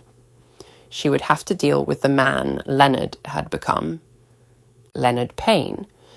She knew him before he turned into this monster. They had fought together in Titan Squad, shoulder to shoulder. They had shed blood for the same cause. But war had a way of showing what people were really like, or breaking them beyond recognition. Leonard had made his choice. A path of selfishness, corruption, and cruelty. She had to be the one to put an end to it now. She ran her fingers over the side of her helmet to check the channel to Zeus, check the comms, confirm position. Zeus answered from the roof above. In position, waiting for the green light. Gina shut her eyes for a second, then they breathed out. Showtime. And så åkte I in East Thai. Chapter 23. No ticket. Leonard walked back and forth in the narrow aisle of the train coach with the over-the-top confidence of a man who thought he was in charge. His armoured body towered over the hostages, and the flickering lights on the ceiling made long, creepy shadows on his scarred, muscular body. 2 Black Death soldiers stood on either side of a big bomb the size of a suitcase that was set up with a dead man's switch. Their eyes moved over the carriage like robots. The device sat between them, a silent warning of doom. "Listen up, shit for brains," Leonard yelled at the scared passengers, his voice full of anger and scorn. "This train will reach its final stop in just a few minutes. When it does, this bomb will go off, sending all of you sorry bastards, and anyone else within a kilometre straight to hell." He stopped for a moment to let the seriousness of his threat sink in, then added with a twisted grin, "My Talos armour will harden on impact, so I'm lucky. I'll be the only one who can get out of the wreckage." There were gasps all over the cabin. A young man stood there, shaking his legs, with wide eyes and a look of desperation. "You're a monster." Another voice spoke up, this time an older woman, with her fists clenched and her voice shaking with defiance. "You Black Death bastards have no right to do this." Then a sharper cry broke through the fear like a knife. "Zeus will save us." Connor's voice came from the middle of the coach, shaking but strong. Leonard stopped in his tracks, and his face turned into a scowl. He walked slowly and carefully towards Connor, and every move he made seemed to threaten him. He cursed the name Zeus as he said it. "Listen up, kid. Zeus is just a pretty face hiding behind a paycheck and corporate tech. He's a pawn of Midas Industries, a walking ad that acts like a hero."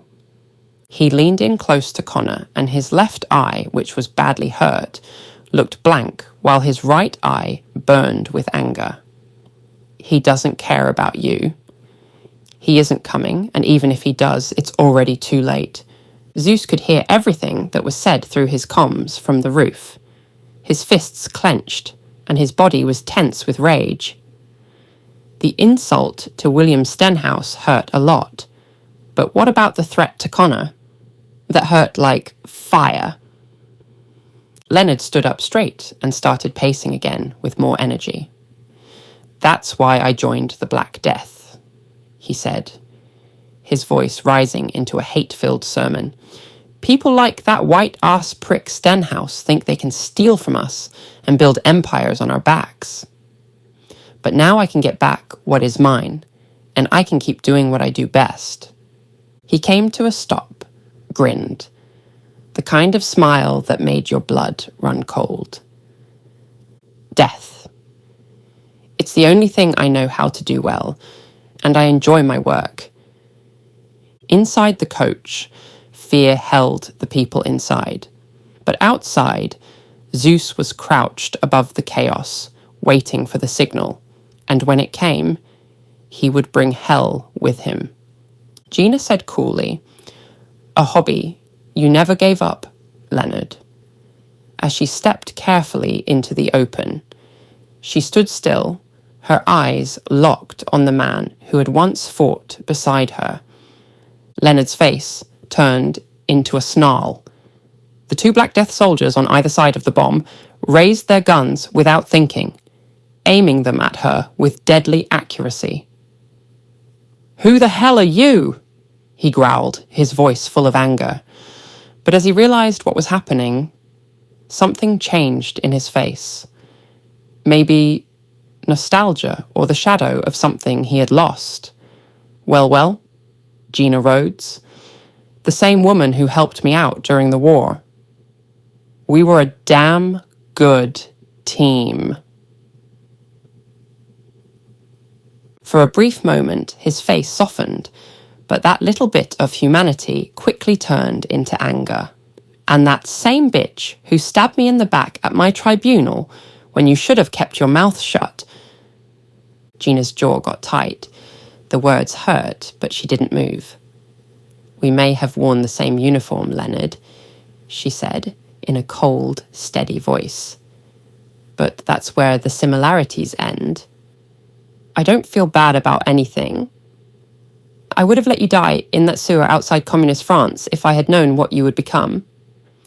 Leonard let out a mocking laugh and twisted his lips into a cruel smile. "And I'm glad you didn't. That means I can pay you back in the same way. Too bad you'll die here with these sheep while I walk away unharmed.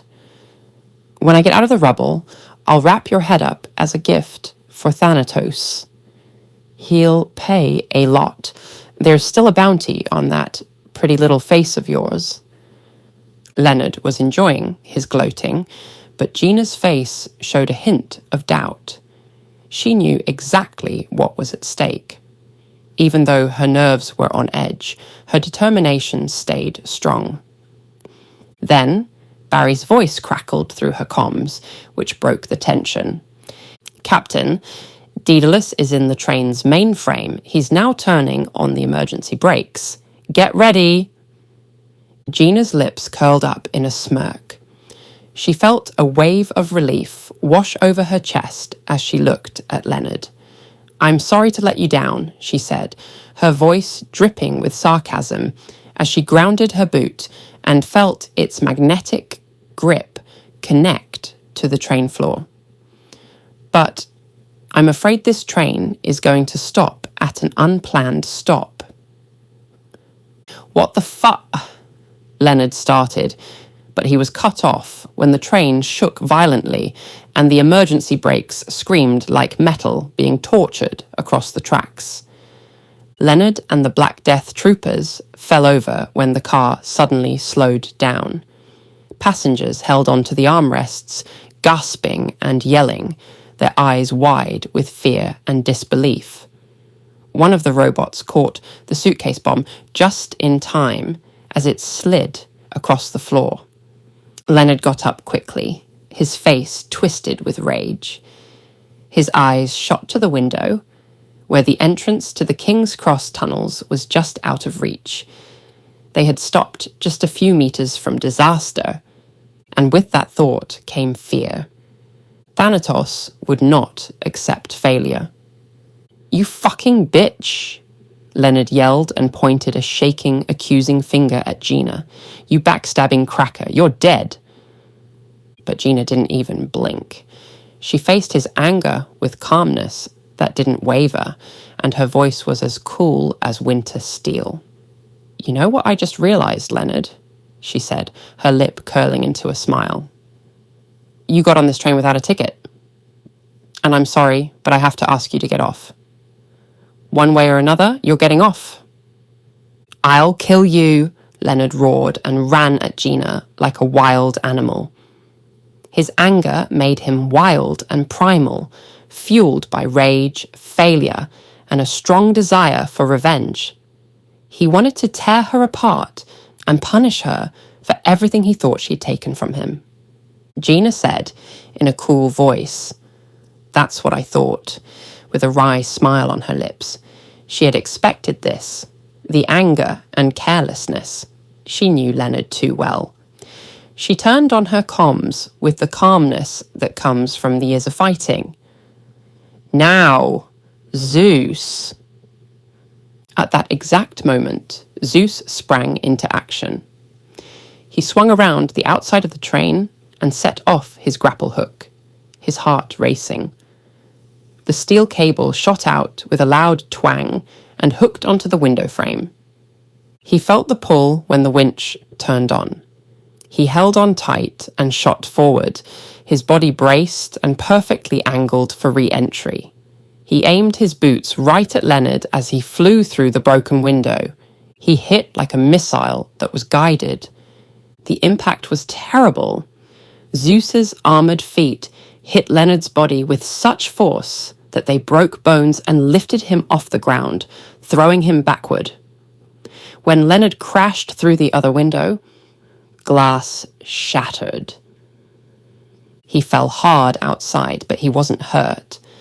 As he staggered to his feet, dust rose around him and rage radiated from him like heat.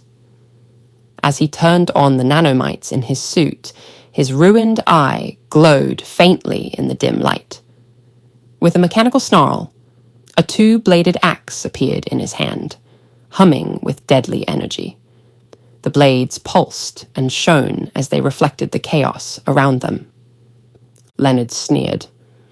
"So you're Gina's new lapdog," and tightened his grip on the weapon's hilt. "Can't wait to see her face when I slowly rip your arms and legs off while you're still alive." A chill ran through Zeus. The stories about Leonard Payne weren't too far off. They didn't go far enough. This was not a normal enemy. But Zeus held his jaw tight, kept his feet steady, and got ready to fight with his sword. Not just a fight. It was a promise to keep Connor safe, to stop a beast. "Bring it, asshole," Zeus growled, and the steel in his voice cut through the fear. He tightened his grip on his sword, and every muscle in his body was ready for battle. Leonard charged at Zeus with a primal roar. his double-bladed axe cutting through the air with the intent to kill. The weapon's hum grew louder and more threatening, vibrating like a death knell in the cold, quiet air. Zeus's instincts kicked in, and he moved out of the way just in time to avoid the deadly sweep. The force of Leonard's swing sent a shockwave through the air, shaking the train's frame with the violence of his attack. Leonard didn't stop. He turned his body to make another fierce swing. He raised his sword to meet it. When steel hit steel, it made a loud clang that shook his arms and sounded like cannon fire in his head. He parried and fell back, taking each step back carefully and with purpose. But inside, doubt gripped him like a vice. What the hell am I supposed to do to stop this guy? He thought, with beads of sweat on his forehead. It was hard to fight reading last night, but this is something different. That guy's body is like a tank. Leonard growled because he was sick of the dance that was going on. Stop running and fight like a man, he yelled, his mouth full of spit as he slammed his axe down with a loud bang. Zeus jumped back. The axe hit the ground with a loud thud, burying itself deep between metal rail ties and holding the weapon in place for a short time. Now! Zeus's instincts kicked in. His heart raced. Apollo's voice came through his comms at that moment. Be calm, analytical. Sir, his armor is a prototype, Apollo said. Structural analysis shows that the leg joints are weak. A hit from your electric sword should short it out, at least for a while. Thanks for the tip, Zeus said quietly to himself. He rushed forward without thinking. His electric sword came to life, and arcs of blue light crackled along its blade. He dropped low, spun under Leonard's flailing grasp, and stabbed the weak spot behind his left knee. Electricity shot out from the point of impact, sending sparks flying as the energy flowed through Leonard's suit. His leg stopped moving, and the muscles under the broken armor locked up. Leonard screamed, more out of anger than pain, and pulled his axe free. He swung wildly, but Zeus had already turned away. He landed a few steps back with the grace of a cat, chest heaving, sword raised, and eyes fixed on his opponent. No one can get the jump on me, Leonard growled, his voice full of rage. Ever. His armor flickered in an unpredictable way because the shock made the glow unstable. He steadied himself, showing his teeth like a hurt animal. Then there were the shouts coming from the train's open windows and the scared faces of people who had found hope in one armored teenager. Go ahead, Zeus. Kick his ass, someone yelled. Show that bald guy what London thinks of the Black Death. Came another, the accent full of pride. Then Connor's voice rang out above everything else. We're behind you, Zeus. A fire burned in Zeus's chest. The fear went away. The tiredness went away. Their voices didn't just give him energy, they kept him grounded. It wasn't just about him anymore. This was about all the people on that train.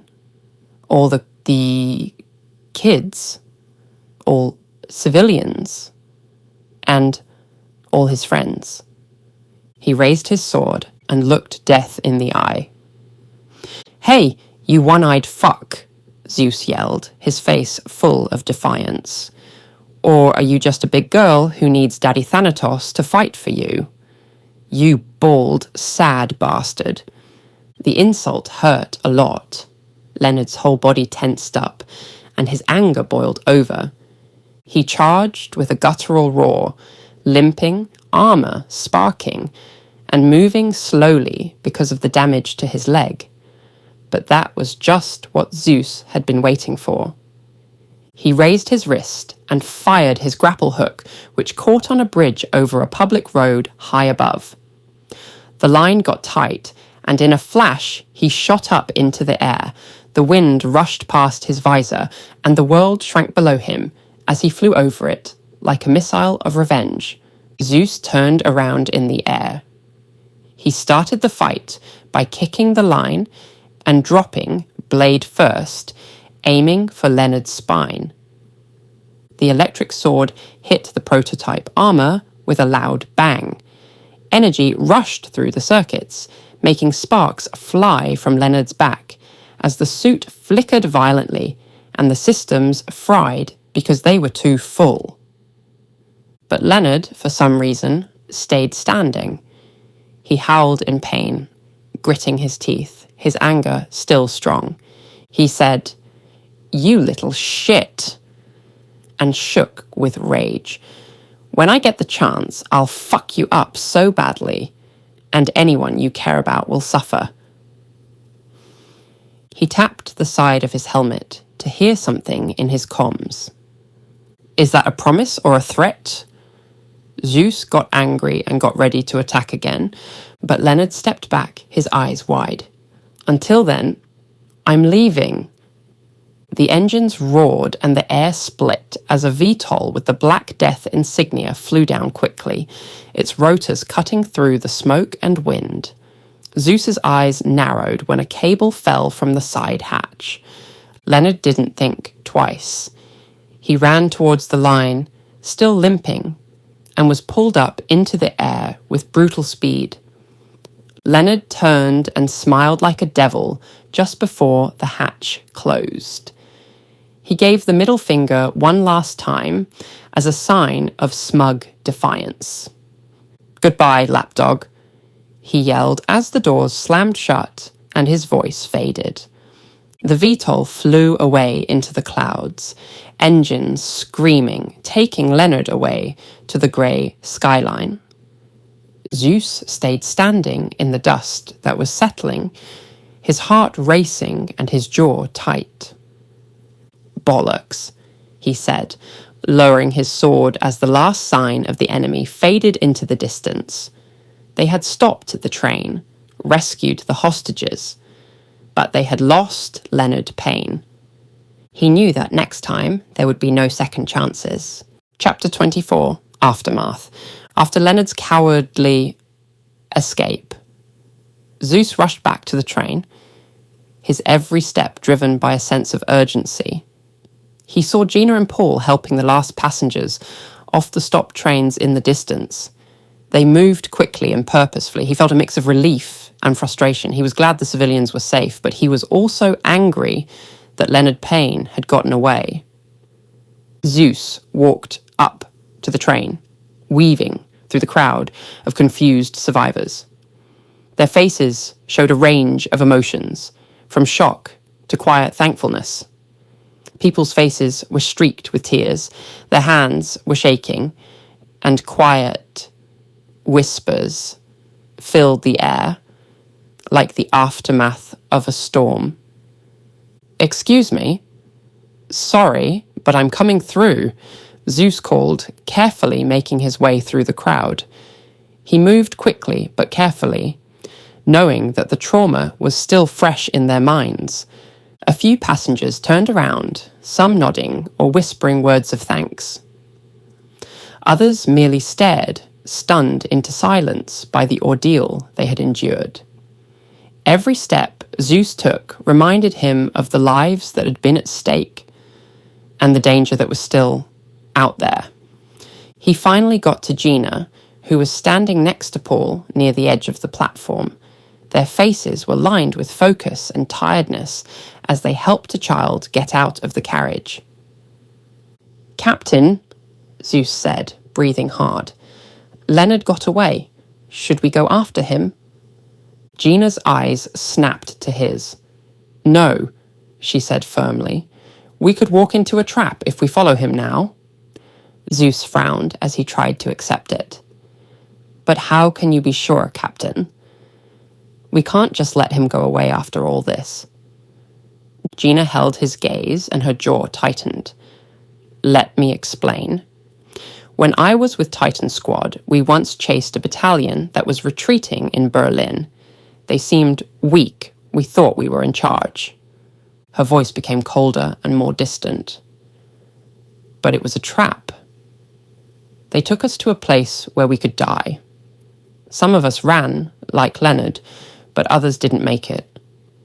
I lived by pretending to be dead under Jamie's body, while the enemy killed anyone who moved. That day taught me something very important. If you corner a hurt animal, it will have a pack waiting for you. There was a heavy silence after that, as the weight of her words sank in. Paul stepped forward, and his forehead was wrinkled with seriousness. I remember you telling us that story, Captain. I still can't believe you shot the enemy commander from that ruined cathedral. At least you got the squad's justice. Gina's eyes got a little darker. Not revenge, Paul. Justice, she said calmly. She spoke in a calm voice, but there was steel behind it, a deep well of pain hidden behind her calm face. The difference was important to her. She had killed the man who gave the order, but the act had never taken away the horror or brought back the dead. If anything, it made the scars worse. She had learnt that war didn't often leave room for clear lines between right and wrong. Justice, Paul softly repeated, looking down. But you lost so many good people that day. Do you think what you did was a kind of revenge? Gina shook her head softly, and it was clear that she was torn.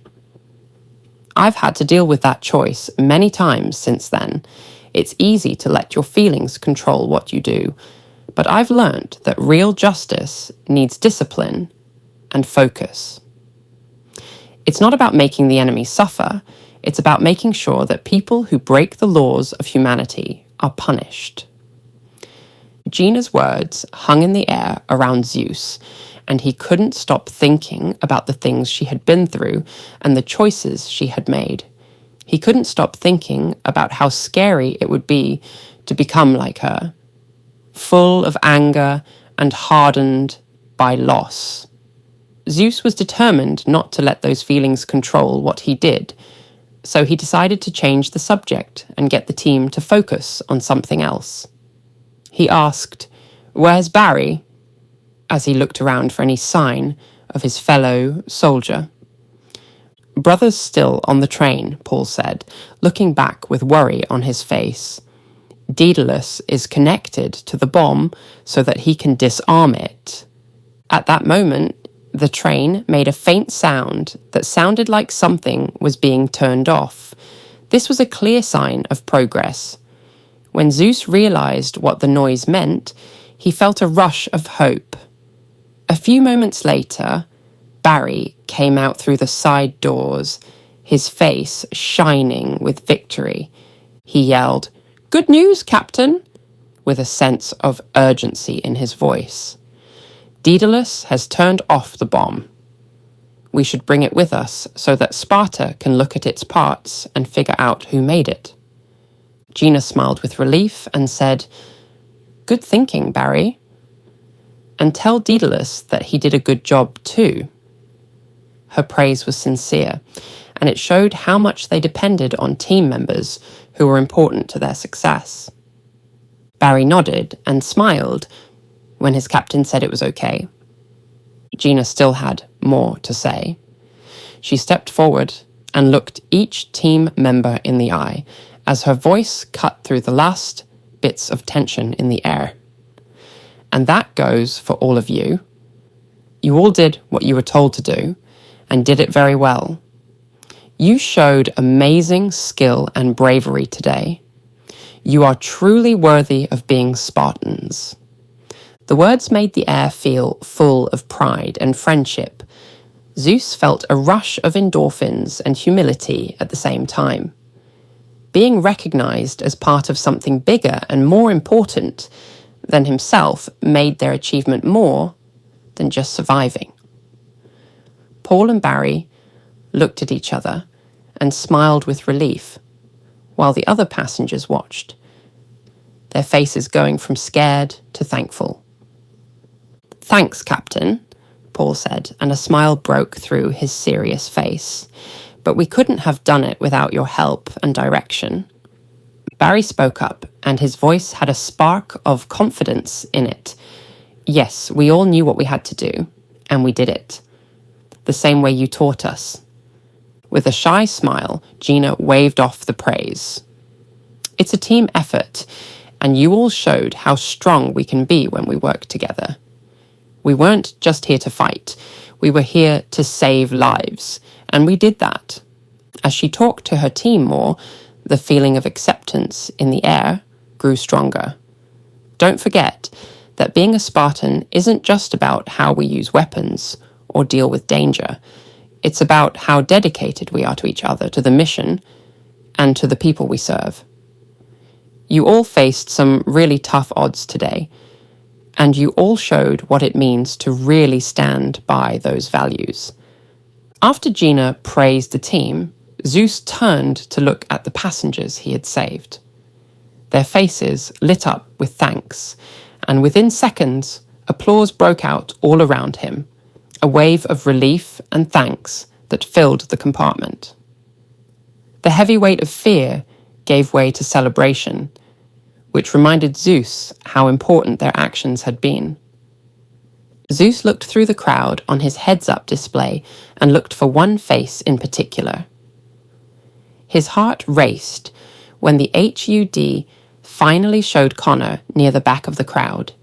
He was standing tall despite everything, and his eyes shone with admiration and unspoken relief. But Zeus knew he couldn't get close to him like this, not while wearing the Zeus armor. He needed a moment to step back, change back into Nick Adams, and then go back to being Nick Adams. It wasn't just about keeping things secret. It was also about getting to know himself, not just the suit, but the boy inside it. He was about to leave when he heard the rhythmic whir of engines overhead. VTOLs from the police and paramedics hovered into place, making the air around them move. The side doors opened and ropes came down as officers and medics carefully climbed down. Their arrival marked the start of a new phase, moving from survival to recovery. Superintendent Leon Chappelle, a tough veteran with a reputation for being tough and having a strong command presence, was in charge of the response team. As he hit the ground, his loud commands cut through the fog of the crisis. Secure the perimeter. Make medical your top priority. All of the coaches cleaned up and swept. Come on, everyone. He went straight to Captain Rhodes. They respected each other right away because they were both tough professionals with different badges but the same goal. Chappelle gave a sharp salute. Captain Rhodes. Superintendent Chappelle, Gina said, returning the salute. Their handshake was strong, showing that they respected each other because of what they had been through together, not because of a ceremony. Chappelle looked at the passengers and said, "Thank you for what you and your team did today." Then his face hardened and he went back to following the rules. "But I need you and your men to stand down now. From now on, this is a police matter." Gina didn't miss a beat.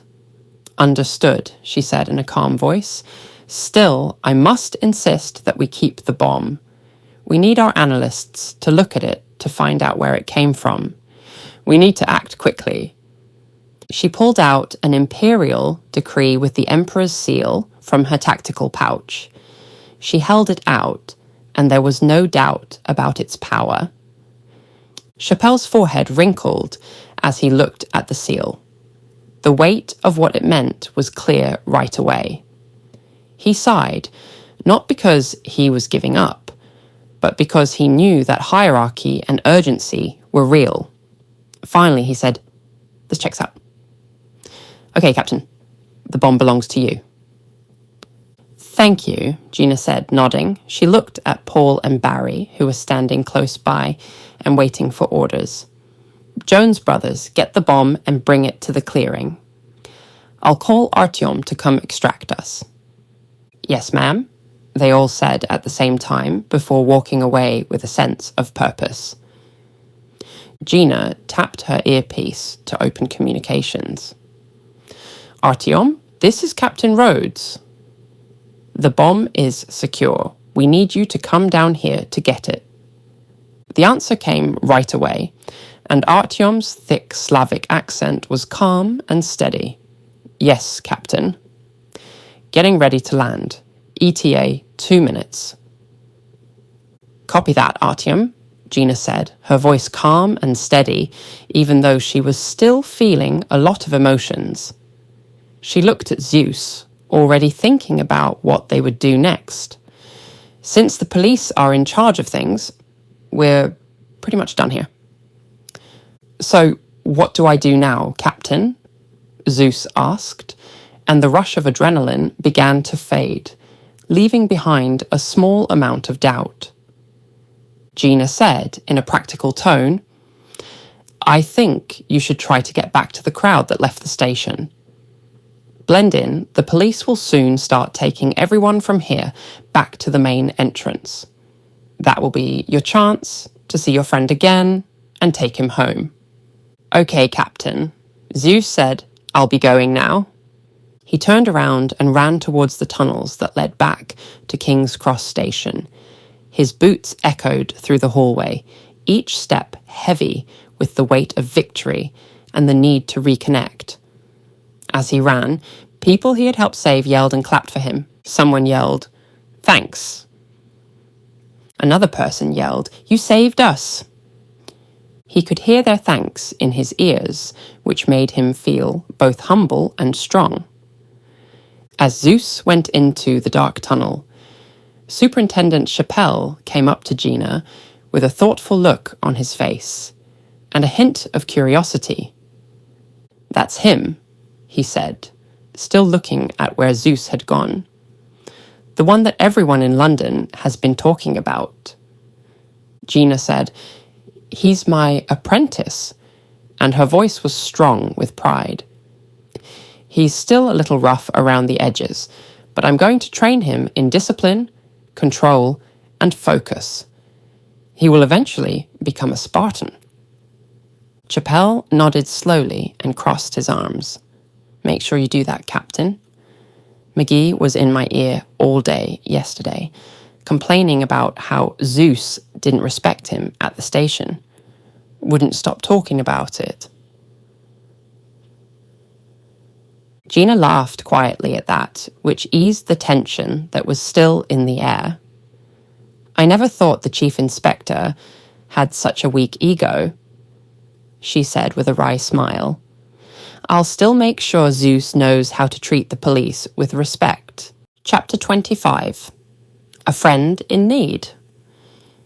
Zeus ran through the dark tunnels under King's Cross, and the sound of his boots hitting the damp concrete walls echoed through the tunnels.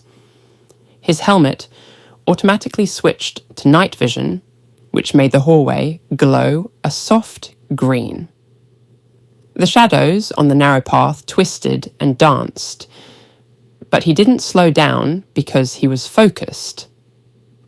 Apollo's voice crackled through his comms as he made his way down the winding hallway. "I've been keeping an eye on your vital signs, sir. I have to say, your mood has gotten a lot better since yesterday." "Yeah," Zeus said, sounding relieved. "Saving those people and knowing Connor is safe took a lot of stress off my shoulders." "But," he stopped talking, the thought bothering him, "I keep thinking about whether or not I should tell Connor the truth. About who I really am." Apollo's voice was calm and practical.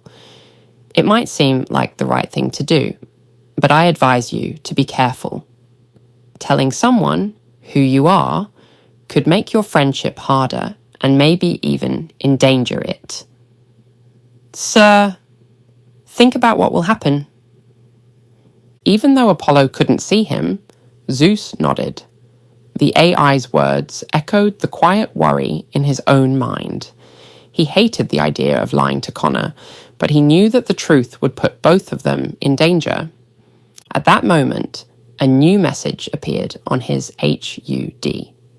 A call request from Anne Shang. He felt sick when he realized that his phone was still connected to the nanolinker, which meant he could still get calls while he was in his armor. He agreed and quickly switched to audio only so she couldn't see where he was.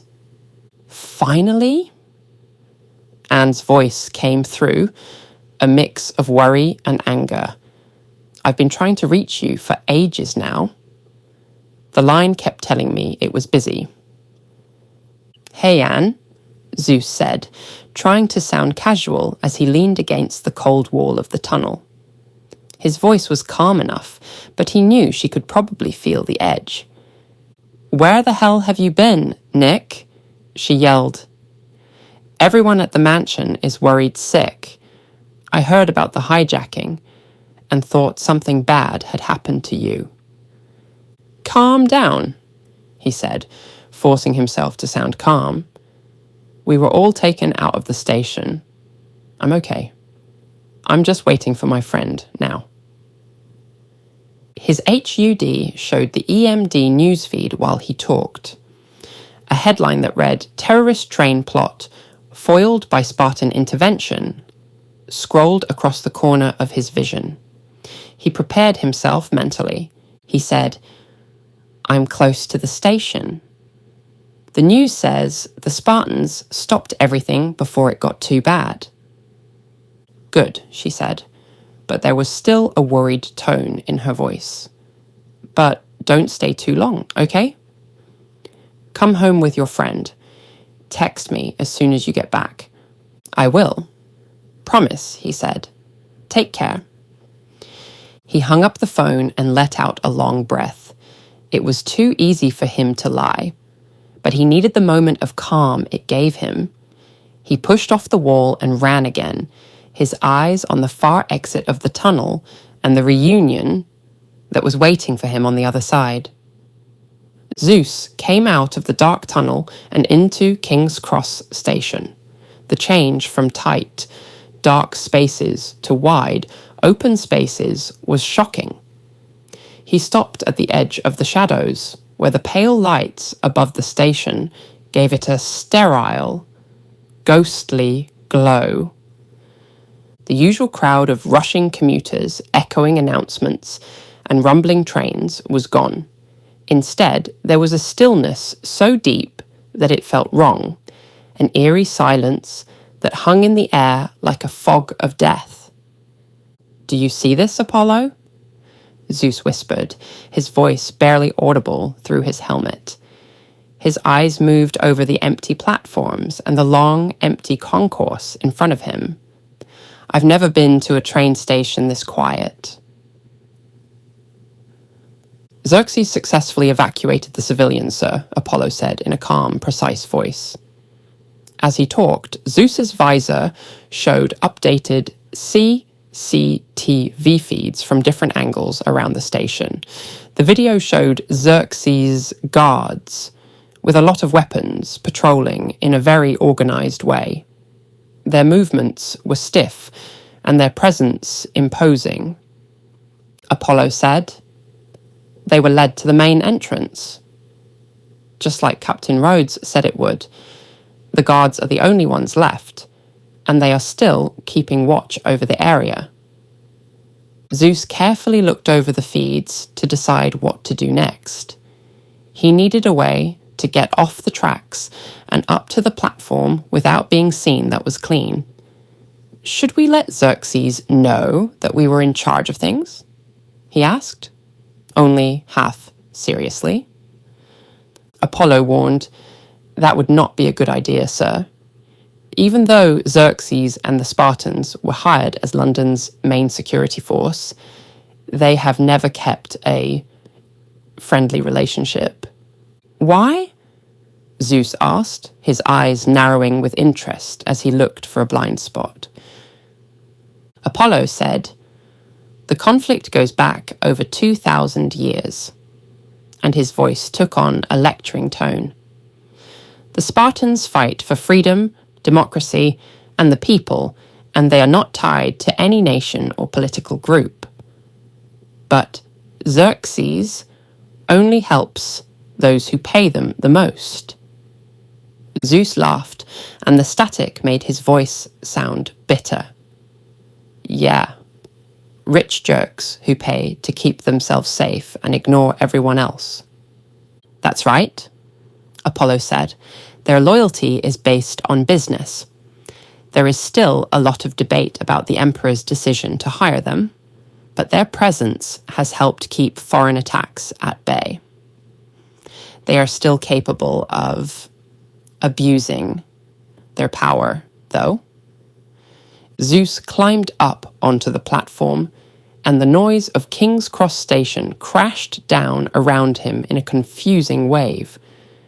People talking, people running, and radios crackling, all mixed together to make a storm of noise that didn't sound right. After the strange quiet of the tunnel, every sound seemed too sharp and loud. He looked around. The station was full of activity, with Xerxes guards patrolling in tight groups, their eyes sharp and weapons ready. He had to go away, quick. "I need to find a private place to demorph," he said quietly as he ducked behind a steel column. "I want to blend in with the others and wait for Connor." "Just act like another survivor, not Zeus." As he walked, his armor made a faint clanking sound, reminding him that he was still too visible and exposed. If the wrong person saw him now, everything could fall apart. "Hey, Apollo, do you have any ideas on how to make this work?" he asked quietly, looking around for a way out. "Sir," Apollo said without stopping, "there's an open window on the northeast side of the station roof. You can get to it from the service scaffolding if you use your grapple hook. It will give you the freedom you need. There is also a stairway behind the ventilation units that goes down to the street. I'll keep an eye on local feeds and let you know if there are any threats." "Thanks, Apollo. I knew I could count on you." He slipped into a small space between two kiosks and raised his wrist. The grapple launcher made a metallic click as it opened. He shot at the stone ledge above. The hook clicked into place. Zeus shot up into the air. As he climbed, the wind bit at his face and the concrete scraped against his gauntlets. The armor was heavy on his limbs, but he kept going, straining his muscles with each pull-up. "Don't look down, sir," Apollo said to help. "You're now 60 feet above the ground." Zeus let out a sharp breath and sweat started to form on his forehead. "Great timing, Apollo. Very helpful." "And," Apollo said, his voice calm but urgent, "a Xerxes guard is coming up from the south platform. You have to go. Now." Without thinking, Zeus aimed his grapple hook at the narrow edge of the window this time. The cable shot out and caught. He swung himself across, and as he climbed higher, his boots scraped the stone.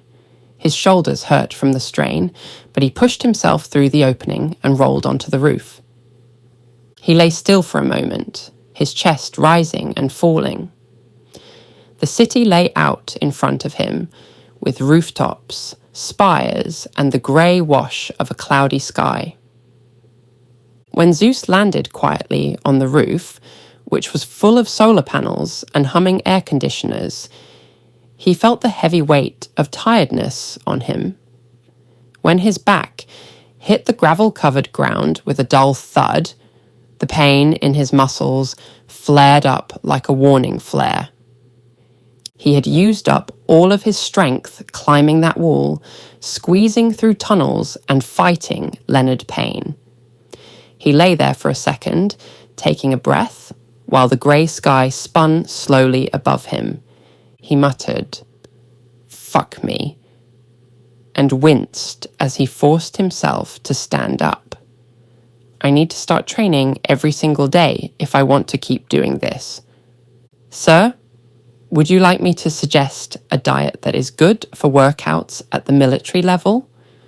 Apollo chimed in, his voice as dry and clinical as always. Nick chuckled tiredly. He said, "Cheeky git," and smiled, even though he didn't want to.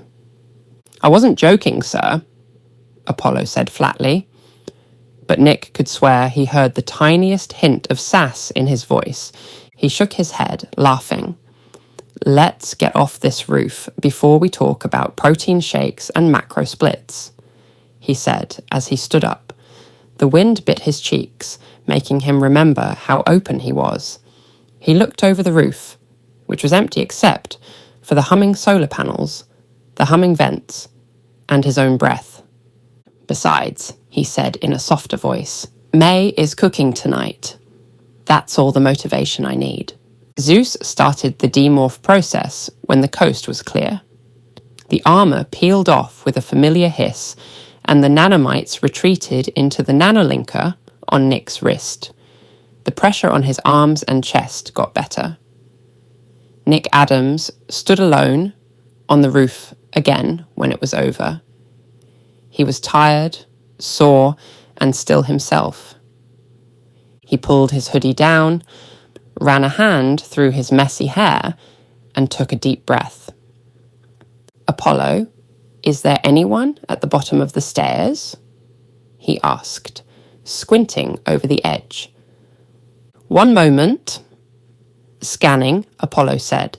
Then there was a brief pause before the AI said, "Area clear." There was no movement on any of the surveillance feeds that were connected. "If anything changes, I'll let you know right away." "Thanks," Nick said, grateful for the eyes in the sky. He walked up to the old metal stairs that were hidden behind a bank of service ducts. The frame creaked softly as he stepped on the first step, and the sound echoed through the alley below. The railings were rusty, and the corners were dirty. This was an old stairway that only maintenance workers and rooftop technicians used. He felt a strange sense of calm as he went down. The noise of the train, the rush of battle, and even the emotional tightrope of talking to Anne all started to fade into the background. He had survived the storm. Nick finally stepped out onto Pancras Road. The cold winter air brushed against his face, and the tension that had been building in him slowly began to go away. Just 2 hours before, the street had been closed off because of the threat of a terrorist attack. Now that the threat was over, the barriers had come down, and things were starting to feel normal again. Pedestrians went back to their normal routines, but they walked a little more slowly. Cars drove by again, their engines humming as if to drown out the memory of the chaos. There was a lot of life in the air, but there was also a sense of fear that lingered, like the sound of a storm that had just passed. Nick walked quickly down the pavement and saw that the doors to both King's Cross and St Pancras International were still closed to the public. Police, firefighters, and medics were still at key locations, making sure the area was safe and that nothing had been missed. Then his phone rang in his pocket. He pulled it free, and the screen lit up with a message from Connor. "Nick, where are you? The police are taking me and the other passengers outside." Nick's fingers flew across the keypad as he typed back. "At last. I couldn't get through before because the network was busy. I'm waiting right outside the front of the station. I'm glad you're okay." He felt a rush of excitement. As he walked to the station plaza, his walk turned into a jog. When he turned the corner, he saw a growing crowd in front of a huge hollow TV screen that floated above the ground like a silent guard. The 24/7 live news feed from EMD flickered brightly, lighting up the faces of dozens of people who were looking up. The mood was tense, with relief and awe mixing as people listened to every word spoken by the calm anchor woman, Stacey Watson. "Well, Stuart," she said, her voice calm but firm, "it looks like the Black Death's plan to destroy King's Cross Station and kill hundreds of passengers on a hijacked train has been stopped, thanks to the quick and strong actions of the Spartan team and the police. We're glad to be able to say that all passengers have been safely evacuated and the threat has been stopped." The crowd cheered in waves, people applauded, a few people cried. A woman held her partner's hand tighter, and a man kissed his child's forehead. During the quiet times between applause, people felt both thankful and shocked.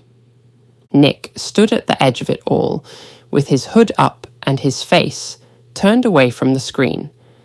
He didn't want to take the chance of being recognized, even though no one would think of a teenage boy as the armored figure who had saved them.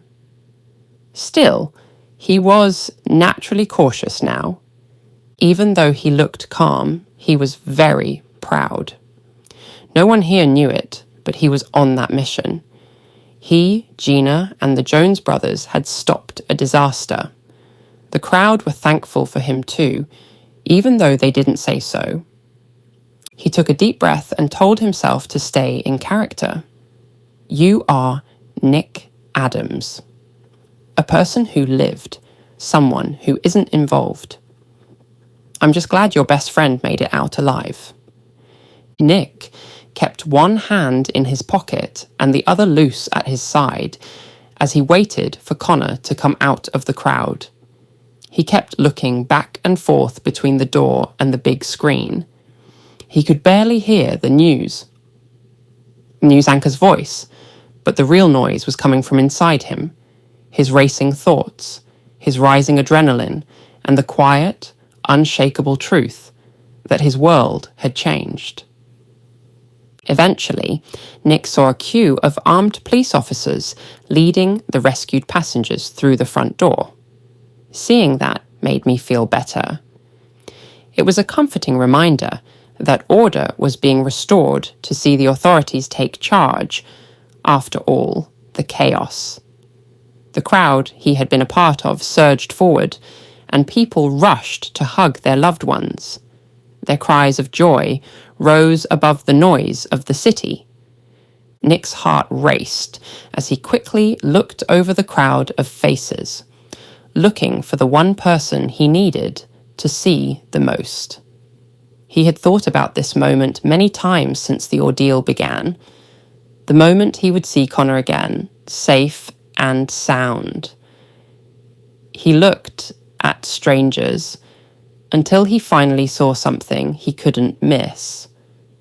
A flash of bright blue hair cutting through the crowd like a beacon. There he was. Connor stood out, just like Nick had hoped. He looked a little messy and was dragging his suitcase covered in colourful anime and video game stickers, which showed how unique he was.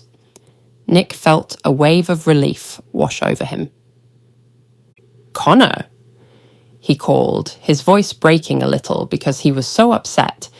He pushed his way through the crowd, weaving past families and people yelling reunions. When Connor heard the sound, he turned around and his face lit up with recognition and relief. Nick. They crashed into each other in a tight hug, and all the stress of the day went away in that one moment. Nick said softly, "I'm so glad you're okay." pulling back just enough to look his friend in the eye. I was so worried. I'm fine. It was crazy in there, Connor said, his voice shaky and his eyes still wide with adrenaline. But I knew you'd be here. Nick smiled a little, proud of himself.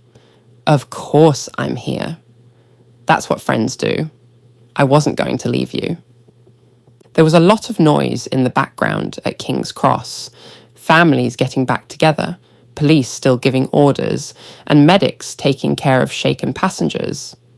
But for Nick, everything faded away. He got his friend back. That was all that was important.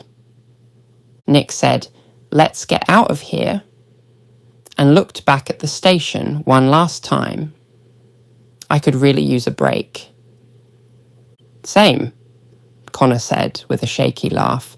We both deserve it after today. Nick glanced quickly at the entrance to the underground and made a face. There were already a lot of evacuees being sent to other places, and he didn't want to push through the crowd. Instead, he pulled out his phone from his jacket and tapped it. Auto taxi is our best bet. A few minutes later, a sleek black cab pulled up to the curb. Its headlights blinked as the doors opened. The car's AI spoke to them in a clipped, aristocratic voice. "Good evening, sirs. What can I do for you today?" Nick said, 44 Billionaires Road, please, and slid into the back seat next to Connor. "Very good, sir," the cab said in a smooth voice. The doors hissed shut, and the car glided away from the curb and into the stream of traffic, taking them away from the station and the chaos they had left behind. The chaos of King's Cross got smaller in the rearview mirror as the taxi drove away from the station. Nick leaned back in his seat, and the stress of the day faded into a low hum under his skin. He looked at Connor and saw how his friend was staring out the window, his eyes far away and haunted by what had just happened. Nick started softly, keeping his voice low, and said, "So, how are you doing, Connor?" Connor turned to look at him instead of the city streets. "I won't lie, Nick. I'm still shaken up. I really thought it was the end for me at one point." Nick nodded slowly to let him talk. "But," Connor said, his voice getting a little brighter, "I'm glad Gina Rhodes and that Zeus guy were there. They saved everyone." He stopped for a moment and tightened his grip on the handle of his suitcase. "If it weren't for them, we wouldn't be here." Nick gave a small smile and tried to keep his feelings in check. "Yes, they did come through, right?" "Nick, I wish you could have seen it." Connor's voice suddenly got louder. Zeus kicked that bald guy off the train and went full-on gladiator mode. I mean, Leonard Payne is huge, like a wall made of bricks. But Zeus just hit him back every time. Gina and her team were going full Spartan, getting rid of Black Death robots like it was nothing while all of that was going on.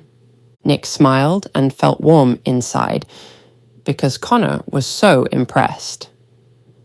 Sounds like something from a big movie. That's right. It felt like I had stepped into one of those old superhero movies. All that was missing was a tub of popcorn, Connor said with a grin. His laugh cut through the heaviness like sunlight breaking through clouds. Nick smiled back at him, happy to see that some of the colour had come back to his friend's face. But he kept his tone light and asked questions gently. Did they catch Leonard? Connor's face fell a little and the light dimmed. No, he got away. Just disappeared. That bastard still got away after everything. He sighed and looked down at the floor of the cab. I hope I never see him again. Nick's smile faded, and for a moment his eyes hardened before he hid his feelings. He said softly, "You won't. People like him always get what they deserve. Before long." Connor nodded but didn't say anything, clearly trying to get rid of the anxiety that was still there. Nick reached over and squeezed his shoulder hard, which made him feel better and more grounded. Connor's phone rang soon after. He looked at the screen and knew right away who was calling.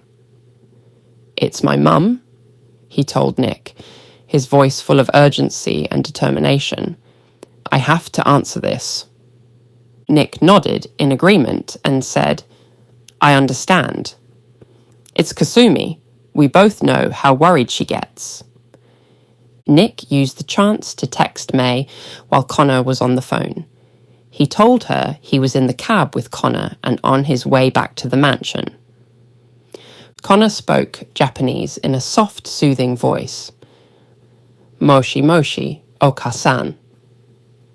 Kasumi's voice came through the receiver in quick bursts of fear. "Connor? Are you all right, my sweet boy? Are you okay? Please tell me those terrorists didn't touch you." "It's okay, Mom," Connor said softly to her. "I'm fine. I didn't get hurt. I'm with Nick right now. We're going to his uncle's big house." There was a short pause before Kasumi spoke again, her voice full of motherly insistence. "I want to talk to Nick." "Okay, Mom." Connor looked at Nick with respect as he handed over the phone. "She wants to talk to you." Nick picked up the phone and spoke in a steady but warm voice. "Hi, Mrs. Jenkins." Kasumi said in English, "It's so good to hear your voice, Nick-san." Her tone made it clear how relieved she was.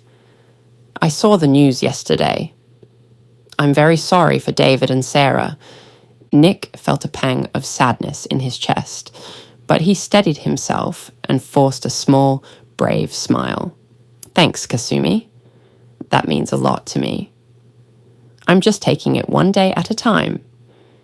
He didn't say that he had nightmares every night, or that becoming Zeus was the only way he could get away from the empty silence of loss. It wasn't hard to share that with her.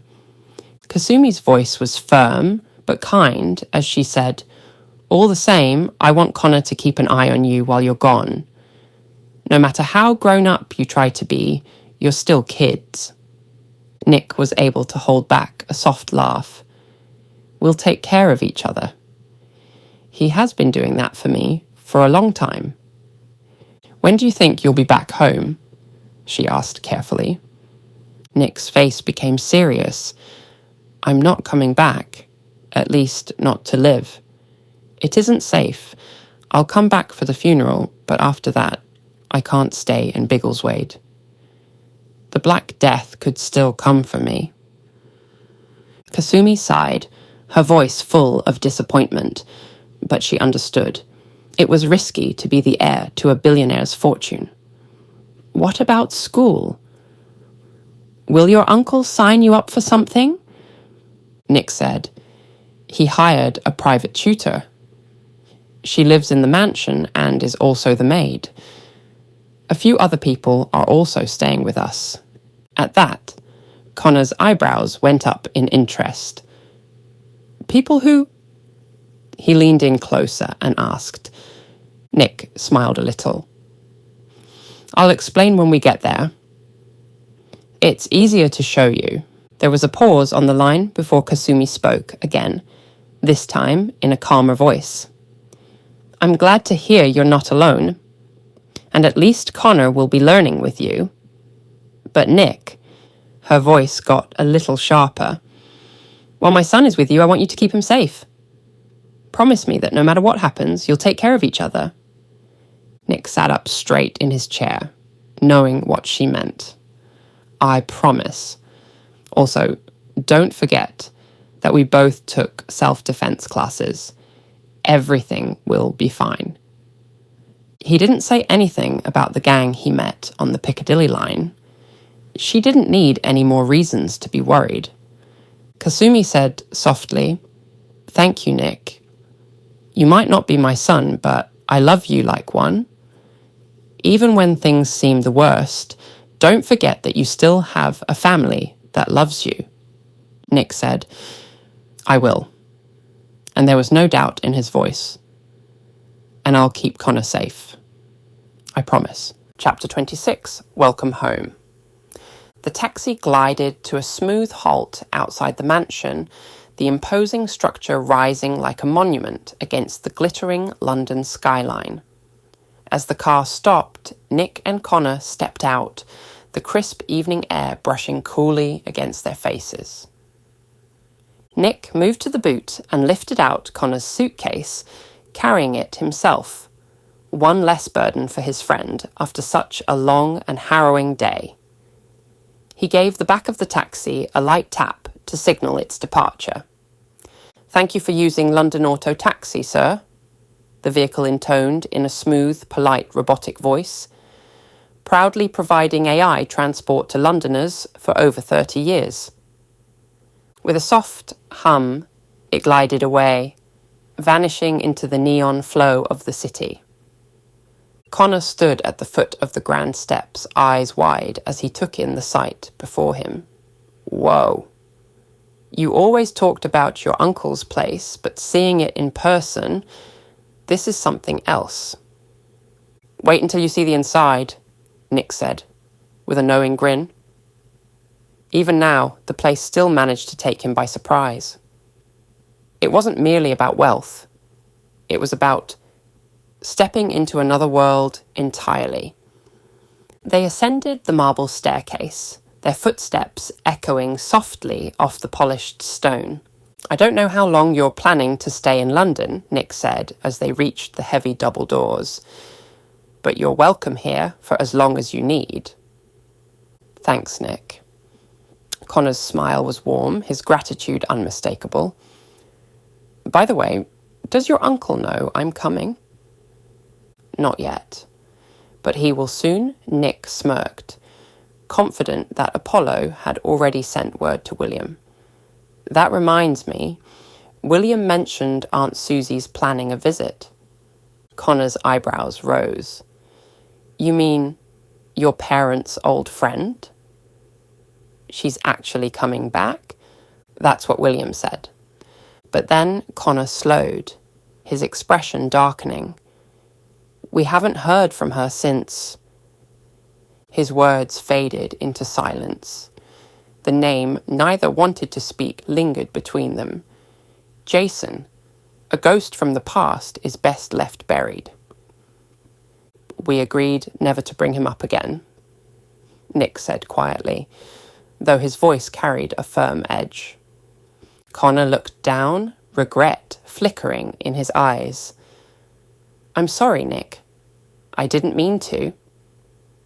"It's fine," Nick cut in gently, his tone softening. "Let's just focus on the here and now." Nick and Connor ascended the front steps of the mansion, the ornate facade catching the late afternoon light and casting long shadows across the marble porch. With a confident motion, Nick unlocked the grand double doors and gestured for Connor to step inside first. The moment Connor crossed the threshold, he froze in awe. The sheer scale of the grand foyer was staggering. His gaze swept across the vast interior, a seamless fusion of futuristic innovation and Victorian opulence. Intricate crown mouldings intertwined with ambient light panels, while marble floors gleamed beneath a high-tech chandelier that shimmered like starlight. "Holy crap," he whispered in Japanese, before switching back to English with unfiltered amazement. "I feel like I've died and gone to heaven. I'm going to love this place." As they stood there absorbing the splendor, a smooth, articulate voice echoed warmly through the air. "Greetings, Mr. Jenkins. Welcome to Master Stenhouse's private residence. Connor spun towards Nick, eyes bright with surprise. You didn't tell me there was an AI running the house. Nick gave a casual shrug, a teasing smirk tugging at his lips. You never asked. His name's Apollo. Since I moved in, he's been a massive help to all of us. I have already notified Ms. Shang, her daughter, and her stepson of your return, sir, Apollo added, his tone calm and impeccably polite. They will be pleased to know you have arrived home safely. Before Nick could respond, a familiar voice called down from the upper landing, warm and full of relief. Nick, you're back! Both boys turned as Anne descended the grand staircase. Her presence seemed to light up the room. Nick's eyes caught the details instinctively. Her light grey, short-sleeved top, the black nylon trousers that accentuated her athletic frame, and the green ribbon tied neatly at the end of her long flowing hair. The combination gave her an easy grace, a balance of confidence, vitality, and quiet strength. Without hesitation, Anne hurried down the last few steps and threw her arms around him, pulling him into a fierce embrace. For a fleeting moment, she buried her face against his shoulder, her relief palpable. Then, just as suddenly, the warmth turned to fire. With a sharp jab, she punched Nick squarely in the stomach, sending him stumbling back as the air rushed out of his lungs. Connor's suitcase slipped from his grasp and clattered onto the marble floor. What the hell was that for? Nick gasped, clutching his abdomen and struggling to catch his breath. Anne stood over him, hands on her hips, eyes blazing, a storm of anger and worry intertwined. That's for scaring us half to death. You were caught in the middle of a bloody terrorist attack, and you didn't think to call anyone or let us know you were all right. Still groaning, Nick straightened, regaining his composure. His voice was calm, though edged with fatigue. I wasn't about to leave my friend behind. And besides, the Spartans had everything under control. Connor, still processing the dramatic turn of events, stepped in to defend him. That's just who Nick is, he said, sincerely. He always shows up for the people he cares about, even when it's risky. Anne's piercing gaze shifted towards him. Her eyes flicked down to his anime-themed t-shirt, its bright colours and stylized characters practically glowing against the refined backdrop of the mansion. Her expression softened only slightly. She'd had her share of unpleasant experiences with anime obsessives before, people who hid behind their fandom like armour. But Connor was different. There was no arrogance in his posture, no performative pride, just an awkward, genuine warmth that radiated honesty. And if Nick trusted him, then perhaps she could too. Just then, James, Anne's stepbrother, strolled into the main hall from the living room, exuding his usual air of laid-back confidence. He leaned against the banister with practiced ease, surveying the scene before him. Come on, sis, he said with a half shrug. You saw the news. The Spartans stopped the train and saved everyone on board. No need to stress yourself out. Anne turned sharply, her frustration simmering just beneath the surface. Did you forget they failed to capture Leonard? She shot back, her voice tight with anger. The very man who's hunting us. Zeus let him get away. The words hung in the air like a cold draft. Nick flinched inwardly, saying nothing. The sting of her accusation cut deeper than she could ever realize. The weight of his secret, the truth that he was Zeus, pressed heavier on his chest. He couldn't meet her eyes. Not now. Not when she was unknowingly condemning him. He glanced at Connor, who remained quiet but tense, reading the unease in the room. The name Leonard still echoed in his mind, a reminder of how close danger had come and how much closer it could still be. Sensing the tension, James switched tack with the smooth ease of a born mediator. Stepping forward, he flashed Connor a friendly grin. "You must be Nick's mate," he said, offering a firm handshake. James Hunter, technically Anne's stepbrother, but, family's more about loyalty than blood. Connor accepted the handshake, grateful for the change in tone. "Connor Ryu Jenkins," he replied with steady confidence, "but most people know me online as Shadowstrike23. Anne blinked. "You go by what now?" Nick chuckled, grateful for the levity. "It's his gaming alias. Connor's a serious gamer. His mum says he's as passionate about gaming as we are about, well, everything else." James smirked. "Shadowstrike23, huh?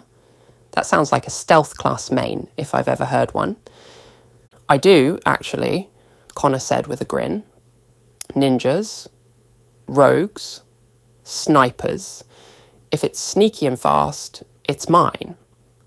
Anne let out a long sigh, the tension in her shoulders easing at last. Despite herself, a faint smile tugged at her lips. "All right, I suppose I can respect that. As long as you don't start lecturing me about frame data and combo strings." "Only if you ask nicely," Connor shot back with a playful glint in his eye. Apollo's voice chimed smoothly through the air. "Sir, please proceed to the kitchen and inform Miss Shang that you've returned." Nick raised an eyebrow. "Didn't you already tell her?" "Unfortunately, Ms. Shang is currently in the midst of preparing dinner," Apollo replied, his tone carrying a trace of polite exasperation. "The noise levels in the kitchen are so intense that my vocal output is being completely drowned out." Nick sighed, resigned. "All right then. I'll do it the old-fashioned way." Turning on his heel, he led the way, with Anne, James, and Connor following close behind, curiosity bright on their faces. As they stepped into the kitchen, the scene before them was nothing short of theatrical. May moved like a warrior in the heart of battle, her every movement precise and deliberate. Flames licked the air beneath a heavy wok, casting flickering orange light across her fireproof apron. She wore tinted welding goggles to shield her eyes from the searing heat, while sizzling oil burst from the pan like sparks from a forge. Nick and Connor exchanged wide-eyed looks, the spectacle unfolding before them exceeding all expectation.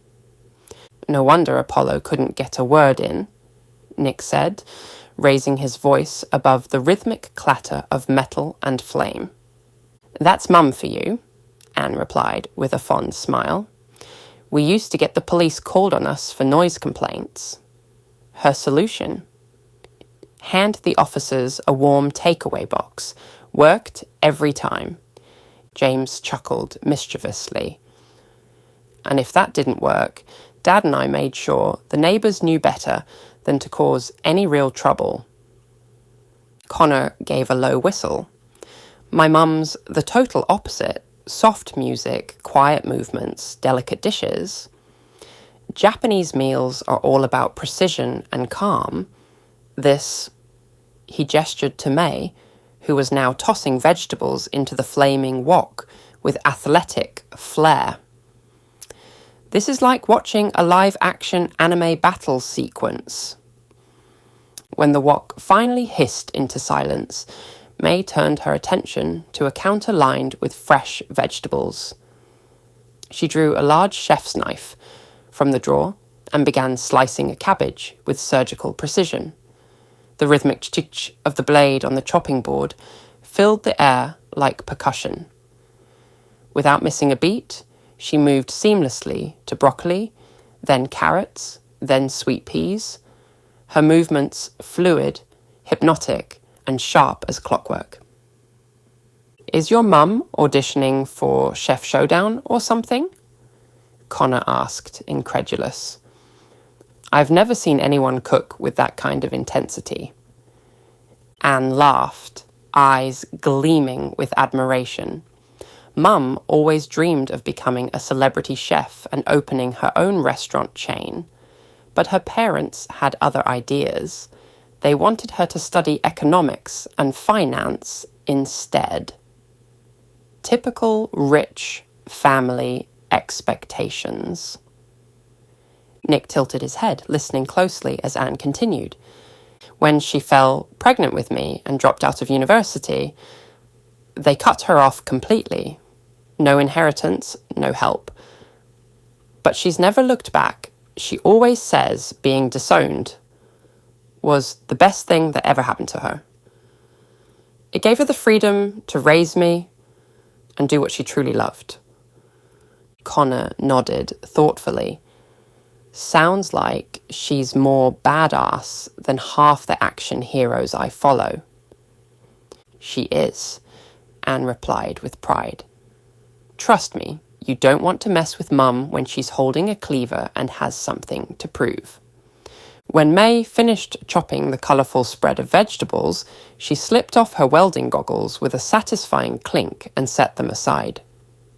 A faint sheen of sweat traced her brow, which she wiped with the back of her sleeve, as she finally paused for breath amidst the whirlwind of heat, steam, and sizzling oil.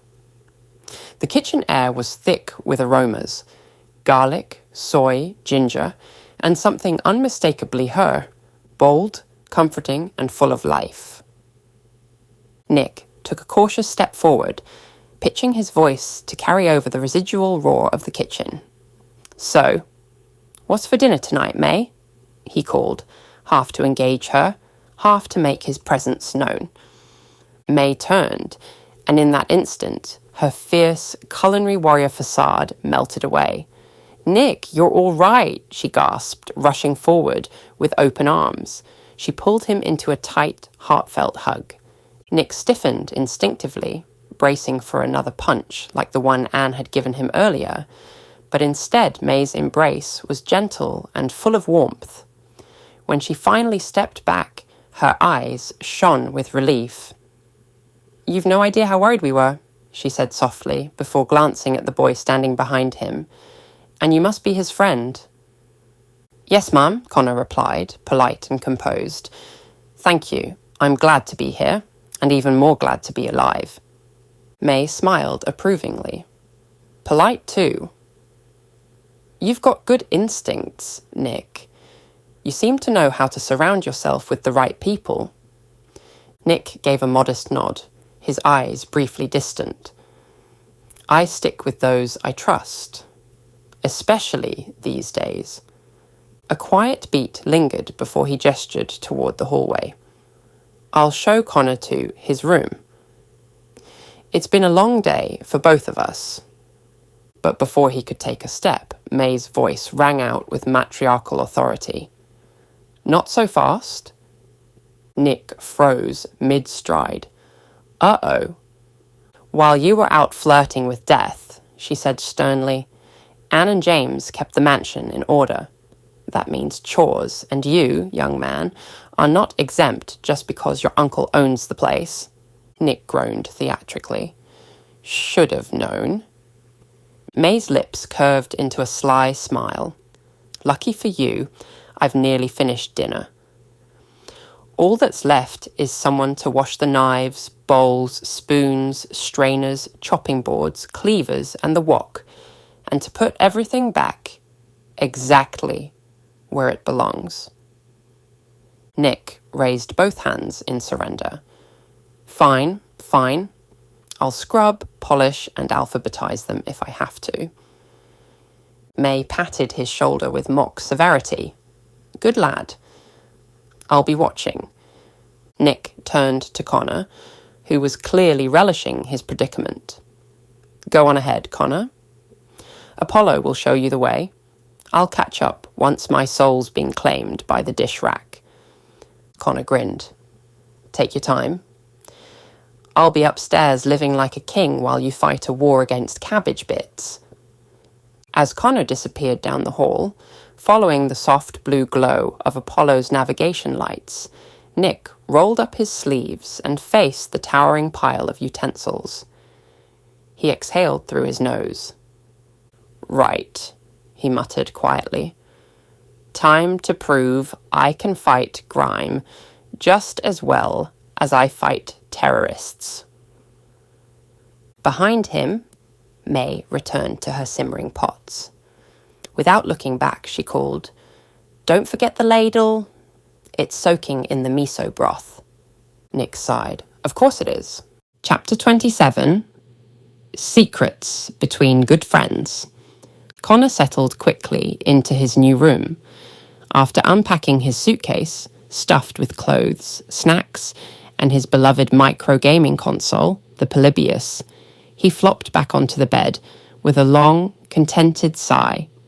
The mattress welcomed him like a soft cloud, its high thread count sheets and plush duvet offering the kind of comfort he'd only ever seen in films or luxury hotel reviews.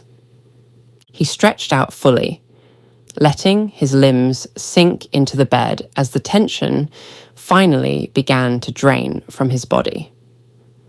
After everything that had happened that day, the terror on the train, the Spartan rescue, the chaotic reunion at King's Cross, this room felt like a pocket of paradise. A quiet, fleeting escape from the storm outside.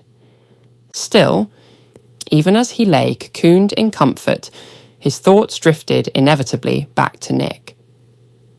He pictured his best friend downstairs, sleeves rolled up, elbow deep in a mountain of soapy water, still taking orders from May with stoic patience. The mental image made him smile, but beneath the humour, a flicker of concern remained. "Apollo," Connor said, his tone unusually serious. "How is Nick doing? Really? Not just physically, emotionally. I know he acts fine, but I've seen that look in his eyes. He bottles things up." Apollo's response came promptly, measured yet gentle. Mr. Adams' emotional condition is best described as unstable but functional. During rest cycles, he tosses frequently, mumbles, and displays signs of recurring distress. Yesterday morning, he struck the shower wall with enough force to fracture 2 metacarpals. Diagnostic scans reveal elevated cortisol levels, consistent with chronic stress and unresolved grief. Connor sat up slowly, the weight of those words pressing into his chest. Damn it, Nick. He stared toward the bedroom door, mind racing with memories he'd tried not to revisit. He exhibited similar behaviour after Chris died. His younger brother. He shut down for weeks, barely ate, barely spoke. I thought he was going to break back then. Apollo's voice softened, carrying an almost human cadence. I am aware. Mr. Adams's psychological profile shows persistent avoidance behaviour related to his brother's death. His appointed therapist's reports identify the loss as a significant emotional trigger, one that Mr. Adams refuses to process. Yeah, Connor murmured, rubbing the back of his neck. He never talks about Chris. Not to me. He never discusses Chris with anyone. It's like, if he doesn't say it out loud, then it never happened, but it did. Silence filled the room.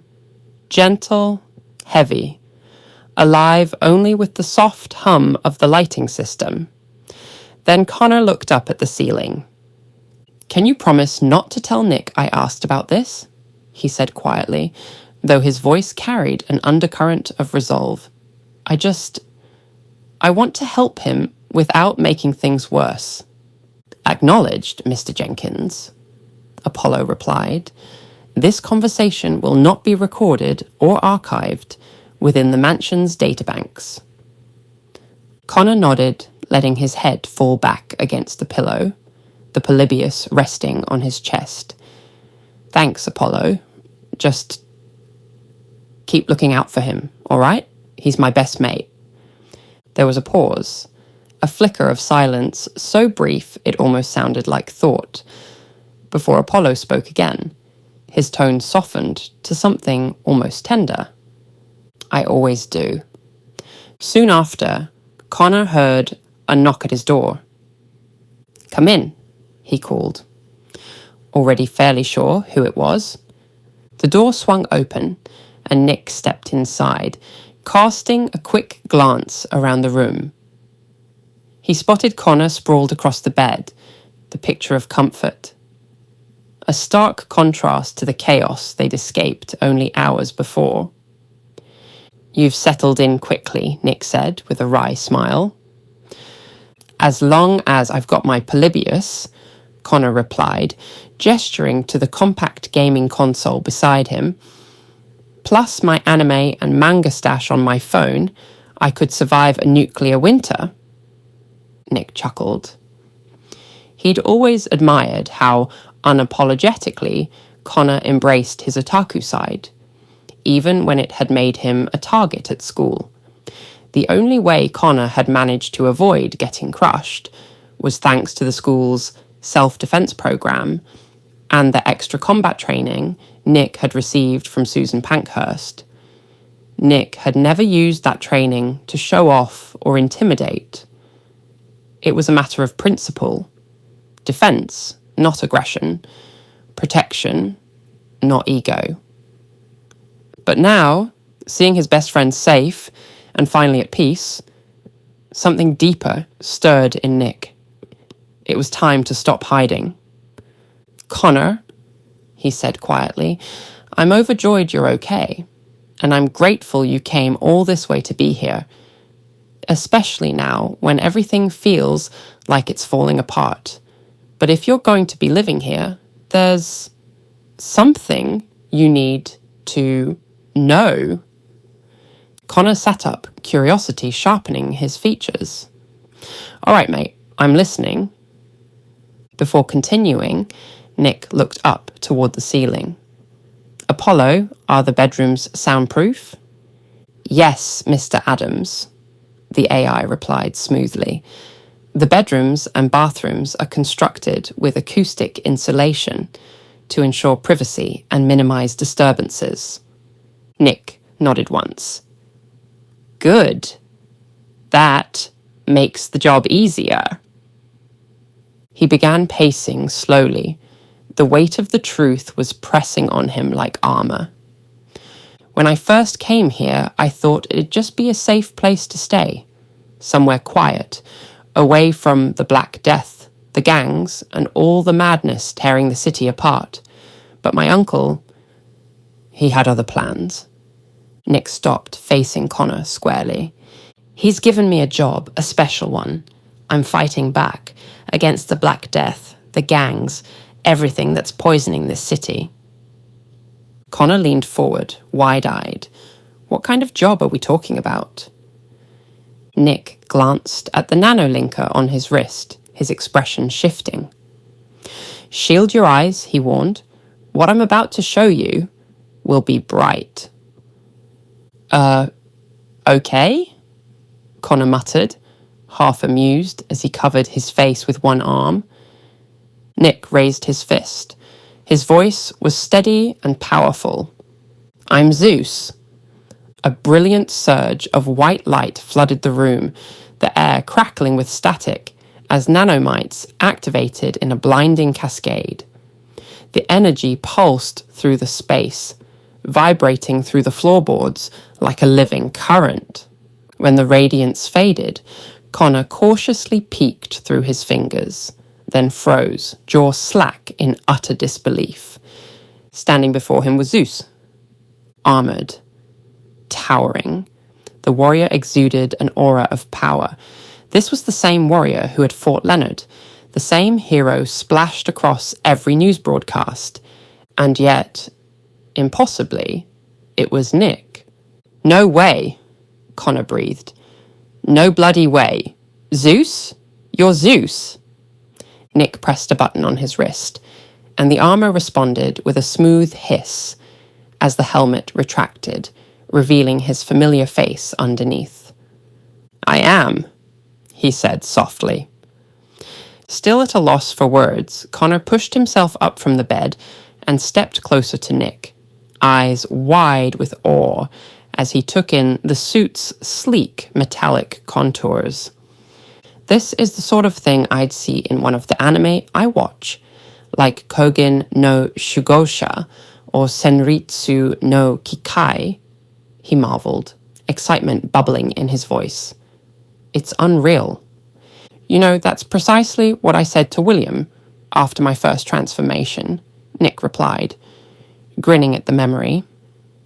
He knew how much Connor adored mecha anime.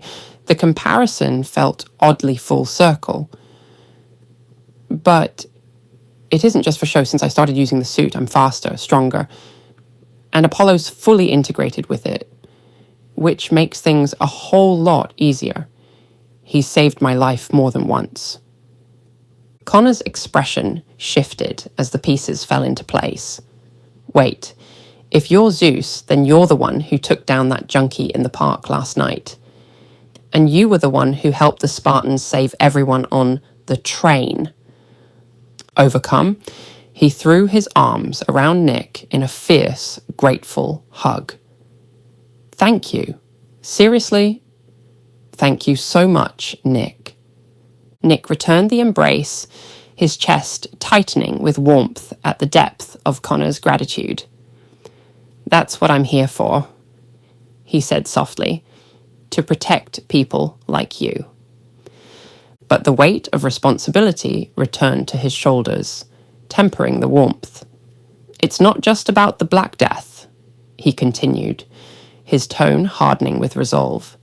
"Once I deal with Thanatos and his army, I will pursue all their associates. Every last one of them will answer for their crimes against humanity." Connor's eyes widened. "You're planning to do all that? On your own?" "Not quite," Nick replied, catching the concern in his friend's voice. "I'm working with Gina Rhodes. She's a Spartan, a legend from the Grand War. She's helping me dismantle the Black Death from the inside." "Wow," Connor breathed, blinking. "You are working with someone else. That's a surprise. You've always been the do-it-yourself type. You hated putting people at risk." Nick nodded slowly. "That's true. I always believed that going it alone would protect me from harm, but this situation is bigger than anything I've faced. The Black Death isn't just a gang. They're a coordinated terrorist network. Weapons, intel, political reach, and worse."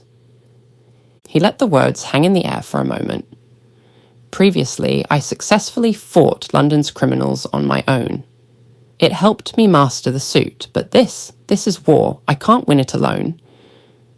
"Is there anything I can do to help you?" Connor asked, the eagerness in his voice unmistakable. He was desperate to be useful, especially now living under the same roof as Nick. It felt like a chance to find purpose again amid the chaos they'd escaped. "Thanks, Connor," Nick replied, his tone warm but firm. "But I think it's best if you stay here at the mansion.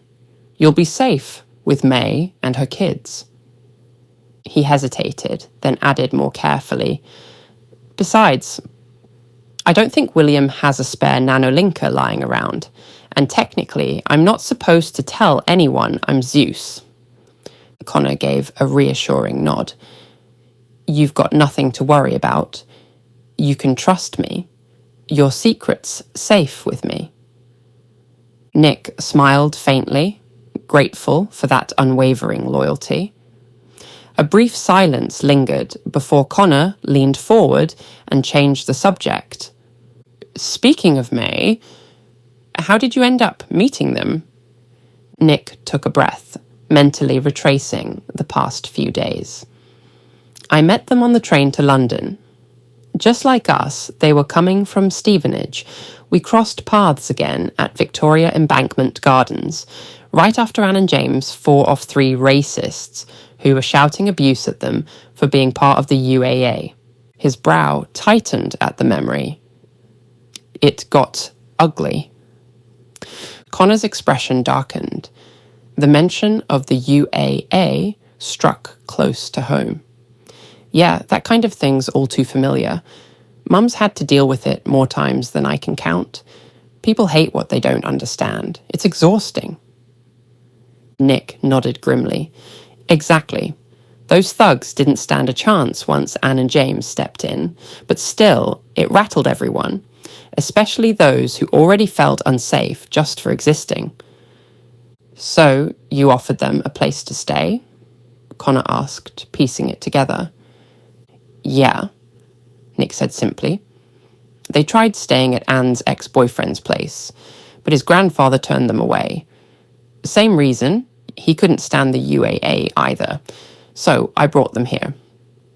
He paused, then smiled slightly. William didn't mind. In fact, he offered May a job, housekeeper and my private tutor. He said it would be beneficial for the household to have someone who could teach discipline and cook like a Michelin chef. Connor was genuinely impressed by Nick's willingness to help people he had only just met. It spoke volumes about his character, a quality that had always defined him, especially when someone was in need. Around Christmas in particular, Nick had a knack for spreading cheer and goodwill wherever he went, leaving an impression that lingered long after. So, Connor teased, a grin tugging at the corner of his mouth, when you're not off with Gina, you're out at night, like some comic book superhero fighting crime? Pretty much, Nick replied with a flicker of pride. I told Anne I work for my uncle's company, just office stuff, nothing flashy. I said I'd signed an NDA, so I can't talk about it. Connor raised an amused eyebrow. Wait, and she actually bought that? Nick smirked at the memory. Yep, took it at face value. Works for me. I can come and go discreetly using the old abandoned underground station beneath the mansion. Before Connor could respond, Apollo's smooth voice chimed in, calm but pointed. Sir, I would advise against sharing sensitive company information with individuals not employed by Midas. Relax, Apollo, Nick said, waving a hand. Connor's my best friend. What I tell him stays between us. You have my word on that, Connor added firmly. I'd never betray Nick's trust. There was a brief pause before Apollo answered, his tone steady but edged with logic. Regardless, sir, it remains unwise to reveal your identity, even to close friends. Should Mr. Jenkins be captured, there's always the risk of forced disclosure. Such a breach could compromise your mission. Nick sighed, a flicker of tension crossing his features. With a faint mechanical hum, the armor began to retract, panels folding away and disappearing into the nano-linker on his wrist until he stood once more in his ordinary clothes. I'm not stupid, Apollo, he said quietly. I've learnt the hard way, who I can trust, and what happens when that trust is broken. The words lingered in the room, heavy with unspoken pain. Connor's gaze softened. I remember, he said quietly, even if it's something we both wish we could forget. Before either could say more, a knock broke the silence. Who is it? Nick called. The door creaked open and James leaned in, his easygoing grin instantly lightening the mood. Hey guys, just a heads up. Dinner's in 5. Better get downstairs before Mum starts handing out chores again. Got it, James? We'll be there in a sec, Nick replied, already catching the unmistakable aroma of May's cooking wafting up the staircase. James gave a thumbs up before disappearing back down the corridor. Connor's stomach growled audibly, earning him a laugh from Nick. After the day we've had, Connor said, rubbing his belly with mock desperation, we've definitely earned a big meal. Nick grinned, but as Connor reached for the door, his voice dropped in tone. Connor, he said softly, don't forget what I told you. About Zeus. No one else can know. Connor turned, expression serious. Don't worry. If anyone asks who I think Zeus is, I'll just say I haven't got the faintest clue. Nick gave a grateful nod, the bond between them silently reaffirmed. And with that unspoken pact hanging between them, the two friends stepped out into the hallway and made their way downstairs, side by side, ready for a well-earned dinner and whatever tomorrow might bring. Chapter 28. Dinner is served. After leaving Connor's room, the two friends made their way down the grand staircase toward the dining hall. Never one to resist a bit of flair, Connor vaulted onto the banister and slid down with effortless grace, landing neatly on his feet at the bottom. Trust you to do that, Nick said, shaking his head, a grin tugging at the corner of his mouth. What? Connor replied with mock innocence. I can't help it if I like staying on my feet. Besides, it used to help me get home faster when I was roof hopping. Nick snorted, the memory flashing vividly before him. Yeah, right up until your mum told you to pack it in because the neighbours thought a burglar was climbing over their roofs. Connor rolled his eyes, though a grin still crept across his face. I know, but come on, it was exhilarating. No one got seriously hurt. He knew perfectly well that his parkour habits skirted danger, but the thrill always outweighed the risk. Moving freely through the world made him feel alive, especially when chaos threatened to close in. The way his body twisted and flowed across obstacles wasn't just skill, it was art. In a world where danger was never far away, being able to move like that wasn't only freedom, it was survival. Once they reached the dining room, Nick and Connor found Anne and James already seated at the expansive round table, an elegant structure of dark oak designed to seat up to 16 guests. Yet, it was more than a table, it was a piece of precision engineering. Anchored seamlessly into the marble floor, the centre housed a hidden dumbwaiter that rose soundlessly, revealing a motorized, lazy Susan. It rotated in slow, graceful turns, each dish gliding within easy reach as if guided by invisible hands.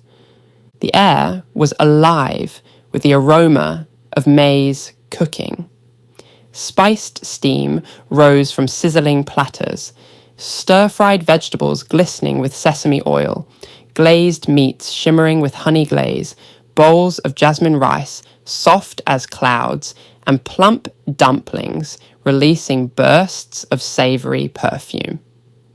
The warm light reflecting off the polished table lent the room a comforting glow, a far cry from the chaos they'd survived earlier that day. Nick and Connor took their seats. Nick glanced across at Anne and James. You two all right? He asked, a thread of concern weaving through his tone. We're doing okay, Anne replied, lowering her phone. A glowing floor plan of the mansion hovered faintly above the screen before fading out as she met his eyes. Still getting used to all this. The place is overwhelming, but in the best possible way. James, half absorbed in his phone, gave a small nod without looking up. We've still not seen every room, he said. Just the unused bedrooms, the rooftop helipad, and William's office. And, as Apollo keeps reminding us, that one's off limits. Only Nick's allowed in there, Anne added, narrowing her eyes slightly. You mentioned your uncle gave you a job at his company, and that you had to sign an NDA? Nick nodded, keeping his tone even. Yeah. Can't talk about it. Not even a little. It's part of the deal. And sometimes I might get called away with no warning. I never know how long I'll be gone. That's fine by us, James said easily, setting his phone aside. As long as you still find time to hang out when you're around. A quiet wave of gratitude warmed Nick's chest. For all the secrecy and danger that surrounded him, moments like this, ordinary, human, safe, felt like oxygen. Thanks, James, he said softly. I'd like that too. Being here, in London, it's not all awful. Maybe we can even have a bit of fun while it lasts. As the conversation carried on, Anne suddenly perked up, her ears catching the steady rhythm of footsteps approaching from the kitchen. Guys, stand up. Now, Mum's coming, she hissed under her breath. All four of them shot up from their chairs in perfect sync, like seasoned soldiers reacting to a command. No one needed an explanation. They all knew the rule. In keeping with Chinese tradition, no one sat until the senior matriarch of the household had taken her place. A hush fell over the dining room, broken only by the soft hum of lazy Susan idling at the table's centre. The footsteps drew nearer. Then May entered. She was a vision of dignified grace, gone were the fireproof apron and welding goggles in her culinary battle armour. In their place, she wore an elegant green cheongsam, the silk clinging to her form with flawless tailoring. Her purple hair was swept into a precise bun, accentuating the clean lines of her neck and jaw. The air itself seemed to shift as she stepped inside. Composed, regal, yet warmly human. Without a word, May crossed to her designated seat, the one nearest the kitchen door, and lowered herself gracefully into the chair. Only then did she raise her chin and give a small nod to the others. They sat in unison. Clearing her throat softly, May addressed the table. Normally, I would have Anne and James bring the food out from the kitchen, but Apollo, ever insistent, convinced me to try the dumbwaiter. There was a faint glimmer of amusement in her eyes, a rare softness that softened the formality of her voice. Right on cue, Apollo's calm tone resonated through the room. Ms. Shang, your dinner will arrive in 3, 2, 1. With a low mechanical hum, the table's centre opened. Rising smoothly from beneath was a circular platform laden with steaming dishes, the aromas instantly enveloping the room. The lazy Susan engaged, turning with elegant precision to display the feast. Tonight's spread was a masterpiece of colour and craft. Golden chicken balls glistening beneath a glaze of sweet and sour sauce. Fragrant egg-fried rice dotted with carrots and bright green broccoli florets. Sweet peas shimmering in sesame oil. The steaming mushroom chow mein was infused with garlic and soy. Crisp spring rolls arranged beside a bowl of Vietnamese dipping sauce, whose citrus tang hung temptingly in the air. Connor's eyes lit up, his hand twitching instinctively towards a spring roll, but one subtle glance from Anne stopped him in his tracks. She didn't even have to speak. Her expression alone reminded him, respect before appetite. He withdrew his hands and folded them neatly in his lap, his posture straight, doing his best to honour the custom, despite the mouth-watering aromas swirling around him. May began to serve herself with quiet precision. She selected 2 perfectly rounded chicken balls with her chopsticks, added a scoop of rice with a porcelain spoon, then chose 3 spring rolls and a spoonful of peas. Every motion was deliberate and graceful, a well-rehearsed dance performed countless times before. Once her plate was set, she lifted a spring roll and took a single, thoughtful bite. She ate slowly, savouring the flavours. After a moment's silence, she nodded once, satisfied. Only then did she speak. "You may eat." Nick, Connor, Anne, and James sat back in their chairs together, their eyes fixed on the enticing array of dishes gliding gently around the lazy Susan. The vibrant colours and rich aromas of May's carefully prepared meal stirred their appetites, with each of them leaning forward with growing anticipation. Though their plates differed in portion and preference, some piled high, others arranged with neat restraint, there was one constant. Everyone took a generous helping of May's perfectly cooked fried rice. The grains shimmered subtly under the warm light, flecked with vegetables and herbs, promising flavour in every bite. As they settled back into their seats, the room quickly filled with cheerful conversation and the rhythmic clink of chopsticks and spoons. When Nick took his first bite, the crisp shell of the chicken ball gave way to tender meat, the sweet and sour sauce bursting across his tongue. It was a world apart from the greasy takeaway boxes of his childhood. The taste was the real thing, food made with care, precision, and love. Glancing across the table, Nick caught the look of wonder on Connor's face. His friend's eyes were alight with delight as he chewed, and then he blurted out, "This is incredible! I can't believe how delicious these taste. I've never had anything like it." Nick grinned, his chest swelling with quiet gratitude for May's cooking. "I know, right? After this, I might never go near a takeaway again. If I'd known about her cooking back in Stevenage, I'd have been a loyal customer from day one." May, who had been eating with her usual calm grace, placed her chopsticks down and dabbed her lips with a napkin before turning her attention to Connor. "So, Connor," she said, her voice warm but composed, "since you'll be staying with us for a while, why don't you tell us a bit more about yourself?" Connor paused mid-chew, then set down his utensils carefully. The table's attention shifted to him. A flicker of nerves passed through his eyes, but he quickly steadied himself. "Sure," he began. "I'm Connor Rue Jenkins, born on the 22nd of January 2280. I live in Biggleswade, the same town as Nick. My parents run a double business."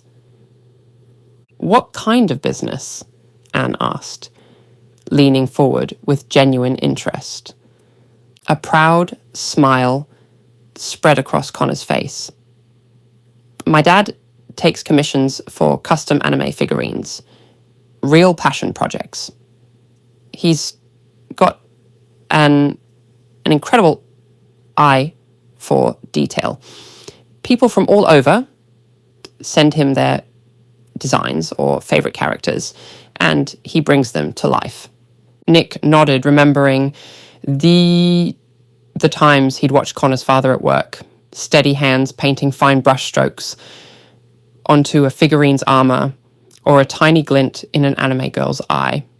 "My mum," Connor continued, "runs a bakery that fuses Japanese and British traditions.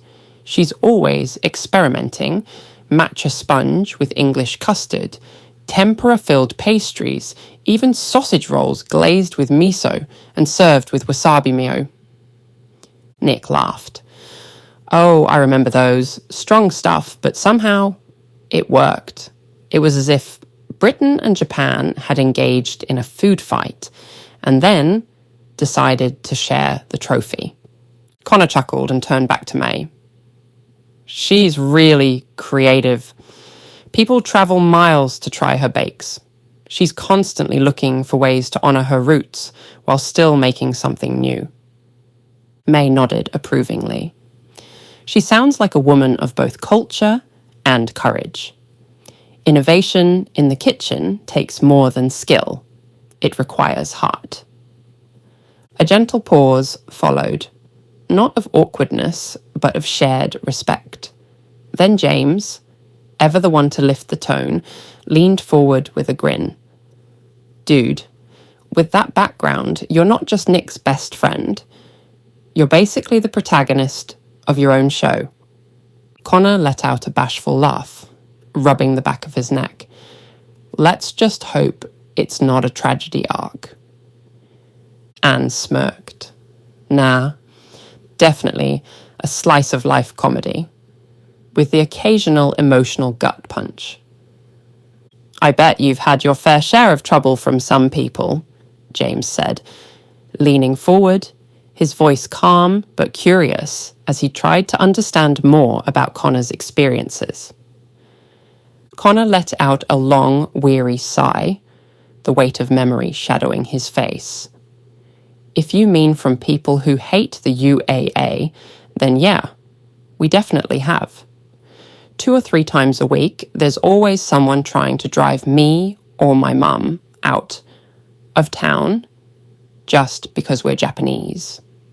Well, half Japanese in my case. But apparently, that's enough to offend a rather pathetic group of twats. He winced, glancing quickly towards May. Pardon my language. Don't worry about it, Connor, May replied with a gentle smile, her eyes carrying quiet understanding. My family's faced the same kind of threats over the years. We've learnt to deal with people like that in our own way. It's not just at home either, Connor continued, his tone softening as he looked down at his plate. Sometimes it happens at school, too. He turned to Nick, gratitude shining in his expression. But I've always had Nick watching my back when things got rough. Nick nodded, his voice steady but filled with warmth. Always. Doesn't matter what the odds are. If someone comes for you, they go through me first. A shared smile passed between them, unspoken yet heavy with meaning. Their bond wasn't merely friendship, it was forged in hardship, tested by fire. Getting cornered was why you started doing parkour, right? Nick said, his tone lightening. Connor chuckled and gave a half shrug. Something like that. It definitely helped when things got tense. Nick turned to the others, a teasing grin playing on his lips. You've got to see it to believe it. Connor's fast, blink, and you'll miss him.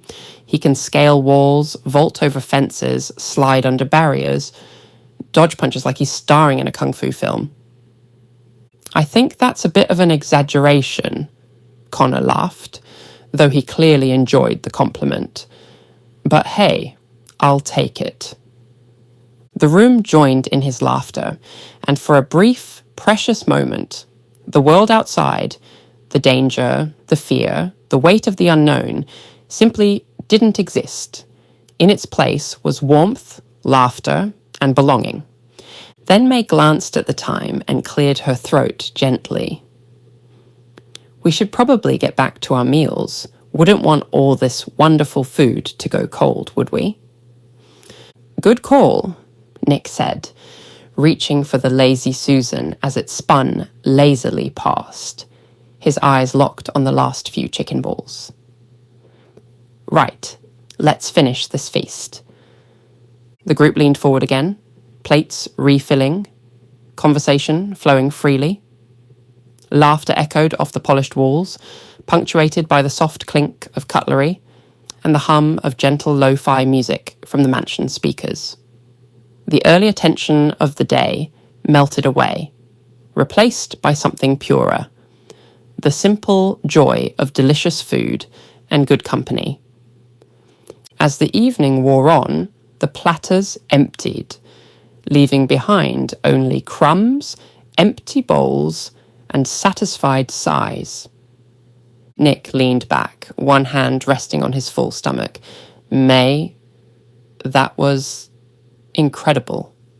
Honestly, thank you. Same here, Connor added, grinning as he patted his belly. I don't think I've ever been this full in my life, and I mean that in the best possible way. May beamed, her pride radiant. Another satisfied customer, she said softly, her eyes glinting with affection. In that moment, surrounded by laughter, full plates now cleared, and the comforting hum of a home reborn, the mansion no longer felt like a safe house or a temporary refuge. It felt like family. Chapter 29. On the hunt. After finishing his dinner, Nick pushed his chair back and rose from the table, a satisfying warmth settling in his stomach from May's cooking. Thanks for dinner, May, he said sincerely, his voice carrying genuine appreciation.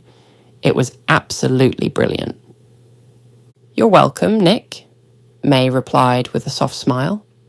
Anne mentioned something about your job with your uncle, so I won't keep you. James, still eating, looked up with mild curiosity.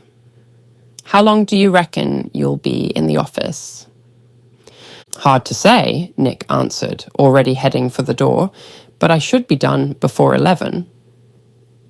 Don't stay up all night, May warned gently, a hint of maternal firmness slipping into her tone. Tomorrow, all of you start lessons with me. Lessons? Connor blinked, glancing at Nick. You didn't mention she was going to be our teacher too. Nick smirked. You never asked. All right, he said, giving them a nod. I'll catch up with you all later. See you, Nick, Anne replied warmly, though there was a quiet understanding in her voice. She knew he probably wouldn't be back until morning. Don't overdo it, Connor added, concern soft in his eyes. He knew exactly what Nick was about to prepare for, and who he would become once he left. With a final nod, Nick stepped out of the dining room. His footsteps echoed softly along the polished floor of the grand corridor, chandeliers casting fractured light across the marble. The scent of varnished oak and aged paper lingered in the air, familiar, grounding. Yet beneath it pulsed the electric tension of the double life he carried. Reaching the office, Nick closed the door quietly behind him. The room was dim, lined with heavy shelves and antique furniture, every surface a carefully constructed disguise for what lay beneath. He crossed to the old mahogany desk, pausing by the one floorboard that creaked underfoot.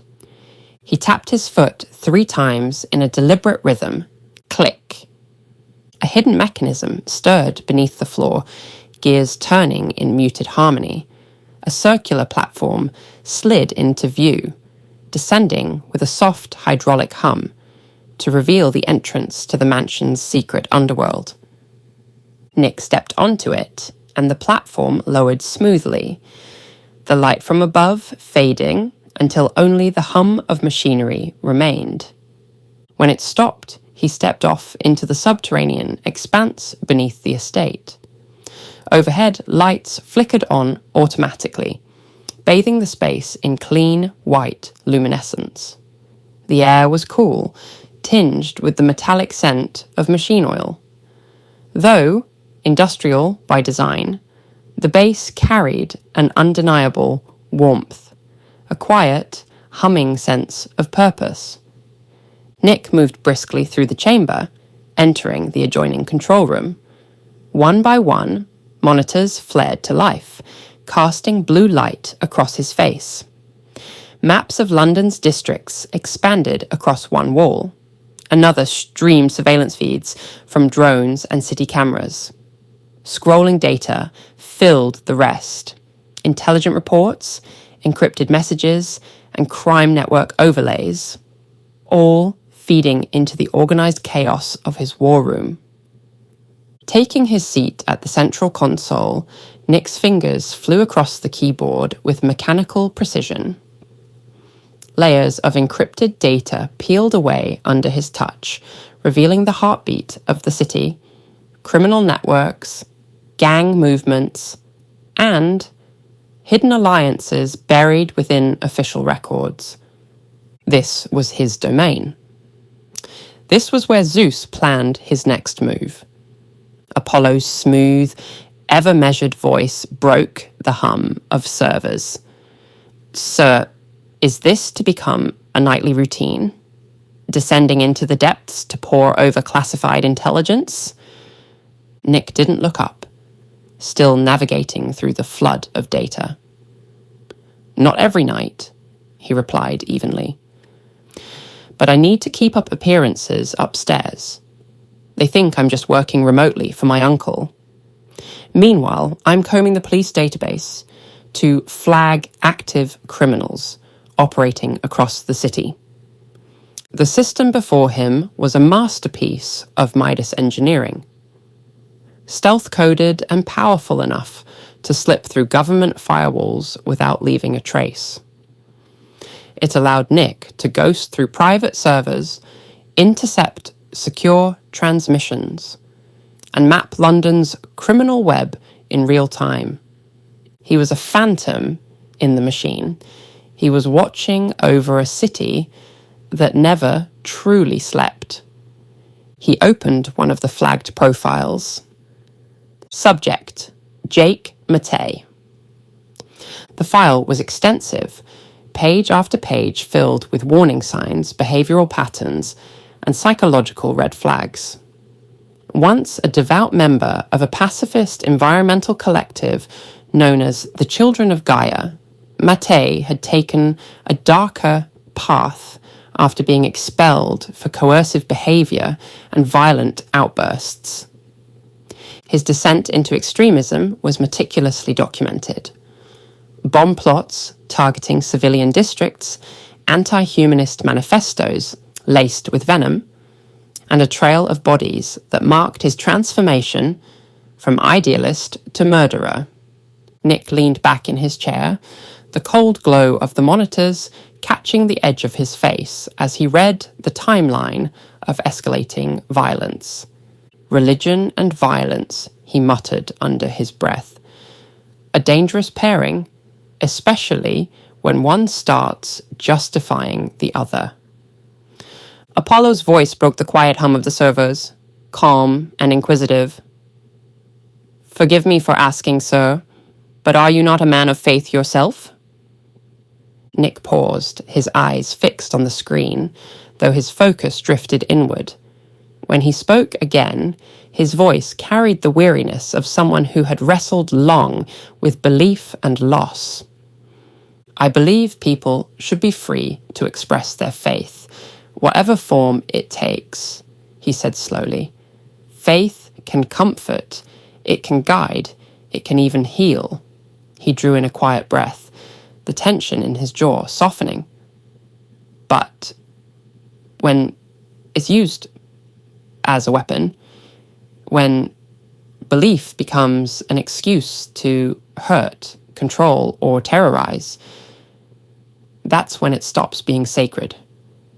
His gaze hardened, the screen's light reflecting in his eyes. "That's what makes it so tragic. The actions of a few zealots stain the image of millions who just want peace. I've seen it happen again and again, and it never gets easier to watch." Apollo remained silent for a few moments, as if parsing not just data, but emotion itself. When he finally spoke, His voice had shifted. Quieter, almost human. "Understood, sir." Nick redirected his attention to the next file, his fingers hovering briefly above the keyboard before entering a new command. The name that appeared on the screen made his brow crease. Subject, Maya Triggs.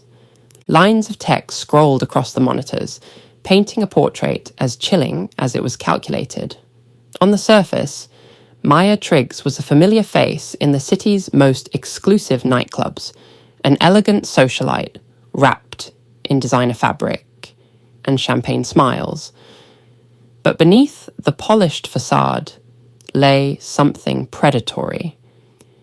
She had perfected a dark art, luring wealthy men into trust, seducing them with charm and the promise of an unforgettable night. But the evening always ended the same way.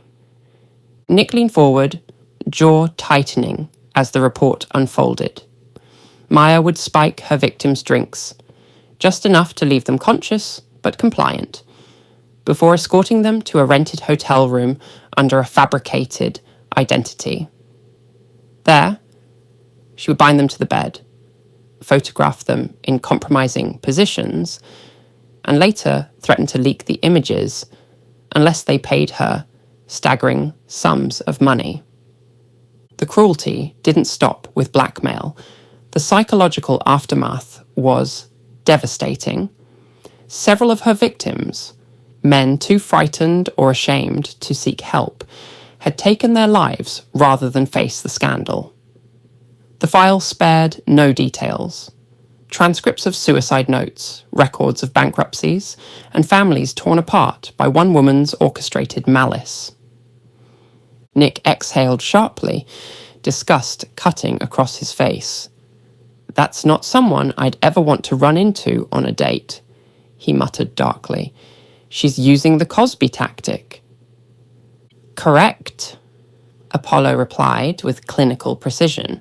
"The compound is an advanced synthetic derivative of midazolam, fast-acting, nearly undetectable. She also employs a black market jacker to generate false IDs and scrub her digital traces between targets. It renders her virtually invisible to standard surveillance." Nick leaned back, the rhythmic hum of the monitors underscoring his thoughts.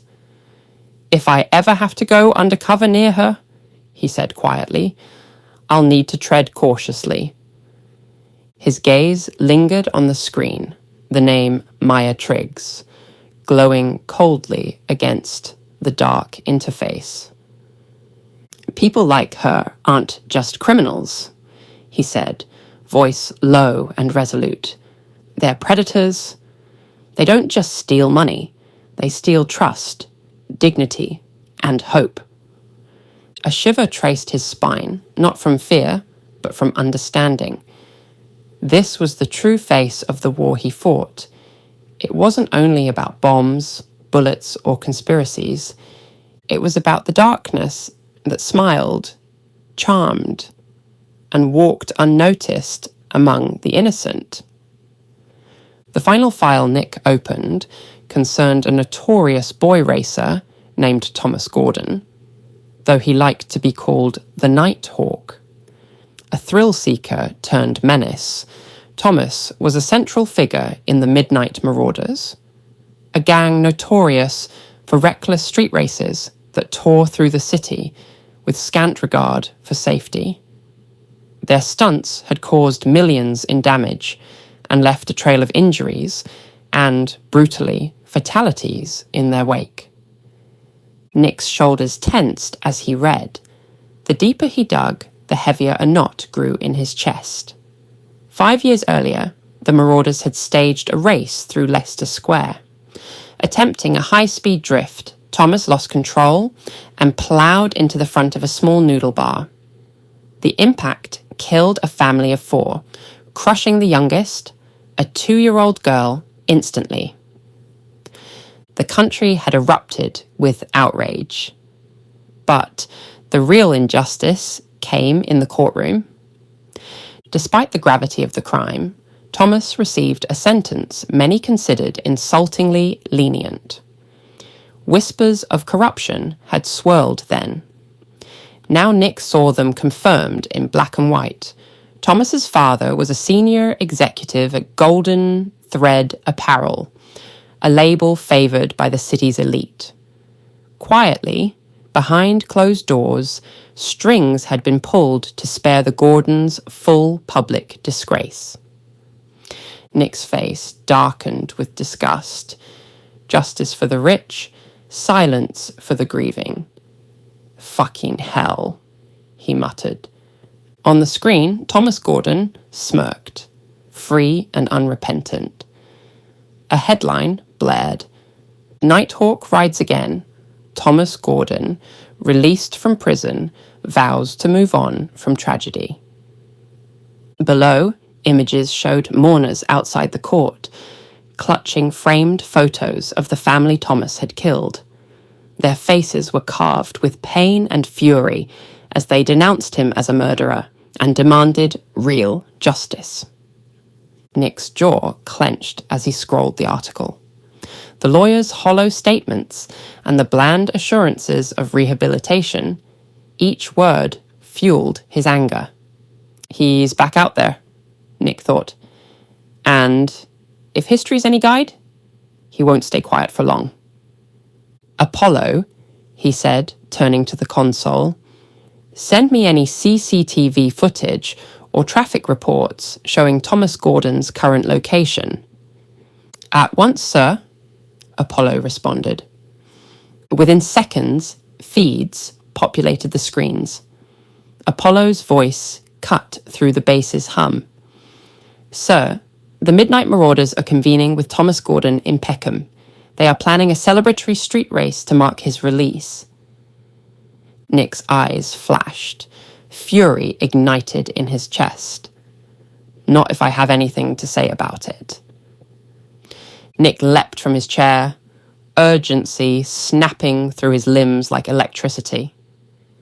Nick sprinted across the underground platform, his superbike, the Centaur 32X, gleaming beneath the artificial lights, a predator poised for unleashing. In one smooth motion, he tapped his nanolinker and barked, Zeus! A searing flash erupted around him, streaks of gold and electric blue folding into being. Nanomites swarmed, armor was slotted into place with surgical precision. In seconds, Nick Adams was gone. Only Zeus remained. He vaulted onto the Centaur's seat. The bike woke with a deep, thunderous growl. Systems came online in a single, synchronous breath. HUD elements flared. Routing, diagnostics, atmospheric reads, every inch of the machine alert and hungry. Zeus gripped the bars and opened the throttle.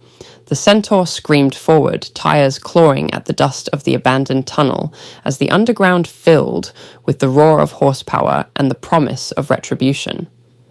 Sir, Apollo chimed over the internal comms, cool and practiced, I recommend egress via Peckham Rye Station. It's open air and presently disused, minimal civilian exposure. Good thinking, Zeus replied, eyes locked on the tunnel mouth swiftly approaching. Plot the route and keep scanning for street-level activity. If they've already started, I want their route, positions and car specs relayed to my HUD in real time. Already in progress, Apollo confirmed. The Centaur tore through the darkness, momentum building with each heartbeat. Zeus's focus narrowed to a razor edge. The engine's rhythm matched the pulse in his veins. Lives were at stake, families, futures. He would not let Thomas Gordon and the Midnight Marauders turn another street into a grave. He leaned into a bend. The bike obeyed with balletic precision, steel and shadow blurring into a single streak. I have to catch them before they hit top speed, he thought. He needed to act quickly, before the cheering started, and blood spilt. The walls of the tunnel became a smear of light. For Zeus, this was more than an interception. He was hunting a ghost born of the justice system's failures. Tonight, he would make the system itself feel the pain. Chapter 30. Speed Racer. As Zeus burst from the tunnel exit beneath Peckham Rye Station, the stale underground air gave way to the sharp bite of night. The derelict station loomed around him, silent, crumbling, steeped in the ghosts of a pre-war London. Once alive with commuters and chatter, it now stood as a forgotten relic, reclaimed by time and shadow. He didn't linger. With a surge of momentum, the Centaur 32X leapt from the tunnel mouth, tires screeching as it landed cleanly on the cracked platform. Zeus steered with instinctive precision, weaving past broken benches and rusted signage, until the ruined concourse spilt out into the open street. "Apollo," he said sharply through the comms, "update me. Where are they?" "Currently uploading the latest CCTV feed to your HUD, sir," Apollo replied, voice calm and composed. "The midnight marauders are gathered on the top level of a multi-storey car park on Gordon Road, approximately 4 blocks from your location." The feed flickered to life across his visor, painting the night in cold digital clarity. Under harsh floodlights, the gang celebrated with roaring laughter and bottles raised high, their music blaring through illegally rigged speaker towers. At the centre of it all stood Thomas Gordon, freshly released and basking in his twisted hero's welcome. They had even crowned him with a new prize, a gleaming electric Phantom by Neon Streak Motors. Custom built for excess, it shimmered in deep electric blue beneath the lights, its surface reflecting the chaos around it. Both doors bore decals of a cybernetic woman, mid-stride, sparks at her heels, vulgar, defiant, and perfectly in tune with their arrogance. Zeus frowned behind the visor. Flashy, reckless, deadly, just like the man behind the wheel. "We've got Tom," Zeus said grimly, his voice a low growl beneath the metallic hum of his helmet. "What about the others?" "One moment," replied Apollo, his tone calm and precise, as streams of data flickered across the HUD. Identifying primary gang members and vehicle specifications, beginning with Aaron Burton, street alias Shade.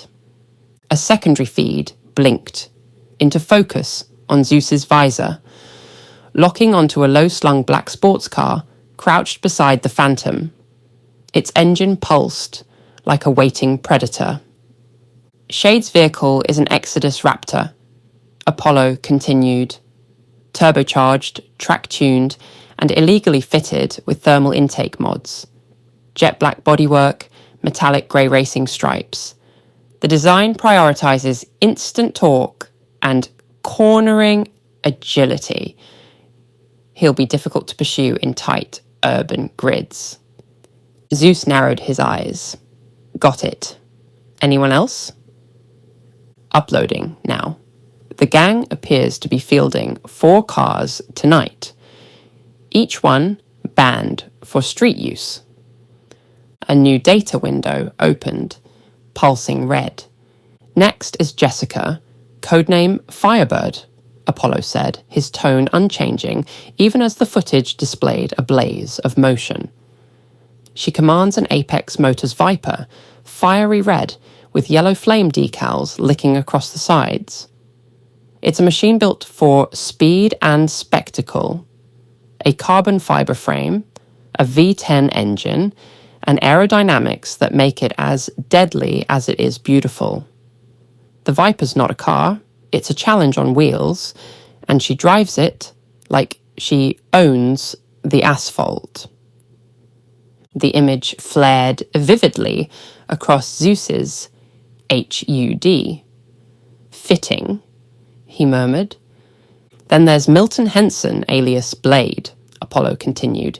He drives the Lightning by Zenith Motors, a coupe finished in mirror-polished silver, gleaming like liquid metal. Lightning bolt etchings slash down the sides, matching both its name and Milton's temperament. It's engineered for precision and power, dominant in both straightaways and sharp turns. Looks fast, Zeus noted, eyeing the telemetry feed. Very, Apollo confirmed. Next, Wendell Mepham, known as Drifter. He pilots an extreme terrain storm finished in matte navy blue with electric green swirls that shimmer like a living tempest, featherweight chassis, adaptive suspension, and full traction recalibration system. He weaves through traffic like smoke. Hard to see, harder to catch. Zeus smirked beneath his visor. Sounds like fun. All 5 gang members, including Tom, are wanted by authorities for multiple counts of reckless endangerment, illegal racing, and assault, Apollo concluded. Confrontation will be high risk. I wouldn't have it any other way, Zeus replied, revving the Centaur's throttle until the engine roared. Stick to their code names from now on. Firebird, Blade, Drifter, Shade. Easier to remember when I'm scraping them off the pavement. Understood, said Apollo. The HUD recalibrated, marking each racer's alias above their corresponding vehicle feed in glowing crimson tags. Zeus's eyes narrowed as the map flared to life across his visor, red pings marking the gang's last known position barely 2 minutes from his own. Time to put the brakes on this guy's lifestyle, he muttered, voice edged with cold determination. Adrenaline surged through his veins, sharpening his focus to a knife's point. With a sharp twist of the throttle, the Centaur 32X roared awake beneath him, its engine snarling like a predator finally set free. Concrete and shadow blurred together as he launched forward, the city whipping past in streaks of neon and rain sheen. Every second brought him closer. Tonight, the chaos ended. The multi-story car park loomed ahead, a grey monolith of steel and grime. Zeus slowed only enough to gauge its structure.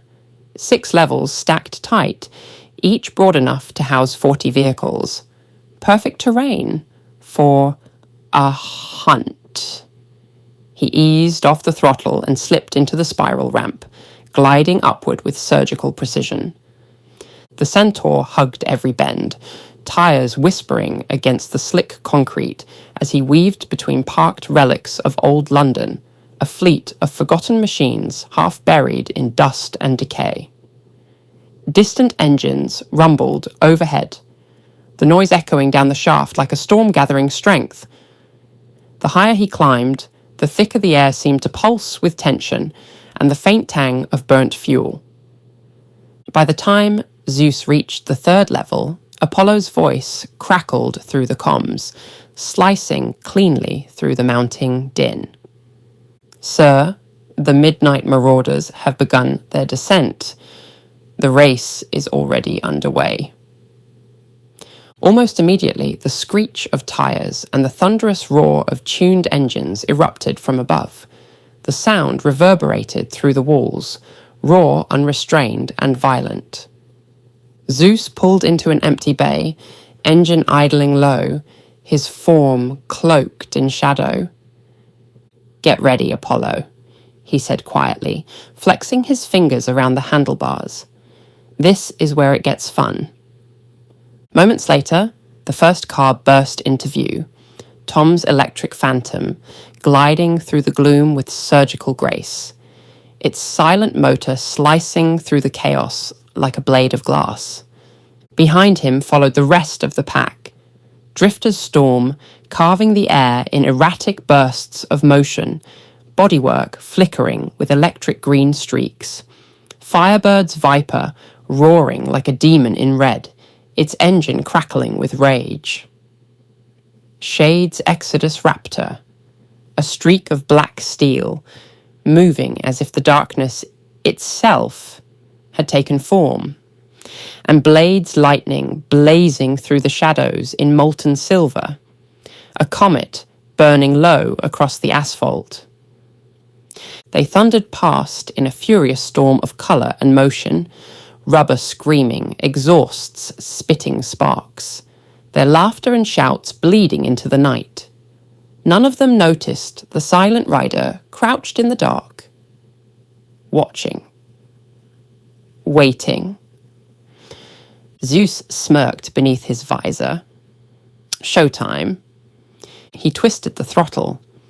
The Centaur 32X exploded forward with a visceral growl, the shockwave reverberating through the concrete cavern.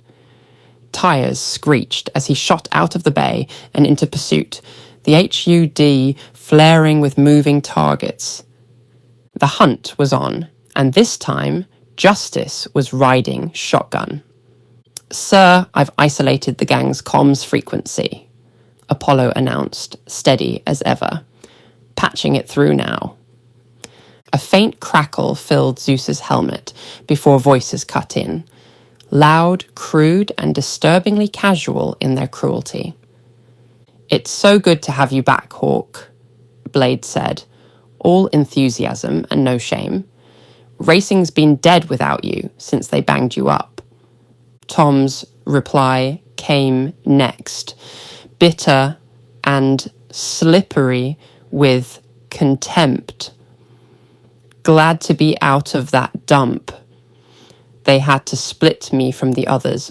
A lot of them wanted me dead, all because I ran over a kid. I mean, kids die every day. What made that one so special?" "Right on, Hawk," Firebird cackled, venom curling the edge of her laughter. "Who gives a toss? We run people down all the time. It doesn't matter who they are. Remember last year's charity run? I clipped some bloke raising money for his sick missus. Now he's paralysed and she couldn't live with it." Her laugh rang high and sickening through the channel. "Thinking of making it a tradition?" Shade teased, oily and casual. "The idea's tempting," Firebird purred, wickedness audible even through the static. Drifter went next, voice flat as he recited it like a tally. "That's nothing, Bird. Back in August, I sent a coach over the embankment into the Thames, full of old folk. Figured I'd save time the trouble and bump them off quickly. How many of those lot didn't make it?"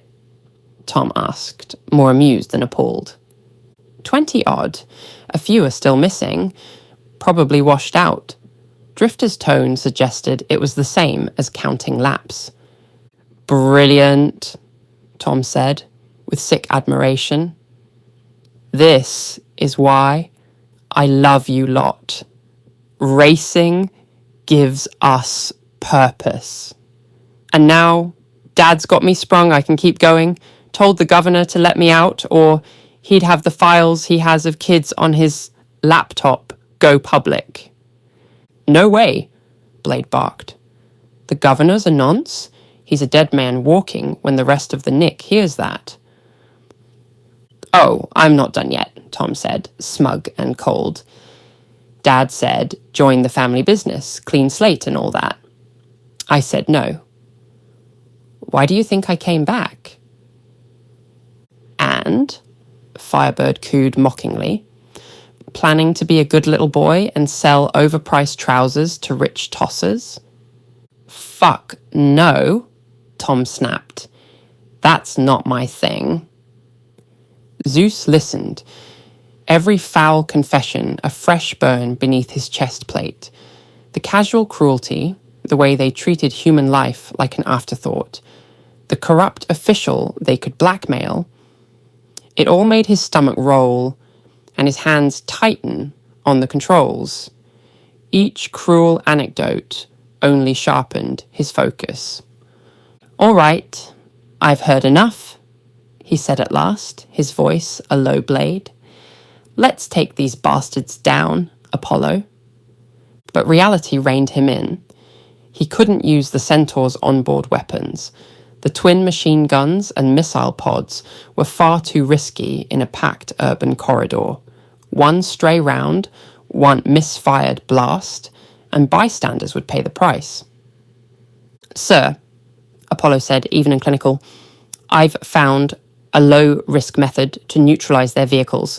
They all run on rapid-charge electric batteries. If you target the charge port with your blade..."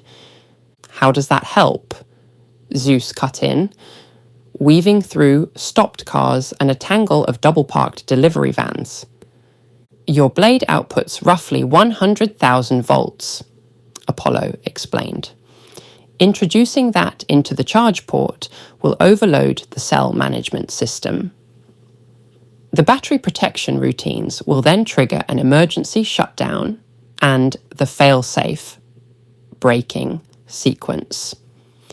Instant stop in non-destructive, minimal collateral."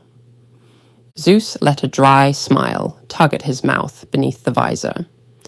"Perfect. Let's give these pricks a jolt." He barked the throttle. The Centaur 32X answered like a thundercloud breaking, a raw mechanical roar that pushed him forward. Peckham High Street had become a riot of blaring horns and rubber smoke. Shoppers pressed against shop fronts, kids darted out from between parked vans, and commuters clutched phones to their faces as the midnight marauders cannoned past with reckless abandon. Target 1, Shade. Zeus narrowed his focus. The HUD locked onto the Exodus Raptor a few meters ahead, jet black, crouched low, its rear wheel arch hiding the charging inlet. Shade had fallen fractionally behind the pack, the tiny gap he'd been hunting. "Mark confirmed," Apollo said. With practiced grace, Zeus materialized his sword in his right hand. The blade snapped into being, a blue corona dancing along its edge, humming like a caged storm. He eased the Centaur closer, synchronizing speed and trajectory. Tires whispering over tarmac as he threaded the needle between two stalled taxis. Then, strike. In one liquid motion, he leaned out, the blade jabbing home into the charge port. Electricity arced in a shower of blue fire, the sword singing with a sound like distant thunder. The Raptor shuddered, systems protested. For a breathless second, nothing happened. Then the engine hiccuped, electronics went dark, and the emergency brakes clamped down with a brutal, grinding force. The car skidded, sparks spraying from the discs, and came to an abrupt, smoking halt across two lanes. Zeus didn't spare it a second look. "One down," he murmured, voice calm but hard as he already tracked the next target on his HUD. "Guys, we've got a problem. Some twat just knackered my car, and he's coming after you. Next." Shade's voice cracked through the comms, panic edging into every syllable. Drifter checked his mirror. The gleaming silver silhouette of the Centaur 32X was closing in fast, its engine's growl distinct even through the chaos. His heart lurched. "Shit! That's Zeus, the guy who stopped that train attack earlier. He's coming for us." "What the hell does he want with us?" Firebird snapped, her tone sharp with disbelief. "We're just racing. It's not like we've strapped bombs to the cars." But Tom, Hawk, sounded delighted. "Oh, this just got interesting," he said, laughter dark and low. "All right. New rule, whoever kills Zeus wins the race. How's that for stakes? A tense silence followed. Then came the replies. I'm in, Blade said flatly. Hell yes, Firebird whooped. Let's fuck him up, Drifter growled. Almost in unison, the 4 cars pulled violent handbrake turns. Tires screamed and smoke billowed as they spun round. Engines howling in chorus. Now they were charging back towards Zeus, 4 streaks of metal and malice, tearing through London's veins. Horns blared, pedestrians scattered, and headlights flashed. The city dissolved into a symphony of chaos. Inside his helmet, Zeus listened to every word, their voices still feeding through the comms. A wry smile tugged at the corner of his mouth. So that's how you want to play it? He murmured, twisting the throttle until the centaur roared like thunder. All right then, I've got no problem taking the lot of you down. Come on, you bastards, let's see what you've got. The first to meet him was Drifter.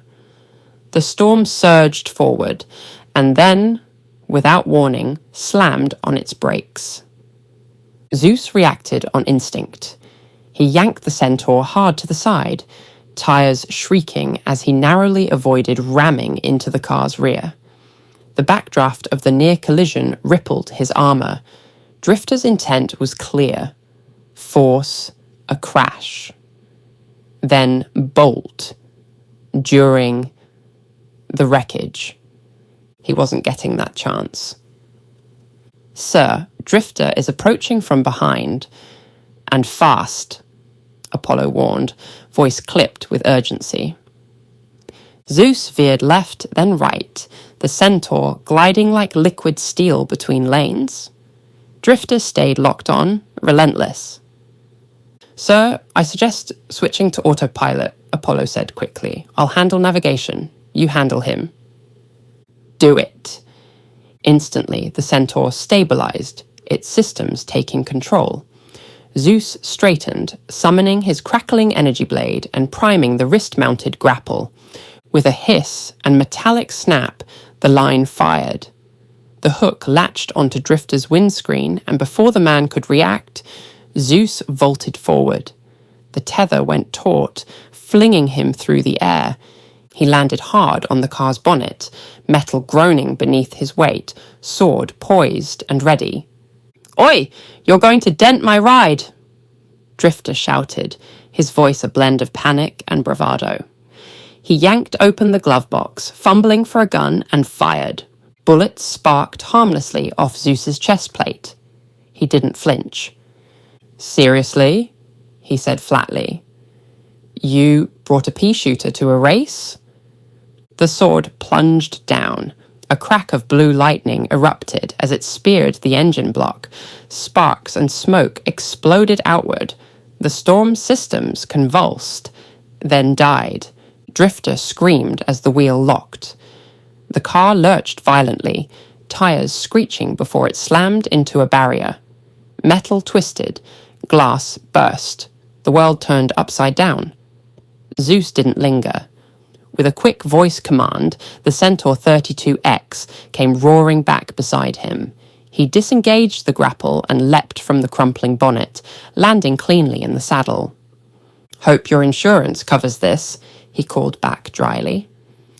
Behind him, the storm crashed into a concrete divider, flipping sideways in a plume of sparks. Drifter's cry of pain echoed through the comms before cutting off into static. "Another one down," Zeus muttered, eyes narrowing as he opened the throttle.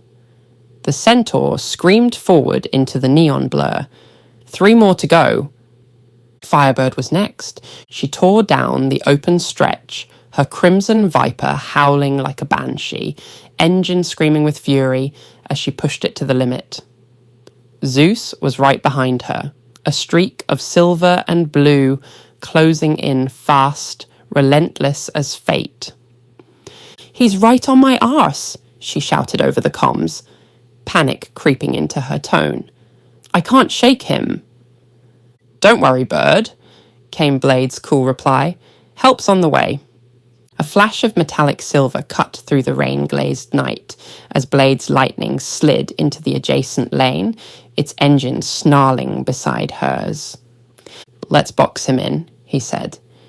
"You take the right, I'll take the left. Time to try out those new toys." Copy that. With precision born of practice, Firebird veered into the right lane, while Blade mirrored her on the left. Their formation tightened, pinning Zeus in the middle of the road. The trap was set, two predators closing in on their prey. With a harsh metallic clack, their toys deployed, spiked wheel blades, snapping outward like the fangs of Boudica's war chariot. Titanium teeth spun in perfect rhythm with the tires, flashing in the glow of passing streetlights. Engineered for speed. Built for blood. "Sir, they're attempting to flank you," Apollo warned, his voice crisp in Zeus's ear. "Spikes detected on both sides. Collision imminent." "I see it," Zeus replied calmly, every muscle coiled. The gap between them shrank to meters. The spikes gleamed, ready to bite. Then Zeus hit the boost. The Centaur 32X roared in response, an eruption of fire and thunder as it catapulted forward in a searing burst of light. The shockwave rippled down the road as he shot clear of the trap, leaving Firebird and Blade's machines too close to react. Their spikes collided with a scream of tortured metal. "Shit! I'm caught!" Blade barked, fighting the wheel as the cars locked together. "Back off, you idiot!" Firebird shouted, jerking her controls. But it was too late. Her spiked wheels tore through Blade's chassis, shredding it into steel and carbon fiber.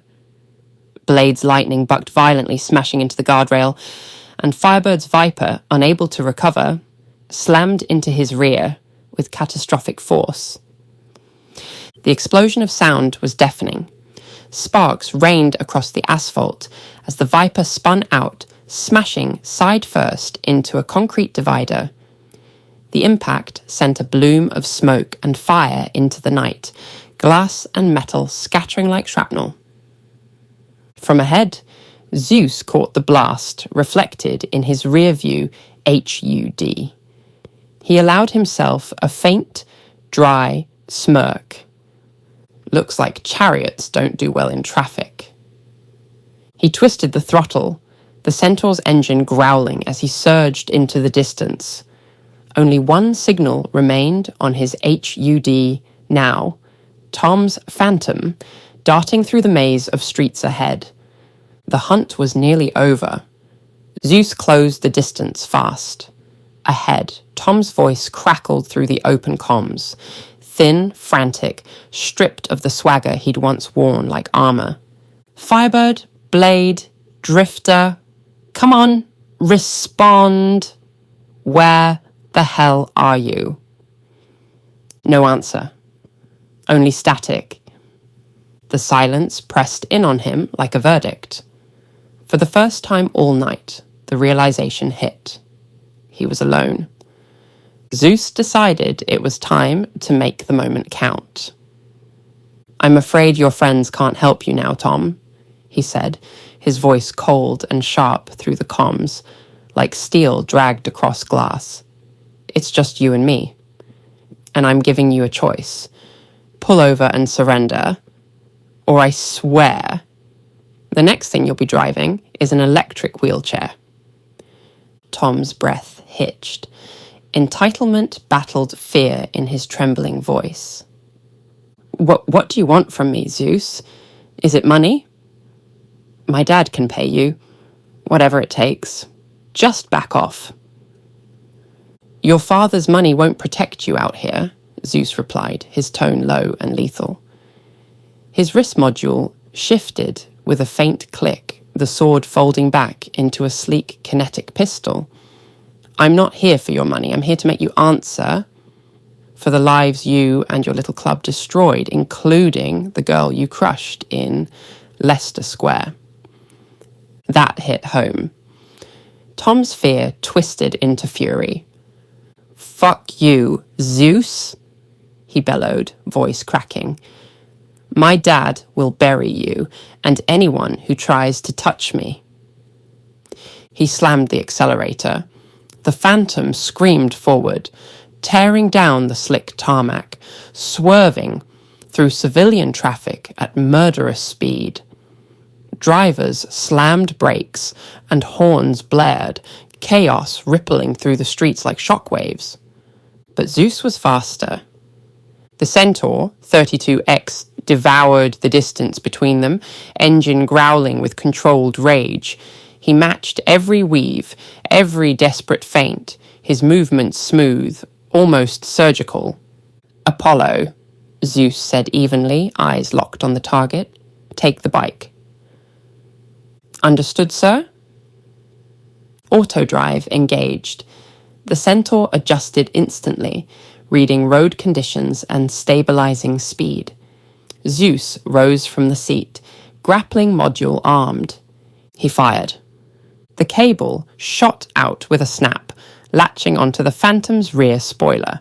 Then, with a powerful pull, Zeus launched himself forward, cutting through the night air like a silver bolt. The impact shook the car as he landed square on the roof. Inside, Tom screamed, jerking the wheel. "No, no, no, no, no." Zeus dug in, armor gripping the metal, moving with the patience of a predator. He crawled toward the passenger side, sparks flaring beneath his boots. Then came the blade. With one clean strike, he carved through the roof. Metal peeled back with a shriek, the night wind roaring in. Tom's eyes went wide. "You bastard. You've ruined my car. When my dad finds out, you and everyone you care about..." Zeus silenced him with a single, precise punch.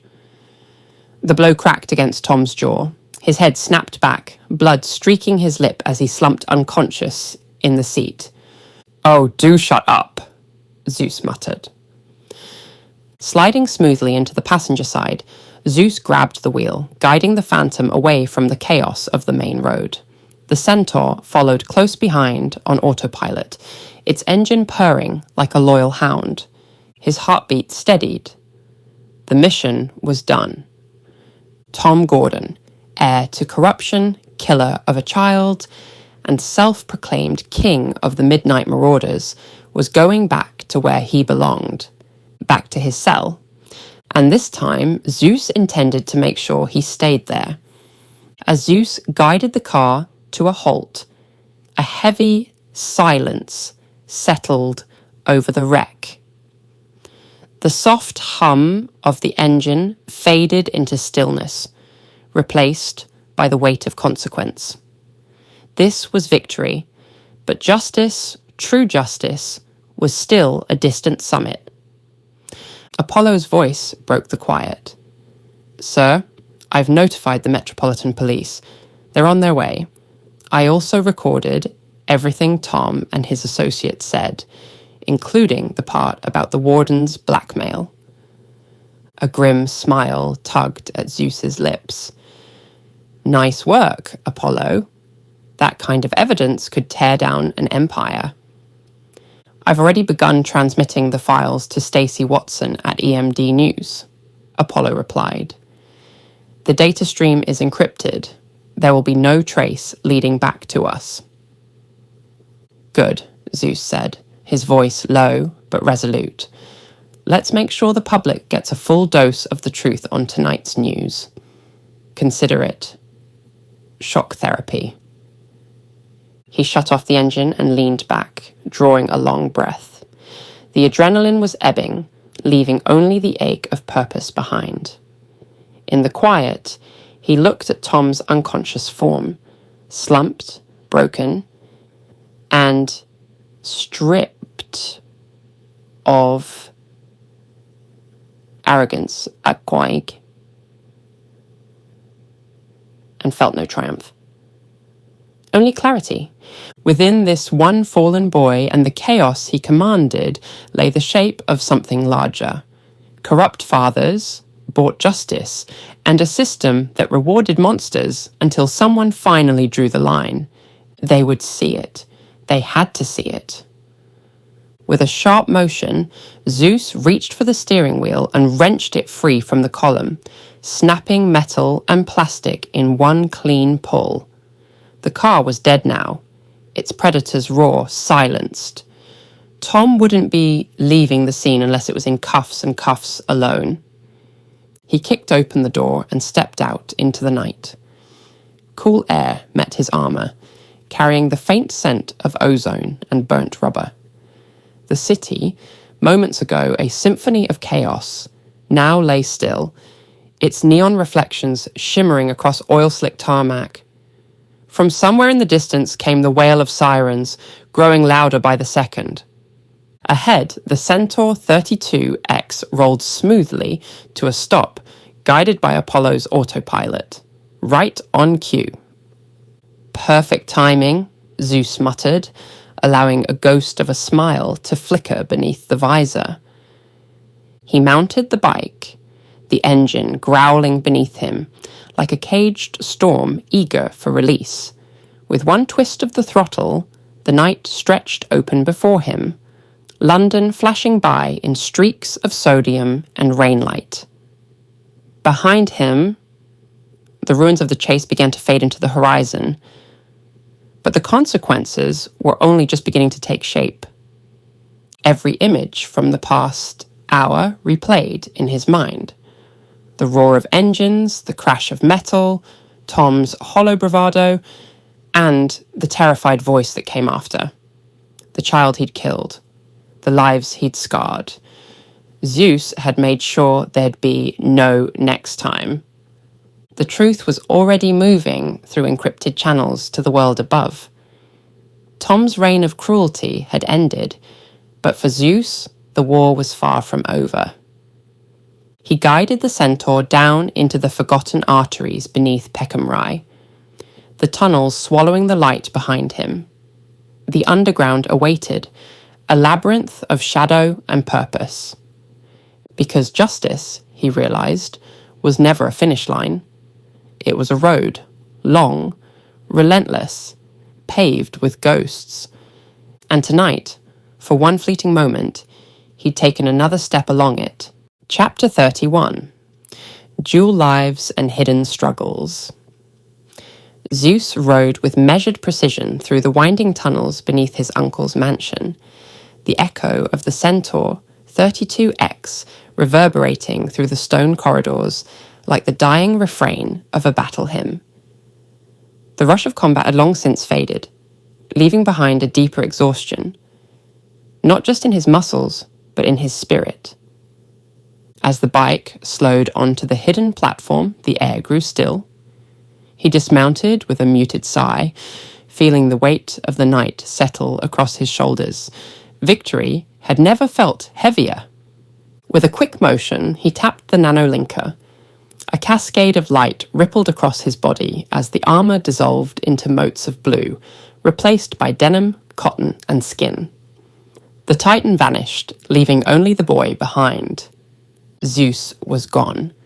Now there was only Nick. "Apollo," he called, his voice steady but worn out as he crossed toward the command console. "Any messages waiting for me?" "I'm afraid not, sir," came the calm reply. "Captain Rhodes appears to be engaged in a personal operation. No new correspondence logged." Nick exhaled softly, disappointment flickering in his chest before he pushed it down. Gina's voice had become an anchor in the storm.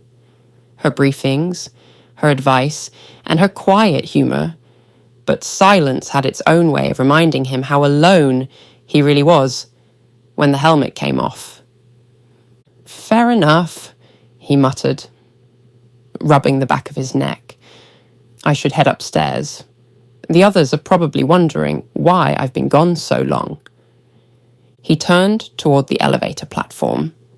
As it began its slow ascent through the underground levels, the hum of machinery mingled with the churn of his thoughts. Images from the night replayed in relentless succession.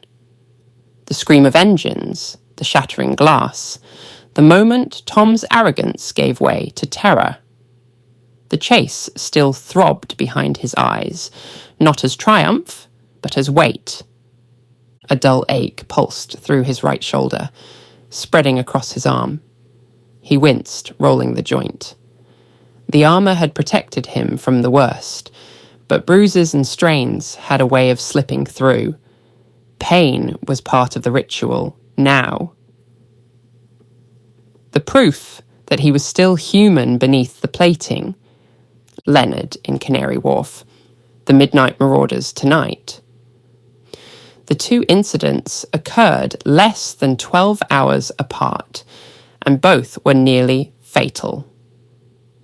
How much longer could he keep this pace before something finally broke? He made a mental note. Long sleeves tomorrow. He couldn't risk questions.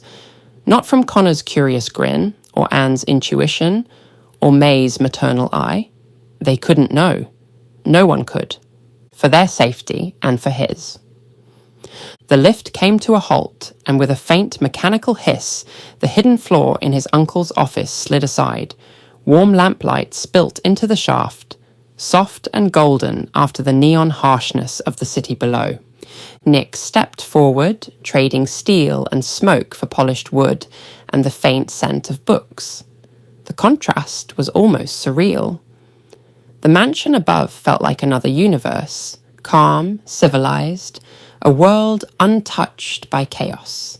He leaned against the edge of his uncle's desk, letting the silence breathe around him.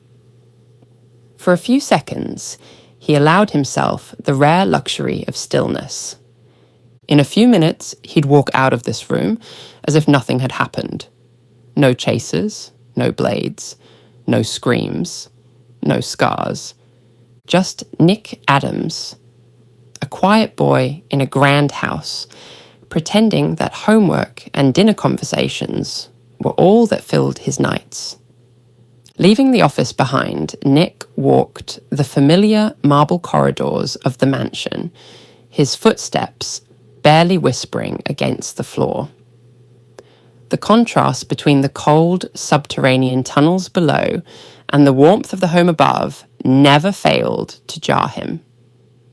Down there, he was a soldier. Up here, he was a boy again.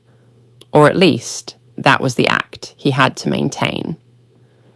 The faint murmur of conversation drew him toward the living room.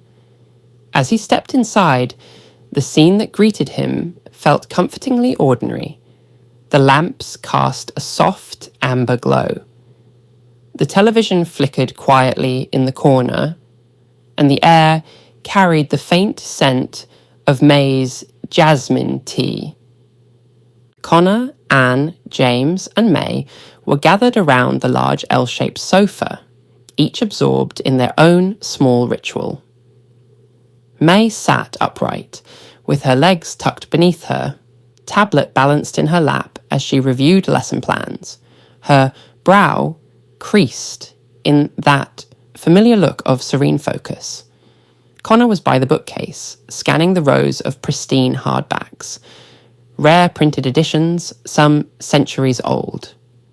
He reached toward one before Apollo's polite voice echoed faintly from the room's intercom. "I wouldn't recommend that, Mr. Jenkins," the AI said. "Those volumes are first editions, extremely delicate." Connor sighed and backed away with mock surrender. Man, even the books here have bodyguards. Anne and James, at the far end of the sofa, found themselves engrossed in the television. Their eyes reflected the flicker of the screen, where dramatic aerial footage replayed Zeus's pursuit of the Midnight Marauders, headlines screaming across the ticker. Nick froze for a heartbeat, then schooled his features into neutrality and stepped further in. "Welcome back, Nick," Connor called cheerfully, grinning over his shoulder. "You missed some excitement." "Did I?" Nick asked, keeping his tone easy and light. "Did anything intriguing happen while I was working?" Anne, with her mouth full of crispy seaweed, muffled. "That Zeus bloke is..." "Yes." Anne, May interjected gently, without looking up, her tone calm but firm. "Swallow before you speak. You know better." Anne obediently gulped, shooting her mother a playful grin. "Sorry, Mum." James took over smoothly. What she was trying to say is that Zeus is in the news again for taking down a gang of psycho street racers. Zeus took down a gang of psycho street racers. And get this, he jumped onto their cars while they were still moving. Then he apparently confronted their leader directly inside the car, on his own. Nick let out a soft chuckle, rubbing the back of his neck as though mildly amused. Sounds like he's got a unique approach, but hey, whatever gets the job done, right? "Still," Connor said, plopping down onto the arm of the sofa, "the guy's mental. I mean, who does that? You'd have to be half machine or just suicidal." Nick shrugged, forcing an effortless smile. Maybe he just knows what he's doing. The room fell quiet again as the news broadcast shifted. Stacey Watson appeared on screen, reporting live from the cordoned-off streets of Peckham. Behind her, the chaos still smouldered, blue lights flashing, police drones buzzing, and the metallic glint of wreckage scattered across the asphalt. It appears police are struggling to restrain the gang's leader, Thomas Gordon, recently released from prison, she reported. Voice steady, despite the noise around her. Gordon is resisting arrest and growing increasingly aggressive. The camera swung to a handheld angle, catching Tom thrashing and shouting as two officers wrestled him down. The crowd around them jeered. Someone called, "Oi, mate, you can't park there," and the jeer rippled into laughter. Tom's face was raw with anger and fear, veins standing out on his neck. "Get off me!" he roared, flailing at the nearest officer. "When my dad hears about this, you're done! He'll have your badges, you pigs!" His voice frayed between panic and entitlement. A second officer hit his mark, pinning Tom to the pavement, like a stubborn dog mid-tantrum. The camera lingered on the struggle for a beat before cutting back to Stacey, who maintained her composure even as her expression tightened. Gordon's arrest is expected to spark further inquiries into his father's role in prior court proceedings, especially in light of the blackmail claims revealed tonight. We'll bring you more as the story develops. The officer snapped the cuffs, closed, with practiced efficiency, and hauled Tom up. One of them, voice flat as iron, said, "Given tonight's behaviour, breach of probation, you're heading straight back to the Nick. I hear Rapey Craig's been missing you." Tom's eyes flicked wide. For a moment, the bravado wavered. He had no time to plead. They marched him towards an unmarked van. Stacey slipped through the cordon with the confidence of someone who knew how to take a story. Her microphone extended, and she spoke cleanly into the chaos. "Thomas Gordon, Stacey Watson, EMD News. Can you confirm that Zeus stopped you and your gang tonight? And do you expect your father to intervene on your behalf?" Tom turned, spit and fury on his lips, glaring straight down the lens. "Tell Zeus, when I find out who he is, I'll make him wish he'd never been born. And yeah, My dad will get me out. You'll see. A week, tops. They shoved him into the van mid-rant. The doors slammed, even through metal and glass. His muffled screams and threats came through like a tantrum echoing in a tin box. Stacy pivoted back to the camera, jaw set. "We've just received an anonymous recording," she said.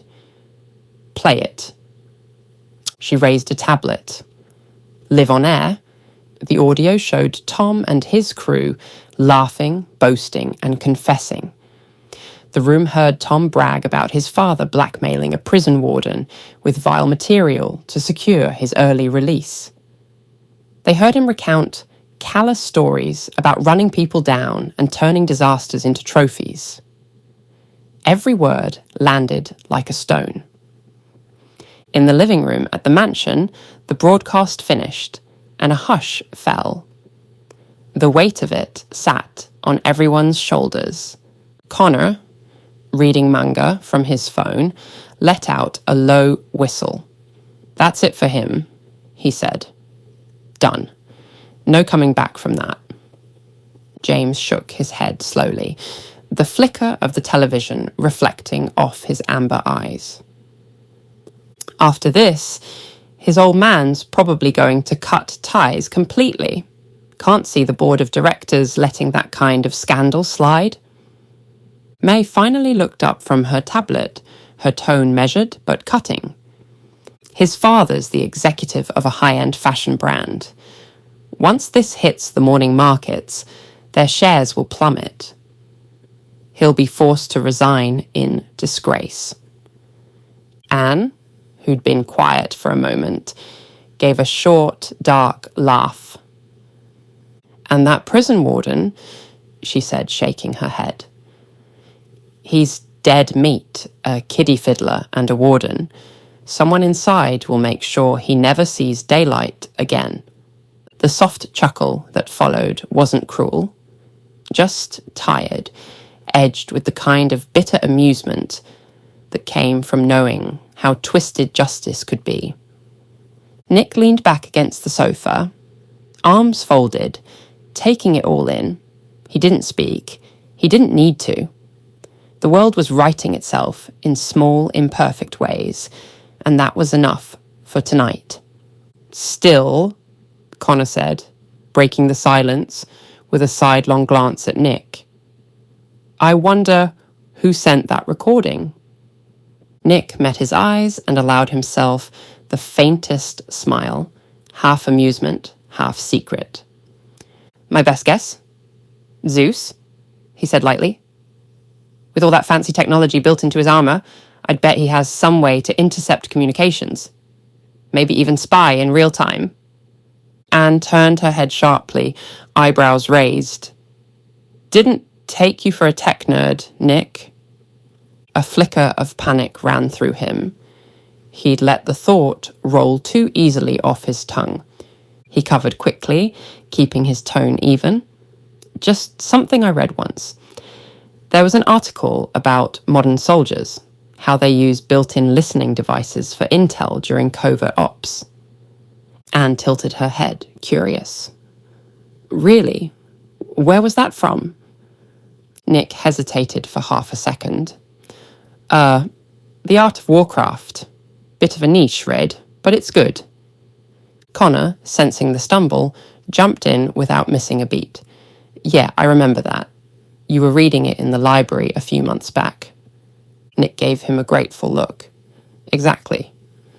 Anne nodded, apparently satisfied. "Fair enough?" Nick exhaled quietly, the crisis averted.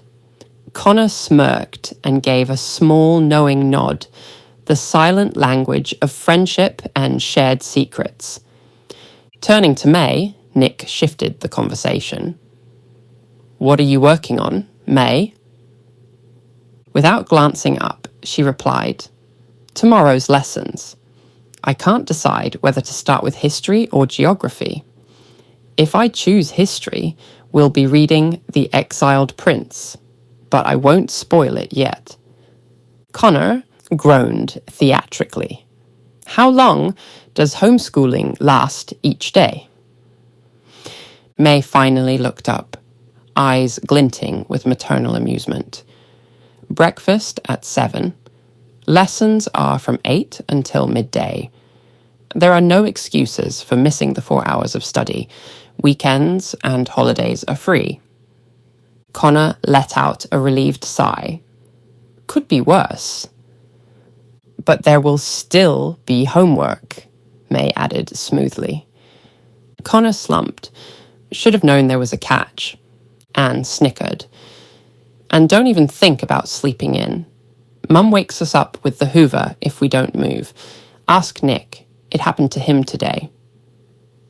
Connor turned to him, eyebrows high. Seriously? Nick chuckled, rubbing the back of his neck. Afraid so. Trust me, you've never known terror until you've been ambushed by a Hoover at dawn.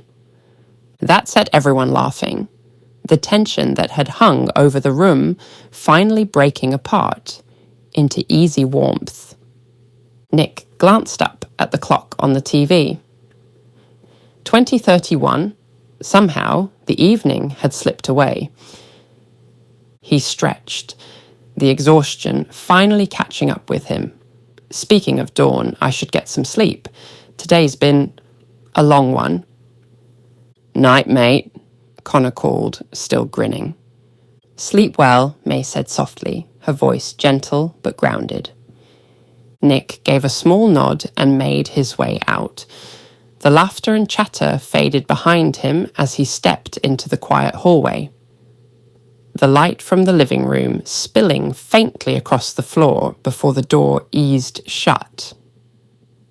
As he started up the grand staircase, the weight of his dual life pressed down once more. For them, the night was over. For him, it never truly ended. Behind the smiles and small talk, he carried the memory of engines screaming through the dark, of metal shattering and men begging for mercy. But even beneath the fatigue, there was something else. Satisfaction. Chapter 32. Late night surveillance. It was 10:28 p.m. The mansion lay in stillness, wrapped in the hush of slumber. Beyond Nick's door, the house slept. May, Connor, Anne, and James, all lost to the gentle rhythm of night. Everyone, that is, except him. Nick sat cross-legged on his bed, the faint blue glow of his phone carving his face from the dark. The rest of the room lay in shadow, books stacked neatly by the desk, the faint hum of the air vents, and the distant tick of an old clock.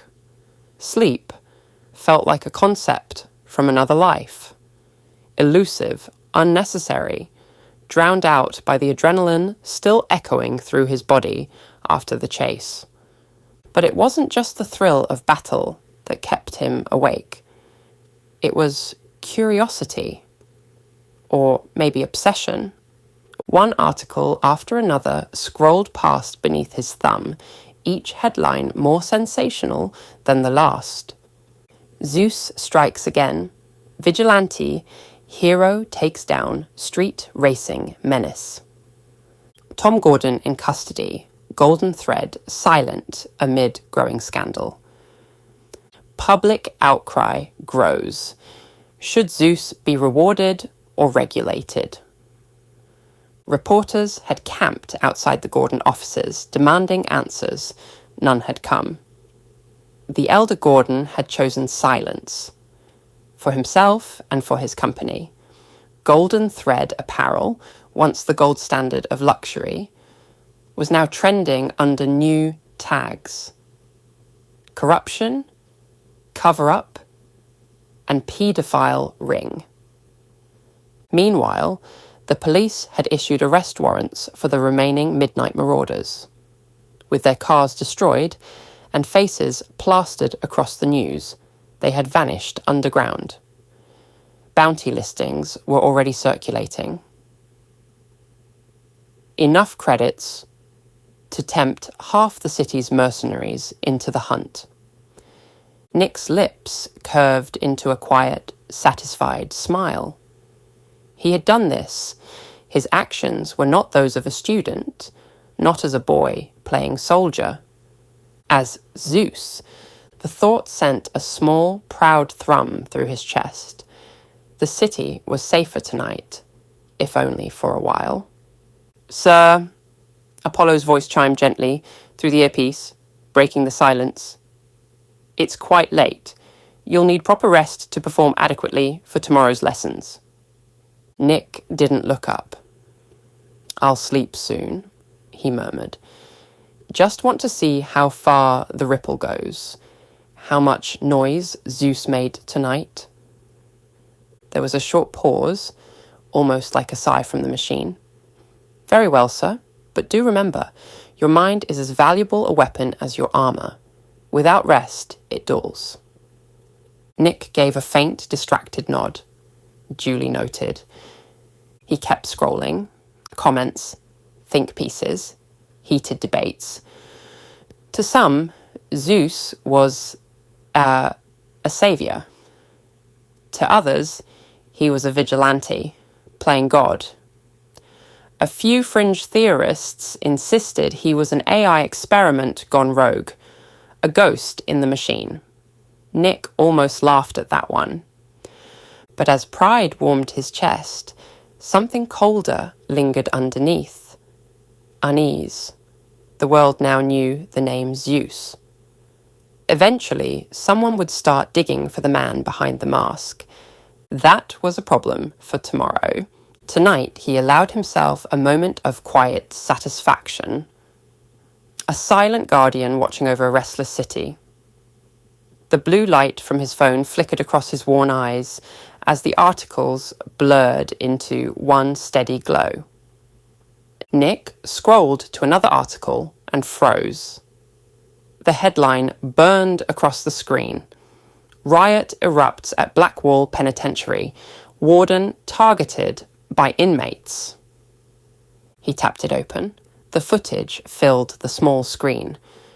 Outside the prison gates, the night had turned molten. Flames licked at crumbling outer walls, throwing a hellish glow into the sky. Alarms screamed while riot police tried and failed to hold a line.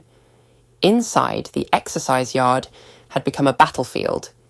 Inmates surged together, faces twisted with fury, fists battering gates and concrete in a steady, terrifying rhythm.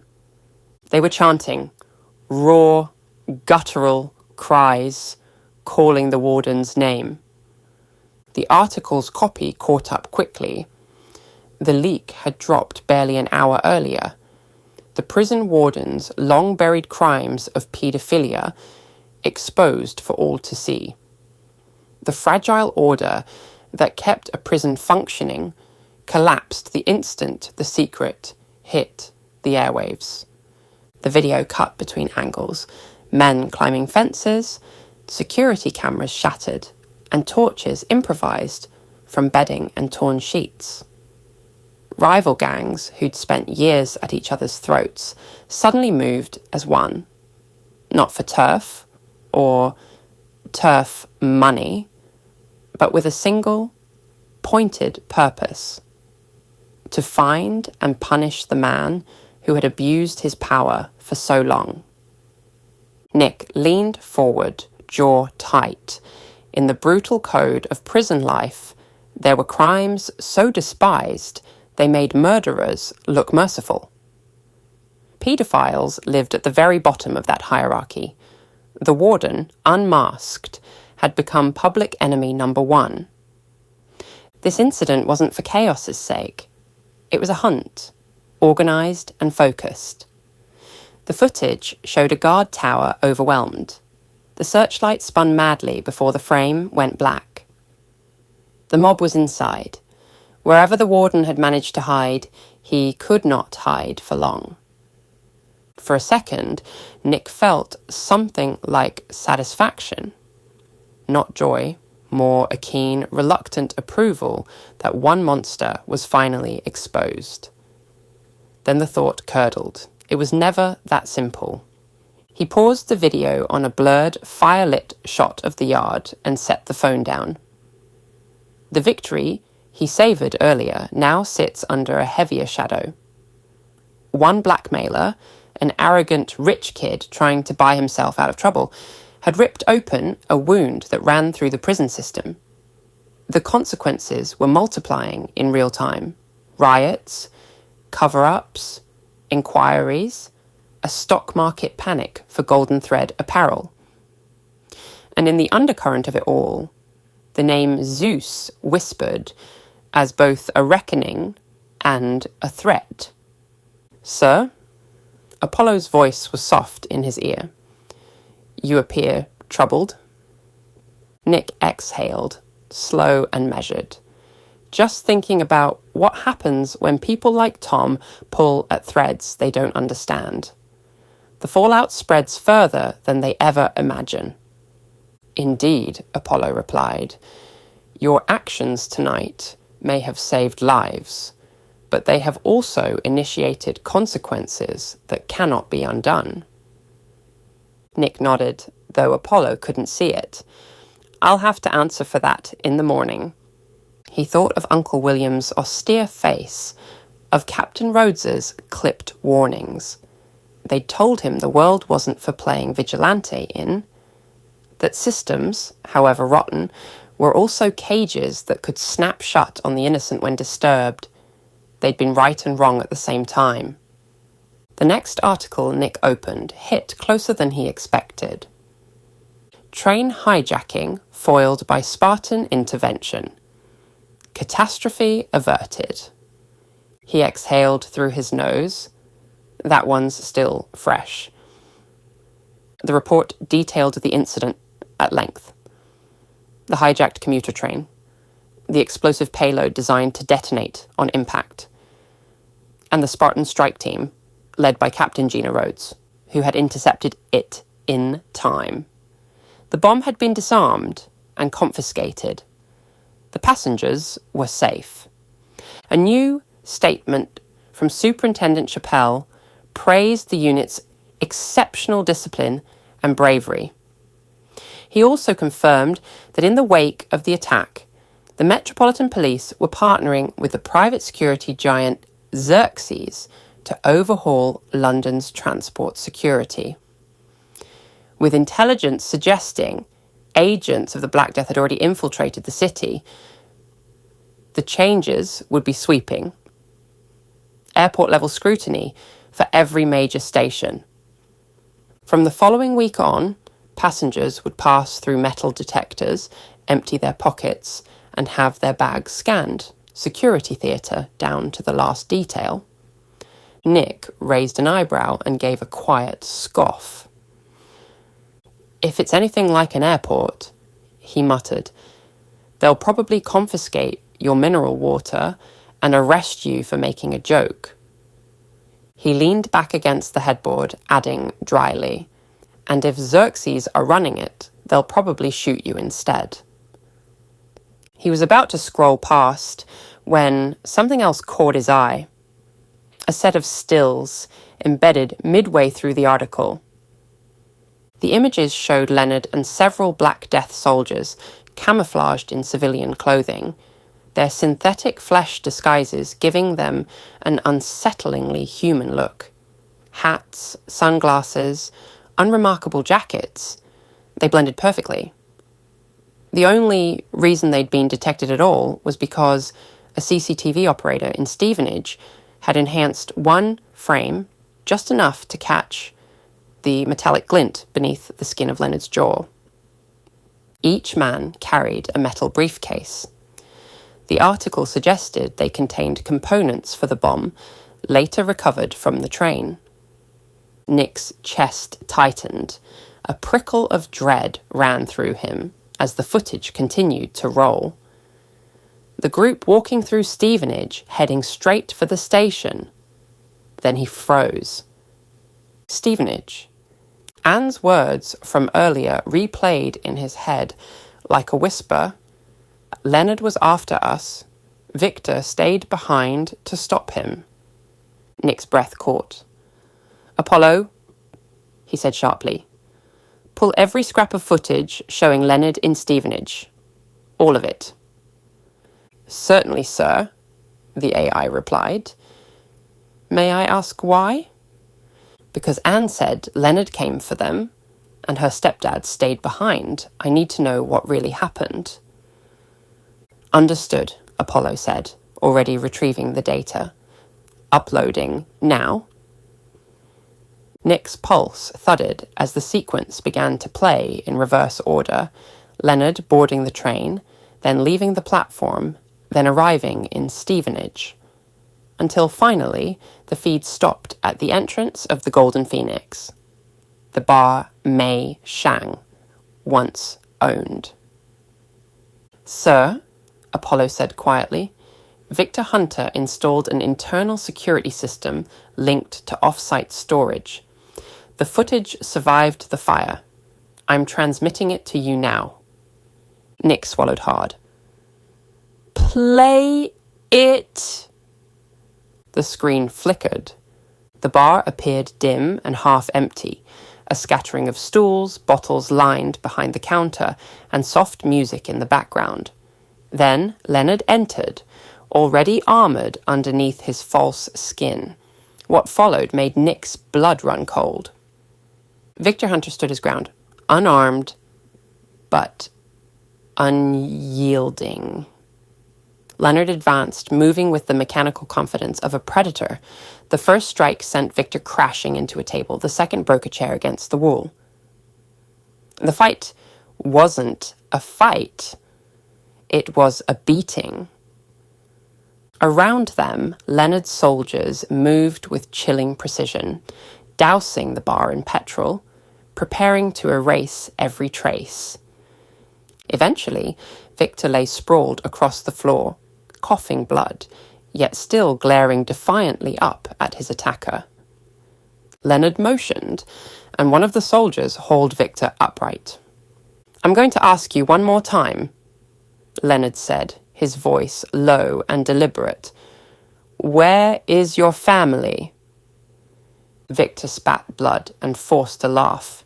You think I'd tell you? You're going to kill me anyway. What? Going to go after them next? Leonard's lip curled into that cruel smirk Nick remembered too well. I don't just go after my enemies. I go after everyone they love. That way the world learns. If you value your family, you stay the hell out of my affairs. Even broken, Victor didn't falter. You'll never find them, and if you do, he said, his voice trembling but proud, my son and daughter will be your end. Then, with a last flicker of defiance, he added, an eye for an eye, right? Leonard's one good eye darkened. He reached forward, and the rest unfolded in sickening detail. The sound alone made Nick flinch. It wasn't quick. Leonard wanted it slow, deliberate, and personal. When it ended, Victor's body fell limp. Leonard wiped his blood-stained gauntlets clean without a word. Burn the bar, he ordered. Then put on your disguises. The feed cut to static. As the recording ended, Nick sat frozen, the glow of the screen flickering across his hollow expression. He didn't move. He didn't speak. The silence in the room was suffocating.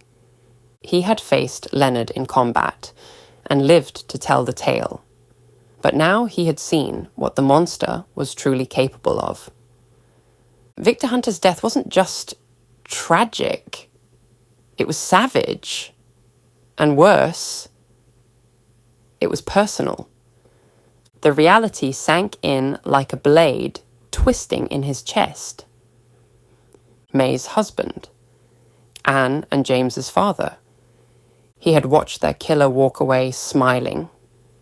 Apollo, Nick said at last, his voice low, drained of its usual steadiness. We can't tell the others what we just saw. Understood, the AI replied quietly. Then, after a moment, It is likely Miss Shang will be contacted by a solicitor in due course. She should receive compensation for the bar's destruction and her husband's life insurance. Nick's jaw tightened. If that happens, they're going to be a wreck when they find out. His gaze dropped to his hands, resting clenched in his lap. Until then, I'll act as if I know nothing. Apollo paused. There was something almost hesitant in his tone. However, sir, don't Miss Shang and her children deserve to know what happened to Mr. Hunter? Nick didn't answer. He couldn't. The words hung between them like they were static, heavy, and unresolved. Finally, he reached out and powered down his phone, the light fading into darkness. The room fell quiet again, but his thoughts were anything but. He lay back on the bed, staring up at the ceiling.